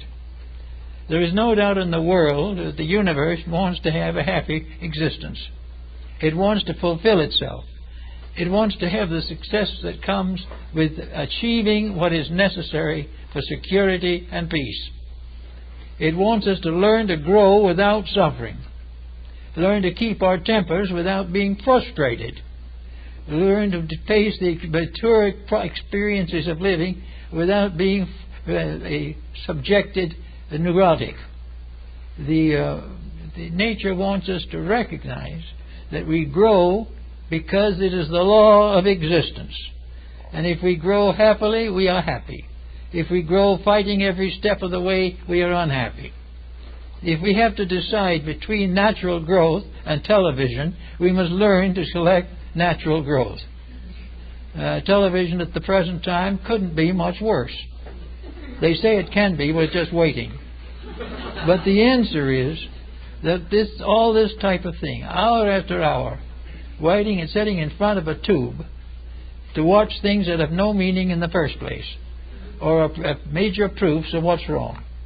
And if the proofs of what's wrong, we're not going to accept that proof anyway. But we should be doing things to learn, to help, to create, to provide. We should learn to take the energy we have in life and make it earn a destiny that is suitable. By the right use of our potentials, we grow. If we use one energy wisely, we will have a second energy given to us. If we may become master over our own dispositions on one level, we will have the strength to master them on another level. Growth is what is intended, and nature is perfectly happy for happy growth. It doesn't want miseries. But where every individual grudges everything he does right and considers ill-doing a vacation, we're going to have the same problem. But we are living in a universe of energies, absolutely impossible to violate. We are living in a situation in which we keep the rules and the rules keep us. Break the rules and the rules break us. There's no ifs, buts, and ands about it. There is no way of doing it wrong and being rewarded in happiness. So we have to look around and see what we can do. We're working with the school system. We're working with all these problems, but they're all being pointed towards the perpetuation of the present condition. There were little improvements here and there, a little better this and that, and perhaps something a little stronger in higher education. But for the substance of the thing, no change. The change is the thing that has to come. and the change is basic. We can put all the patches and all the postgraduate courses on that we want. We can build new devices, new machines, until the universe topples over from its own devices. But this will not do it. The answer is very simple. We will have to learn the simple facts of doing it right in the first place. We have to learn to use common sense and integrity. We have to use the virtues which our ancestors praised, even if they didn't keep them. We are certainly going to be forced in the next 25 years to decide whether we want to make our own mistakes and perish, or clear up our condition and survive. We are being given an opportunity for the best and most important improvement that is possible. We are in need of idealism. We will get it if we want it. We are in need of integrity. We will get it if we earn it. We can do all these things and meet the next generation, or the generations to come, with a clean slate and a clean world. We can recognize the fact that we can conserve resources, that we can control environment, that we do not need to poison the air, that we do not need to toxify all of our foods. These things are not necessary, but they represent little shortcuts to the ways of profit. And with these we're going to have trouble as long as we have them. And we'll never be able to create a government strong enough to sustain us in our mistakes. It's not possible. And then when we realize that, then we'll stop making the mistakes and do it right in the first place. Now, in our little religious world that we are living in now, our own particular little world of hopes and ideals, we find a great interest coming up. A new world is breaking for integrity. We are becoming more and more aware of the necessities of cleaning house. And more people are willing to do it. Little by little, the improvement of character is becoming something generally to be hoped for.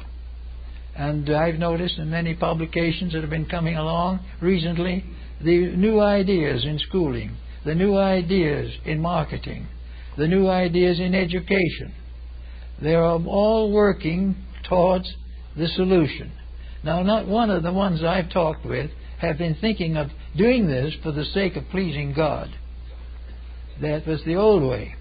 Now they're believing that the truth of the pudding is to please the universal plan of things.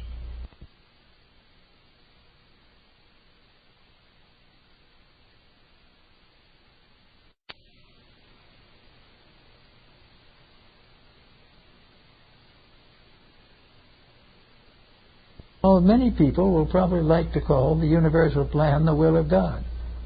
And who shall say they're not right? Maybe it is. It well could be. But whatever it is an immutable principle against which we cannot survive without obedience. Therefore, the time has come definitely to watch these changes, to see how the tendency has altered. That now atheism is no longer very popular. Atheists are very quiet these days because they have no one who wants to listen to them. And they're having hard trouble believing it themselves. But in common case, they're coming around to realizing that a government is failing, that a world is getting more sick every day, and that nations that are hardly large enough to actually be counties are now independent states. And all these things, and everybody disliking everybody. Everybody waiting for someone to turn their back so we can grab what they have. This type of thing is beginning to be very sickening to a very large group of people.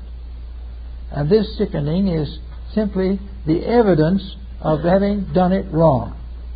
The sickening isn't being pointed out by the finger of God, but it is being pointed out by the history of our day, by the circumstances and the conditions.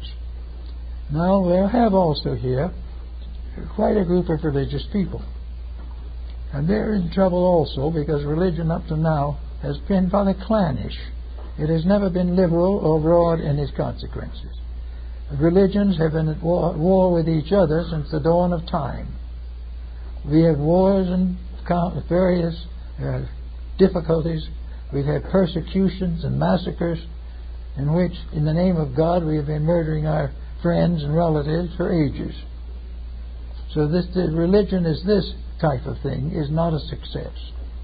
But the possibility is there that all religions are minor divisions of one grand octave, the spiritual self, the spiritual unity. That all the religions have the same source of life, the same means of sustaining life, and the same obligations. Now, why we should constantly try to discredit other people's beliefs is a little difficult to understand, especially as we're doing nothing with our own. But the truth of the whole situation is that one of our great problems has been the Spanish Inquisition, has been the various tyrannies in the name of religion, which has proved to us conclusively that that is not the answer. And in this particular time, religion itself is changing. Religion is recognizing that it is a natural destiny, that its essential purpose is to help, not to convert, and that there is no need to convert anyone who is living in harmony with a constructive spiritual integrity. There is no need to convert a Buddhist, no need to convert a Parsi. The only need to convert ourselves when we claim to be something and don't live it, where we refuse and deny the problems of our own daily integrities. In those areas we need to get some assistance. We do not need, however, to ever think that we can do it by simply changing a faith, because the faith is part of a level. We will say, for instance, that there are 10 levels of religious integrity. There's some small native people out on the summit of things are in the lower grade. They have their witch doctors and their various seers and chieftains, and they live a very simple life. Their whole philosophy was, as it was with the wandering tribes of American Indians, be friendly, trust your visitor, and help whenever there is trouble. This was enough. So we go on up over through all these different levels of religion. We find the glories of Buddhism, the wonderful ideals and hopes of Zoroastrian philosophy. We learn the wisdom of the Greeks, the wisdom of the Latins. And we say to ourselves, why, as our neighbors say now, that these religions died because they were not strong enough to live. We lost the Greeks because they weren't strong enough to live. We lost the Egyptians because they were not strong enough to survive. They developed too many iniquities. But the truth is the entire opposite. We lost Egyptians because they were overcome by militant destroyers. They didn't die because of weakness. They died of assassination. They died when the Greeks died, when the Romans came in, and the Roman Greeks died when the Muslims came in. And the Muslims summed it up very simply. If it's in the Koran, we've got it already, and if it isn't in the Koran, we don't want it, burn it. This is not the sign that Egypt failed. It was a proof of inability of a single unit to survive the pressures of the rest. We do the same thing in our Christian life. The wars of Christianity, the Crusades, one after another, the Child Crusades, in which thousands of infants went out and died in the desert. All these things are not because of God, are not because of evil beyond the guardians of Gog and Magog. These difficulties are due simply to the fact that we don't accept the fundamental fact that it is our business to clean this up, and it is not the business of heaven to receive our prayers and petitions, but to roll up our own sleeves and see that it doesn't happen again. And we have the same with wars all over. One group is down, has to be democratic. And the other group is democratic and doesn't like the Democrats. Everything is different. Everything is confused. A man gets up and someone contradicts him before he says anything. And this is all presumed to be inevitable and nothing you can do about it. The fact it is not inevitable. And the real reason that nothing gets done about it is because people are not honorable, not honest, not fair, and not good-hearted. They are simply exploiting each other, and the exploitation ends in death. Not because a God or a devil is out there to do it. Because vibration destroys that which destroys it. When we put a bad vibration into a pattern, that pattern is gone. When we make a bad vibration in the human body, we sicken and die. When we become afflicted with a bad habit, drugs and things of that nature, the body sickens and dies. Wherever we abuse civilization, it sickens and dies. Everywhere it is the integrities that have to live. And if we have those, we have nothing else to worry about. The problem is not to find a solution or some hero to stand up and tell us what to do. The hero may make his own rewards in the world to come. But we have to make ours by doing it ourselves.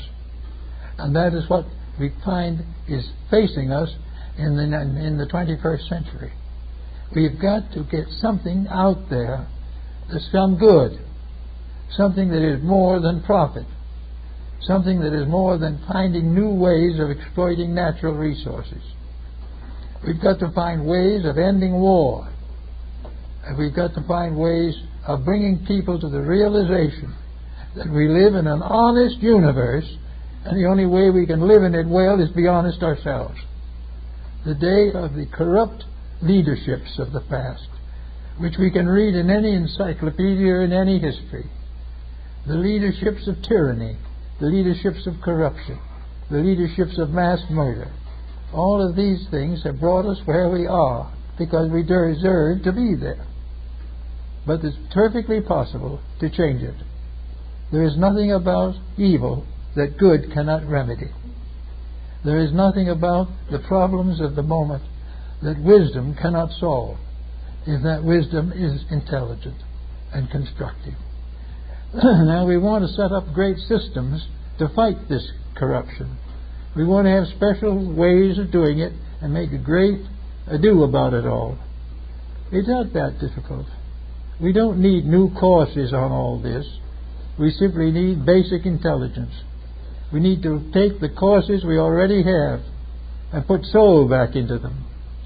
Because what the whole educational system, the political system and the industrial system have lost their souls. They've lost their contact with the infinite good. And this infinite good is not necessarily a person. It is an energy, a principle, a vibration, something that has arisen in space long before our time.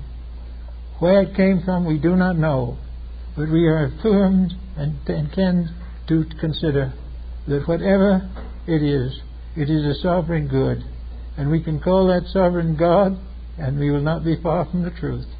For the infinite principle of good is worshipped by philosophy under the symbolism of God. But God is the one thing that nothing can pervert, nothing can injure, nothing can corrupt. Therefore, to stay on that side of the fence is to stay with security to the end of time. The days of corruption are numbered because we haven't the resources to preserve them. And the time now is very near when we're going to have to live ethically if we want to survive. And we do want to survive, and we will survive. But we would like to do this rather pleasantly. We would like to survive rather cheerfully, so that our children and their children will have a pleasant world to live in. We would like to work in a way in which there won't be any more wars because there'll be no reason for them. We would like to have food for everyone instead of wasting it. We would like to have better living conditions instead of using almost all of our resources for weaponry. Quiet, simple people, ordinary people, working quietly together, can do what the giants have never been able to do. Give us a world worth living in. And as we do that, we climb up this stand of the vibrations, and we find that there's a vibration within our own bodies for each of these levels. Each of these levels reacts into us, because we are all planets. We are all solar systems. Small ones, yes, but the same general principle. And we can make the same corrections in ourselves that result from a wise viewpoint in larger matters. We can become peace-loving in our own natures. We can forgive our enemies and we won't have them anymore. We can be unselfish, and we can get away from a competitive arrogance in which we try to outwit and out-wisdom everybody else. The problem is not to do these things at all. Just to daily keep the rules. Keep the rules that created us. Keep the destiny which confronts us. Continue to go on to do what is right and what we know should be done until it is done correctly. That will give us the new start and a new foundation for a better life than we've ever known here. There is no reason why a people as intelligent as the modern world cannot reorganize itself to keep harmony with the rules of its own salvation. We know these rules exist. We see people falling under them and trying to crawl out again. We see all these things failing from lack of integrity. But it hasn't occurred to us to try to improve the integrity. What we have tried to do is to find new ways of bolstering up our corruptions. It can't be done. We might as well get used to the idea and set to work to use the truths we know and the principles that we are learning to understand to become useful and become a help to our own kind. The more we do that is right, the better the future will be, and we will come into the new century with hope and understanding. Thank you.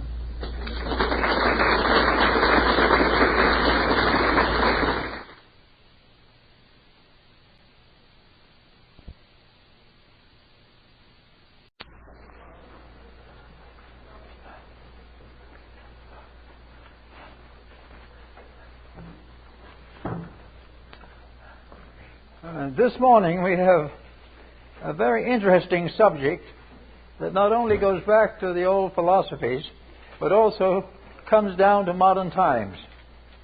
And that is this problem that we have of time itself, the past, the present, and the future. There is an old saying in the philosophies that the past is dead, the future is unborn, only the now is actually available to us. There is much more to it than that, but I'd like to point out that for most purposes, our present humanity functions on these three levels. And the ones who live in the past and the ones who live in the future, so to say, are the ones that have become of interest to psychiatrists and psychologists, because they are the ones that accumulate a variety of peculiarities. The problem of living in the past is a distinct failure. Most everyone we know somewhere is tied to memories. Memories of childhoods, memories of broken homes, memories of delinquent children, all kinds of memories. Many of these memories are more or less negative, and many of the people who have them are more negative. And the result is, becomes a long cycle of self-pity, a great many problems in which the individual feels that he has been unjustly treated, and also gradually comes to live in his own misfortunes. Many of these people go off by themselves and live as hermits, or separate from their families and relatives and live in a retirement home. Many of them are more or less unhappy about society. They feel that they have been shortchanged. They believe that in one way or another they have been mistreated by those around them and those near to them.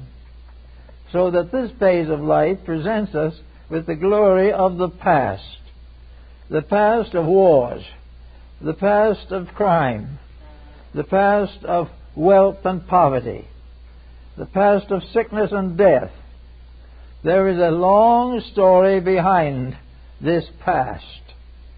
This thing that is gone and dead, actually, is very much alive in the subconscious and subjective of human beings.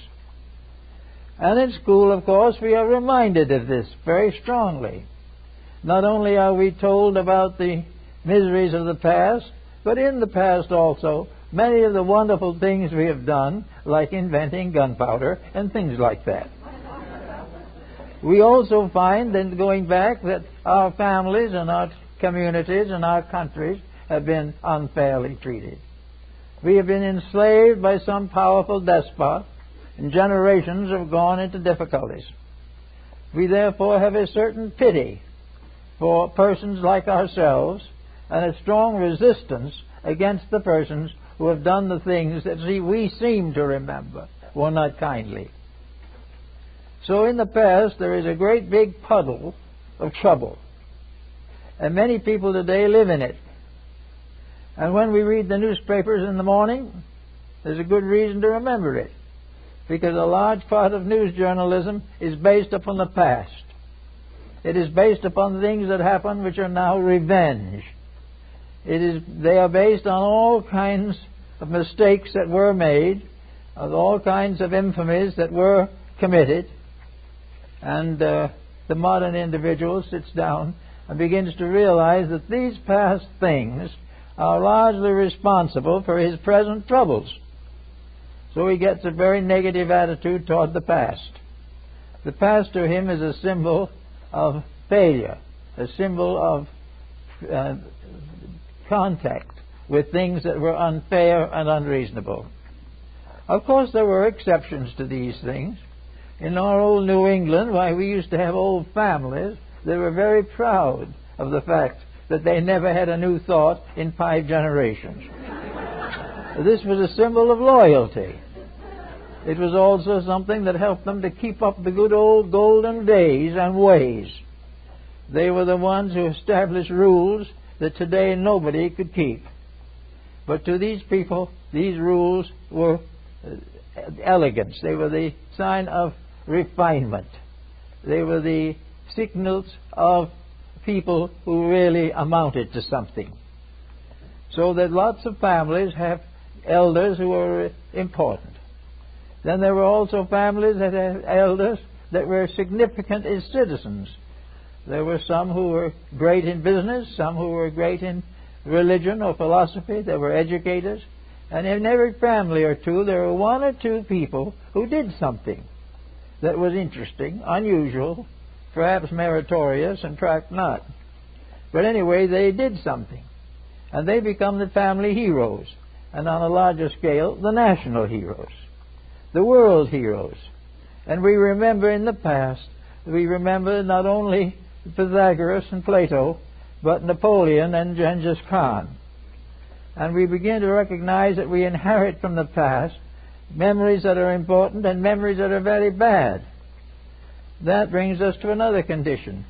Why not recognize that this past is a sort of textbook?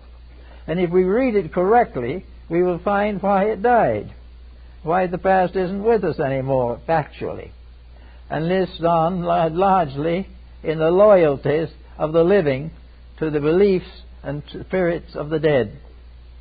So we go on with this type of thing and try to find out just exactly how much we are indebted to the past for what we are. So first thing the average person can do is sit down, take a piece of paper and a pencil, and sit down and try to figure out the things in his own past that have affected him. What kind of parents did he have? Now, the parents are all gone probably by now, but they still live in him. And if he feels that they were unfair, this unfairness may still be influencing him.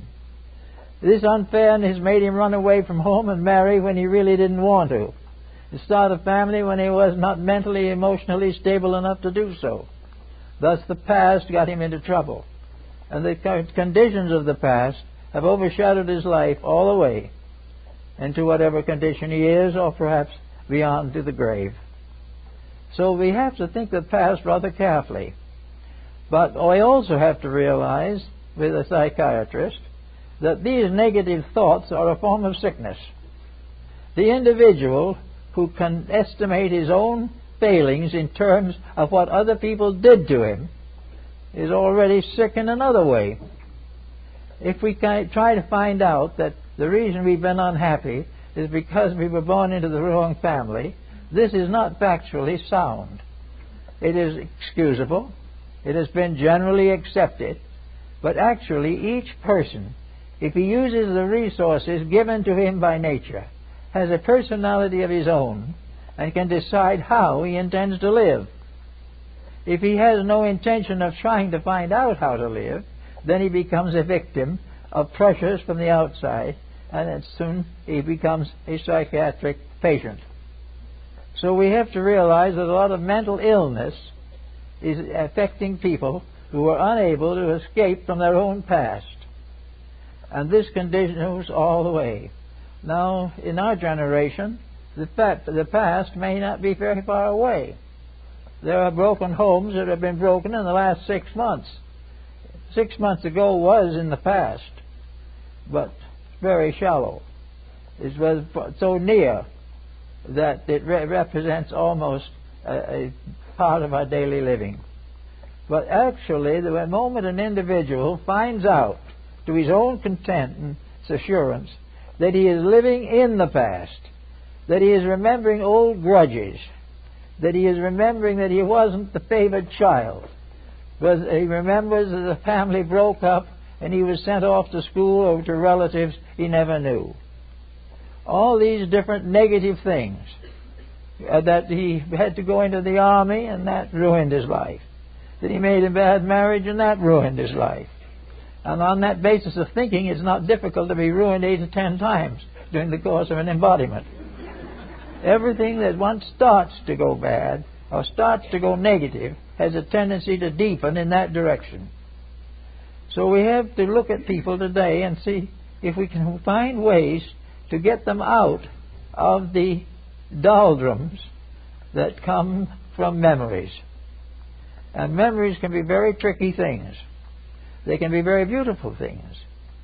But the perverse memories can be a very sad and disheartening aspect of our compound constitution. So we have to try to figure out what to do with these people.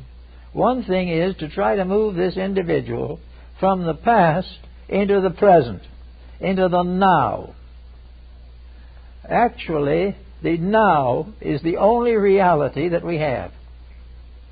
The reality of now is that at this moment I can make a decision. I can make it of my own accord.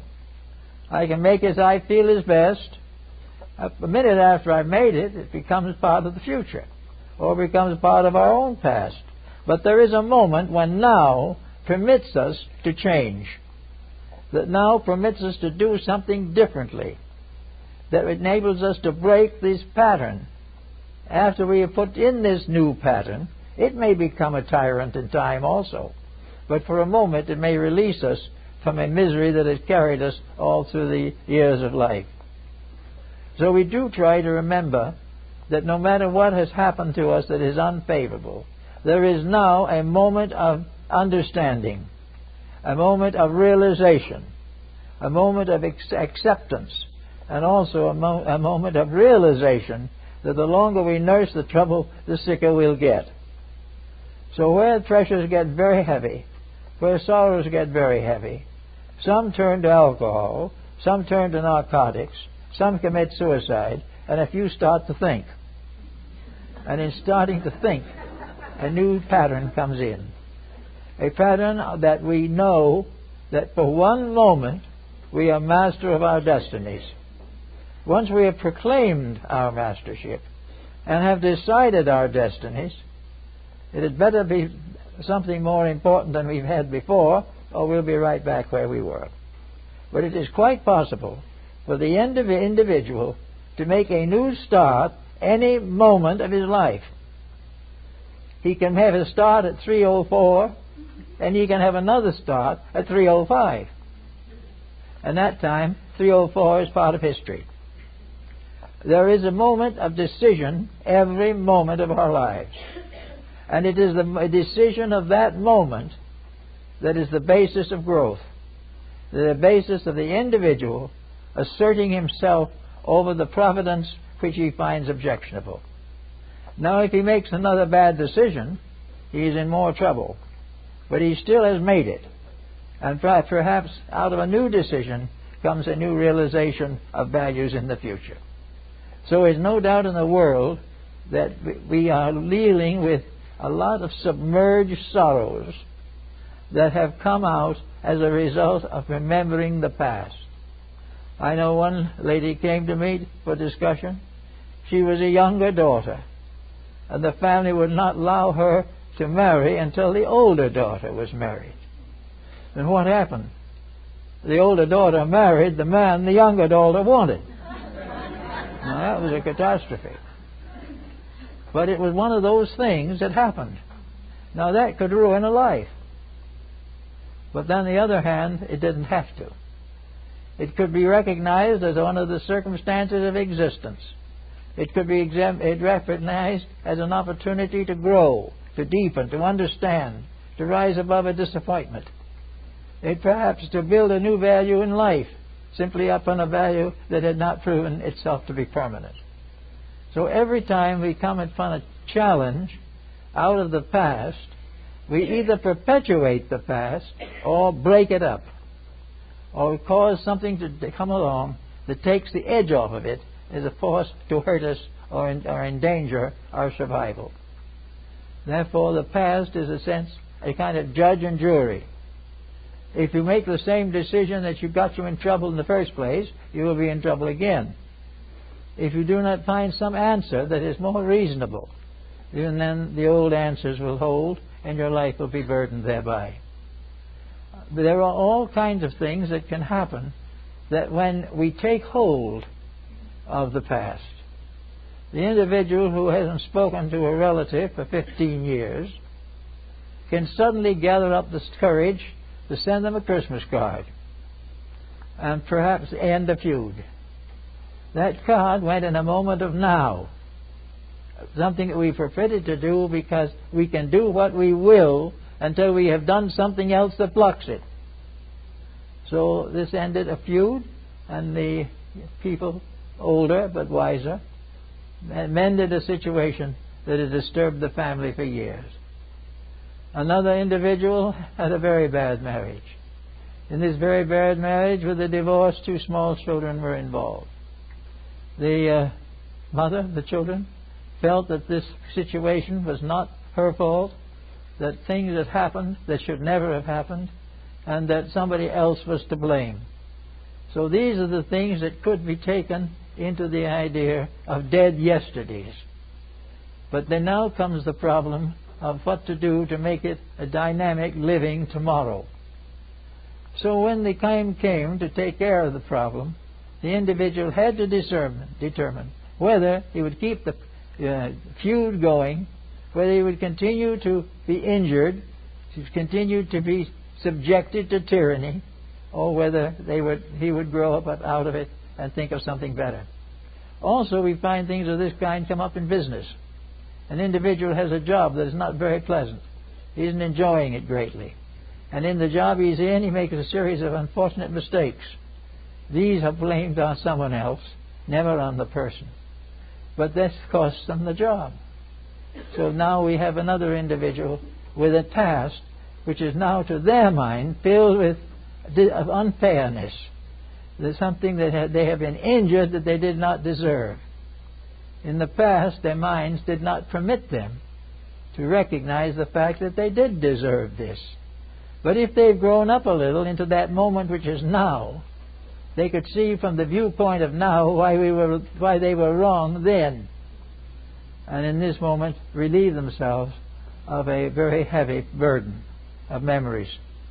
In fact, every time we look back into a family situation or a world situation and find it intimidating or depressing or dangerous, we have to realize that it is part of this tendency that we all have to perpetuate the sorrows that have come to us.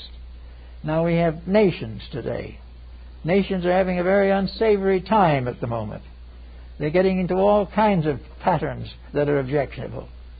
And most of these patterns tie back to a feud of some kind.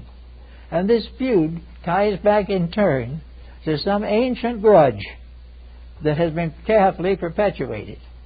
Now, the grudge may have been so far back and so insignificant in itself that it is generally forgotten. The average member of the community did not even remember it, or never have heard of it.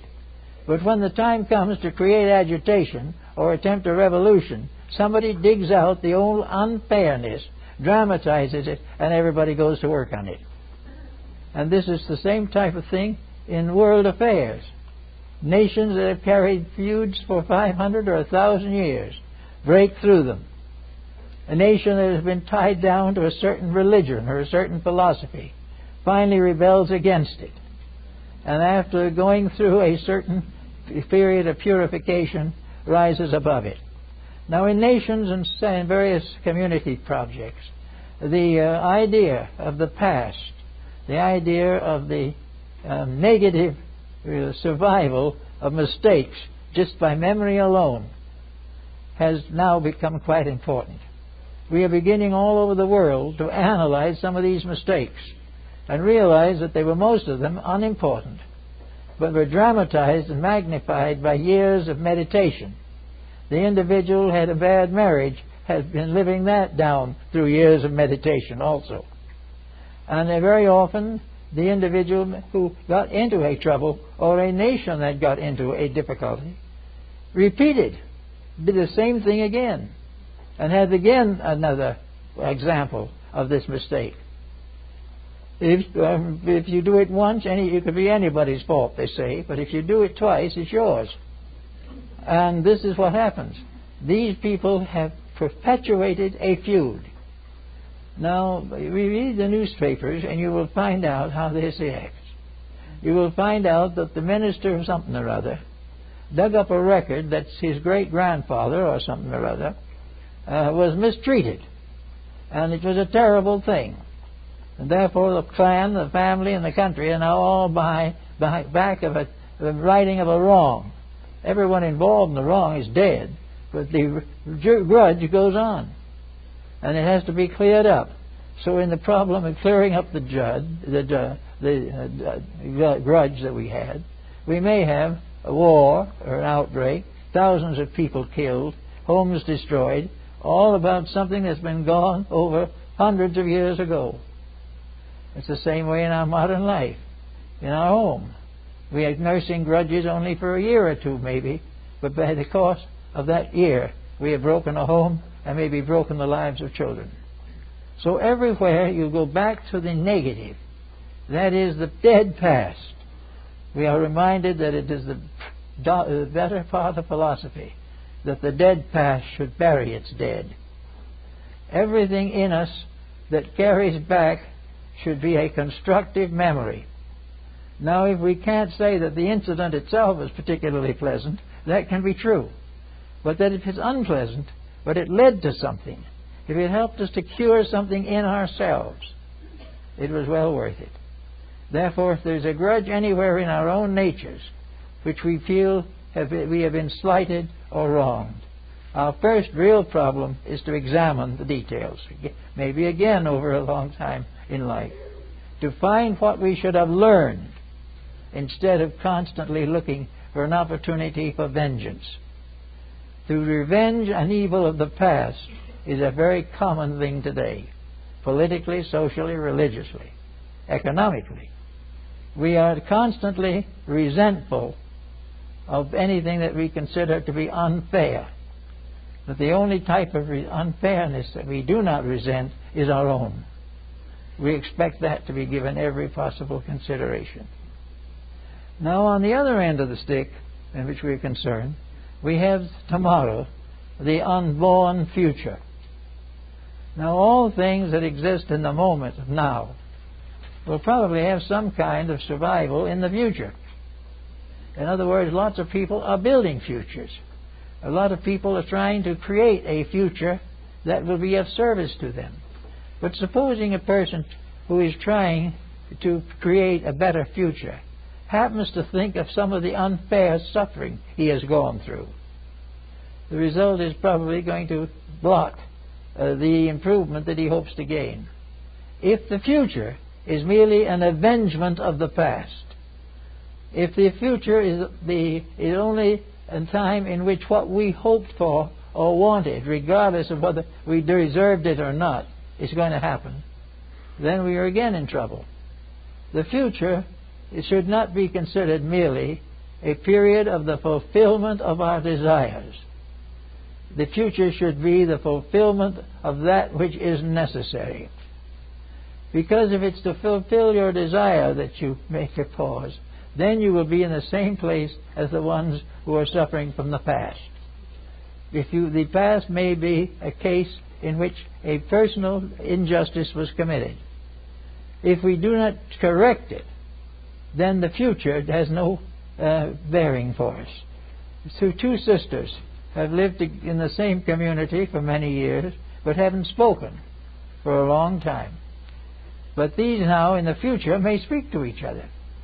If they can now speak to each other, then the future has become significant. If they continue not to speak to each other and start talking about the brotherhood of man and so forth, but do nothing themselves, then the future is simply the past projected into time to come. Now, most people in their right minds do not want the future now to be merely a projection of the present. We know that the things that we have been doing and now the past, the immediate past, is a black mark against the future. That in the times to come, if we continue as we are now, we will corrupt the future completely. We will do all the things that we shouldn't do. And we have considered the future only as a period of the fulfillment of desires. The individual has been poor all his life.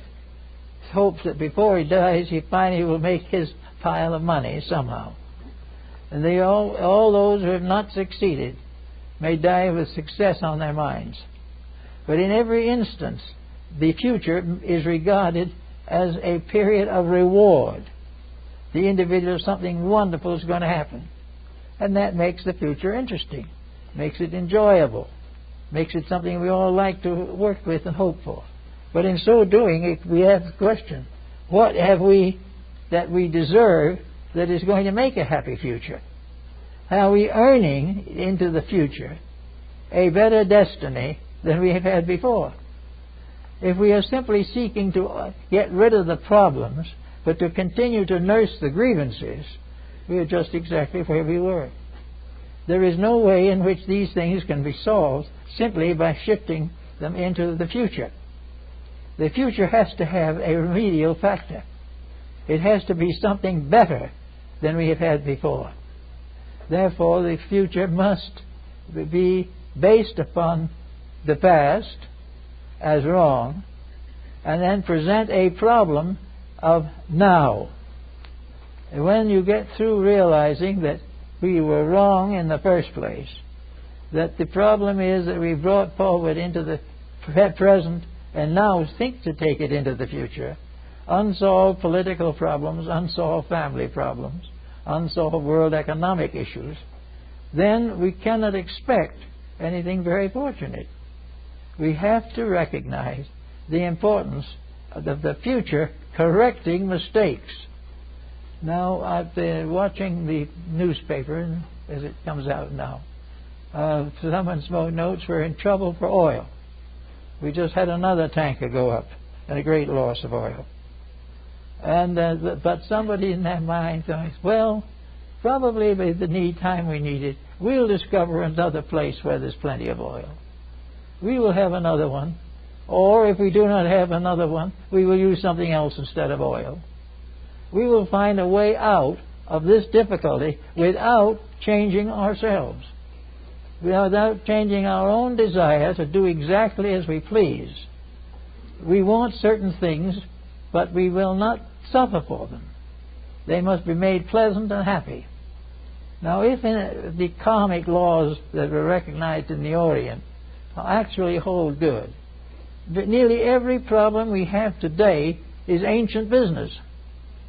We are now in the midst of problems that should have been solved 5,000 or 10,000 years ago. But because they were not solved then, they were carried on to 1,000 years from now, and we had another chance at them and muffed it again. Now it's only a year or two to pick up the same problem.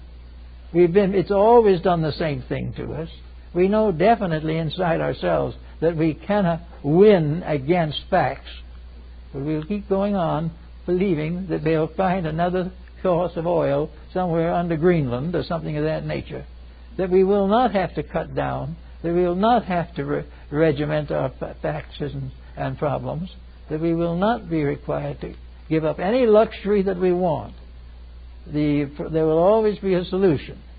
Well, this is the point that we can't depend on any longer. We are beginning to realize that the possibility of maintaining the future as a kind of Eden in which we'll all come finally to the promised land is optimistic. We cannot do things that are not doable in nature. And we cannot definitely do things that we don't deserve to do. We cannot have a joy that we have never earned. We can never have a security we have never earned. We are here in this world to learn something. If we don't learn it, that constitutes failure. And failure means come back and try again. So all the way along, the future now, we think of the golden age to come. We think we're going to solve all of the problems we have. We could, but we cannot unless people themselves get on this thing we call now, the moment, and in the moment make decisions that change the course of the future. If we expect the future to change its own courses to please us, or take it for granted that if we amble along full of mistakes, we will get through somehow, these things are going to defeat the problem of progress. So we have to settle down and begin to think a little bit about it. Thinking about conserving, because that is the way to survive under the present system. And yet everywhere we look, we find that people are not mature enough to look forward with hope and joy to hard work. We do not want to work. We want to recreate. But only God knows how we expect to recreate. Most of the recreations we have now are not only stupid, but vicious. If we want to try to be happy in the world as it is, we have a very big job and we can never win it. Because there's nothing really basically here to make us happy. We have to earn happiness or we don't have it. That was one of the secrets of the Arabian Nights entertainment, those famous old stories. Happiness must be earned. We are not earning happiness in television, motion picture, literature, music, art. None of these things is being used to earn merit. So there being no merit, there will be no result of merit. Now, merit is a term used in Eastern philosophy very generously. It means actually something that is deserved.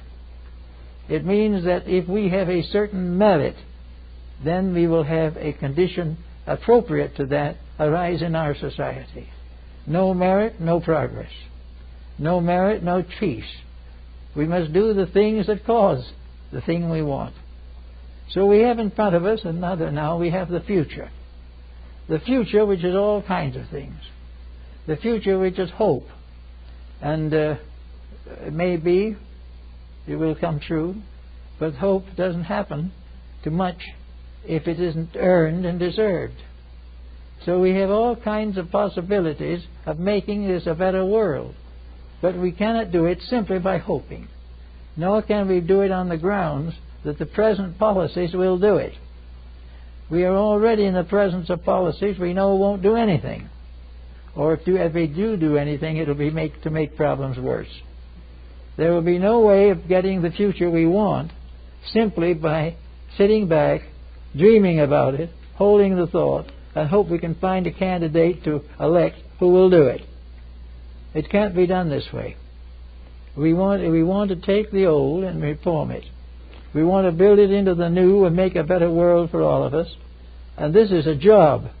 This is something that cannot be done by prayer alone. Or, if we want to say it, the most profitable prayer that will do the job is work. If we earn it, we can have it. But we are not earning it. You pick up the paper today, a terrible earthquake, wars, seditions, anarchy, all these things in the world by people who want peace, want happiness, want security. Every one of these people would like to have a safe life, but they say go out and vote for danger and get it and then destroy themselves.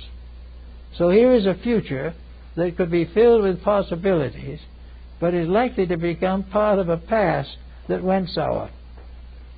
So we have to get down to the facts of the matter and say the past is dead, the future is still unborn.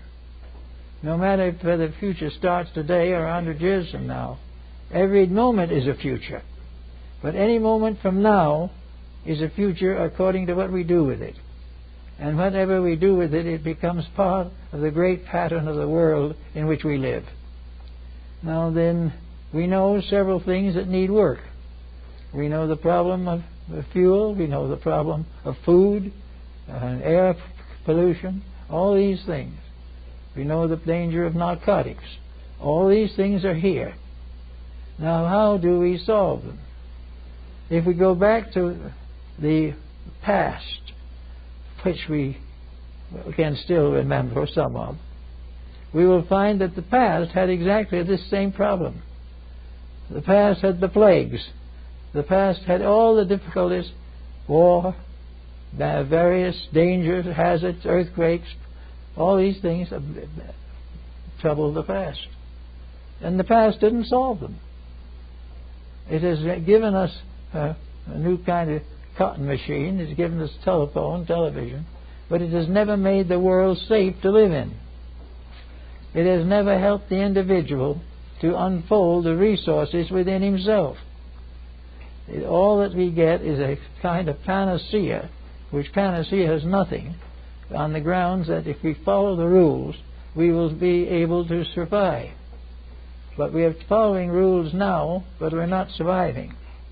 We are knowing beyond all doubt that we are using man-made rules to run a divinely made universe. We are here to use our own yes and no's and have our own senates and congresses to pass judgment on situations and conditions which we do not understand and never will. We do not recognize the fact that beyond all these other things is common sense. And common sense is something we can't get along without. And this common sense has to come in.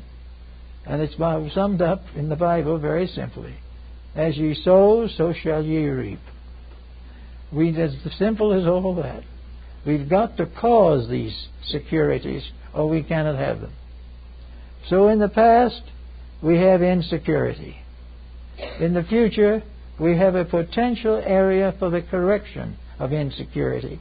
But if things drift, it'll be just as insecure as all the rest. And between these two, we have a moment of decision. We have the individual who has the right to say yes or no. The individual who has the right to stay with what he believes at this moment. And most of all, to depend very heavily upon common sense.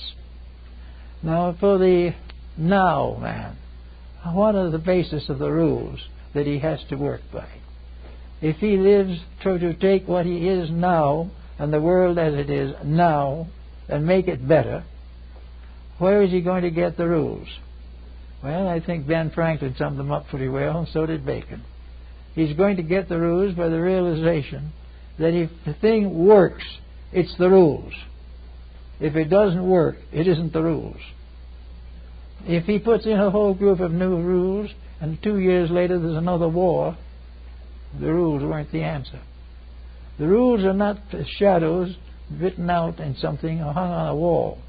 Rules are working instruments that accomplish the necessary. If they do not accomplish the necessary, they are not the rules. So we try to find out what the rules are. And probably Ben Franklin is one of the ones who gave us some of these rules. His very simple answer was that the real rule is common sense. Now, common sense is something that everyone is born with to some degree, but it is usually smothered out in the cradle. It also, if there's any of it survives, it is killed off in the public school system. Common sense is the one thing nobody wants, because they realize that if they have common sense, they're going to have to live better. And this is a very serious obstacle. The individual does not want to live better. He just wants to get even or get away with the things that help him to keep what he's got, or get more. So there is no probabilities here. But Ben Franklin told the thing very definitely. The answer is common sense. Common sense is the most uncommon of all the sensory perceptions. It is based upon the simple fact that an average 12-year-old child, if asked a question within its comprehension, and it can express itself, it will probably give you the correct common sense answer to a common sense problem. It will tell us definitely the experience of all time on working with the matters that we have to face. Ben Franklin said, "Waste not and want not." Well, that's pretty good common sense. This is an age of wastrels. We waste just about everything. We waste 3/4 of the world's wealth on munition and armament alone. We waste our natural resources. We waste gasoline. We waste everything you can think of, simply because waste means a little added luxury. And because of a little added luxury, we're going to wake up someday without the necessities of life. So Ben Franklin summed it up very well. Want not, and you waste not. And if you want too much, you will waste. And here is the great age of waste. I think every one of us realizes that every time we go to the mailbox in the morning. We find it stuffed with literature that we didn't order, don't want, and will promptly throw out. But it is using up valuable pulp, it is using up time, using up everything you can think of. Wasting simply in the hope of one thing alone, and that's profit. And sometimes it undoubtedly makes profit. But it's a very expensive way to waste our natural resources, because it means that one of these days, maybe 10, 20 years from now, we won't have enough of that resource to send a single circular to a prospective customer. We need to understand these things. We need to get down to the simple facts of life. So from the past and its mistakes to the future which could make the mistakes, again, we have to pass through the now. We have to pass through the moment of consciousness. There is a consciousness in each one of us. We have within ourselves the most priceless integrity that can possibly be imagined. And every time a major issue comes out, we will feel an impulse of that integrity. Even if we go out and vote for war, there was a moment when we knew we shouldn't. If we also want unreasonable profits, there is something in us that will kind of give us a little conscience twang. But we cast that aside quickly and go on and take the profit. And in a short time, we're unemployed. A study of the facts of life is far more important than any of the elaborate findings that go out of commissions and people of this nature. They are out trying to fit all these things together under the problem of how to cure a situation without changing it basically. We want to know how to be rich and to be richer and to abolish poverty without anybody paying anything. It's not very likely to do it. We know now that everywhere along the line it is breaking down. We find, for instance, that It's now costing $80,000 to put a young person through a modern university of first class. This is a complete waste. There is no reason in the world why every person in the world has to be a millionaire. And yet now very little less is considered even possible. And we buy all things and pay for all things on this basis. Where is the common sense? If the thing that we buy at an exorbitant price is an absolute necessity, we may have to struggle with it a little bit. But if it is a sordid luxury that makes no difference one way or the other as to the final working out of things, then we should simply cut off the extravagance. There is no need to be extravagant when there's nothing we can take with us to the graveyard except our shroud. We have never been able yet to resist the temptation of temptation. We have never been able to stand strong for principle if it meant that we had to save or be careful or we had to be thoughtful or generous. These things have got to come in change, and they've got to come pretty soon. So we have now the three moments of time: the past, the present, and the future. The past we messed up pretty badly. The future we could mess up if we get around to it the wrong way. And in the middle is now. And now is the human mind. It is the mind as an instrument of knowledge, a mind capable of common sense, a mind that is not trained into ineptitude by false educational standards, a mind that thinks, and thinks simply, and thinks in a common fact way, and recognizes the fact that if we expect to survive, we must stand firmly for the processes and changes that assure survival.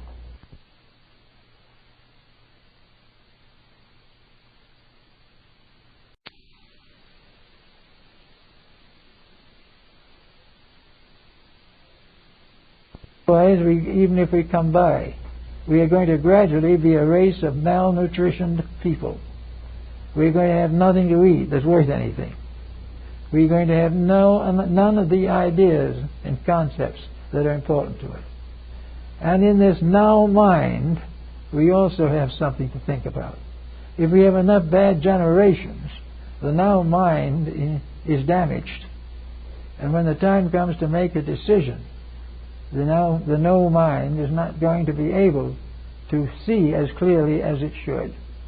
All kinds of propaganda disable the thinking of the human being. And this propaganda is necessary to permit us to keep on making the mistakes that are profitable to somebody, whether they are profitable to us or not. So now we have come to the nub of the thing. We're going to get to go on. We're reading every day in the paper the new problems that arise. We understand little by little the difficulties that we all face, but we also might begin to think a little bit about this developing discrimination and integrity for ourselves. We do not need to fall for every temptation that comes along. We do not need to hunt for bargains forever in a world where we won't find any. We don't have to buy the things we don't need simply because a neighbor has one. We don't need to pay fabulous salaries to people for work that is very mediocre. Little by little, by censorship of our own conduct, we can gradually reduce waste. And if we get rid of waste, even though it doesn't cut down the whole pattern, if we get through with waste, we will add maybe 100 years to our problems of survival. We've got to do something to change the pattern. We have gradually wasted away the planet on which we live. We have allowed it to be exploited. We have transformed a beautiful world into a terrible graveyard of wars. We have also changed the ambitions of the individual. Instead of seeking to be good and happy and have ideals and a family life and a good job, we want nothing less than opulence. We want also the privilege of having lung cancer if we want it. No one should make a law that we shouldn't have it. If we want to carry guns and shoot each other, that's a privilege. We should never be interfered with. And if anyone says to us that we shouldn't do any of these things, there's a cry go up. The answer is not to raise situations which are going to have cries like this.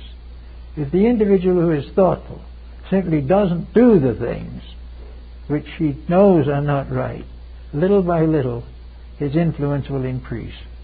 There is a marked rising now of efforts to meet some of these challenges, to do better than we have done. If so, we can move from dead yesterday to brave tomorrow. We can go across by crossing the bridge of integrity. If we go across of our own free will and joy in the future, we can achieve many of these things. But if we stand on the near side, on the side of memory, and say it's all terrible and prove it by 50,000 quotations, we'll still be the same. And we can watch our legislators, we can watch everyone involved in these matters to see if we can find the ones who are able to take the problem and face it in the terms of nature. Every problem we have is part of natural law. Every problem that we have is faced by nature on all kinds of sides, in every direction. And a wonderful, natural, intuitive wisdom guides the decisions. Man is capable of this intuitive wisdom, much more even than the animal. There are things that animals won't do that human beings do every day. They do not recognize the values of the faculties with which they have been endowed. So we know that one of the things that we can do, in the past we can organize the memories so they will teach us something. The future, we can organize our hopes so that they can accomplish something. And in between, in the now, in this moment, we can organize our recognition of values until we begin to do things first that deserve first action. The decision to do it right is ours, and it is based upon perhaps the sorrows of having done it wrong too long. But if the time comes, we have to make these changes. Now, if we make them by revolution, we have thousands of dead. We have horrors beyond wording of people who would rather die than straighten out their lives, because they do not realize that their lives are in their own hands and always have been. But if we can get things started, something will happen. And something that will happen that's very valuable. Now, in between yesterday and tomorrow, there is this I. There is this self. There is something that is in a mysterious way free from all these attachments. It is in us, but we have to use it. It has to be called upon to express itself. We have to make a rule about it. In the Orient, we have laws and we have systems of philosophy that help to develop and strengthen the discriminations that we need. But over in the West here, we're supposed to be graduates from those kind of rules. We're supposed to do right because it's right, not because we have to be taught to do it to please the gods. We have to do it to please ourselves, that we have to be right. But if we are right and can get to that kind of thinking, then we will realize there's no need for revolutions. There's no need for tearing down the statues. Little by little, step by step, we will correct the mistakes. And in so doing, we will discover that it is this correction of mistakes that is the reason we are here. We are here faced by decision. We are faced here by a problem that always presents two appearances. This is for one purpose primarily. It is to help us to grow. Instead of having a teacher tell us these things, it has circumstances reveal these things to us in no uncertain terms. We have to know by experience. And the experience that will help us is that of just judgment and the integrities of philosophy. So if we use the simple rules of common sense, We don't have to worry about all these great big things that are such problems for us. We come along all right. And we come around without any major upheaval. The world isn't going to get very unhappy over the fact that some of us are a little happier. It's not going to wreck everything if we are not corrupted. If we want to buy where the product is reasonable, this is not a sin. If we don't buy things we don't need, this is not a crime. It is an economic mistake. But the economic system should have been changed long ago so that it wouldn't have been a mistake. A system of economics that has to survive on extravagance is no good. A system of government that has to depend upon policing peoples is not right. But each individual has to be given a caretaker, has to be given a nurse or an orderly or someone to take care of him until he can take care of himself. So at the present time we have nations with billion-dollar, multi-billion-dollar annual budgets to help people to take care of themselves. And a little question as sometimes, who is being taken care of, but we'll pass over that lightly. The fact remains that we can, with a little bit of thoughtfulness, recognize what to do and how to do it. We can recognize that in ourselves, in our heart of hearts, in our soul, in our spirit, is a divine power forever resident. The spirit with us is good. The soul is its agent. The soul is a wonderful, beautiful necessity. It is something that guides us in ways of righteousness. If we listen to these things in ourselves, we will not be deceived by shoppers on the outside.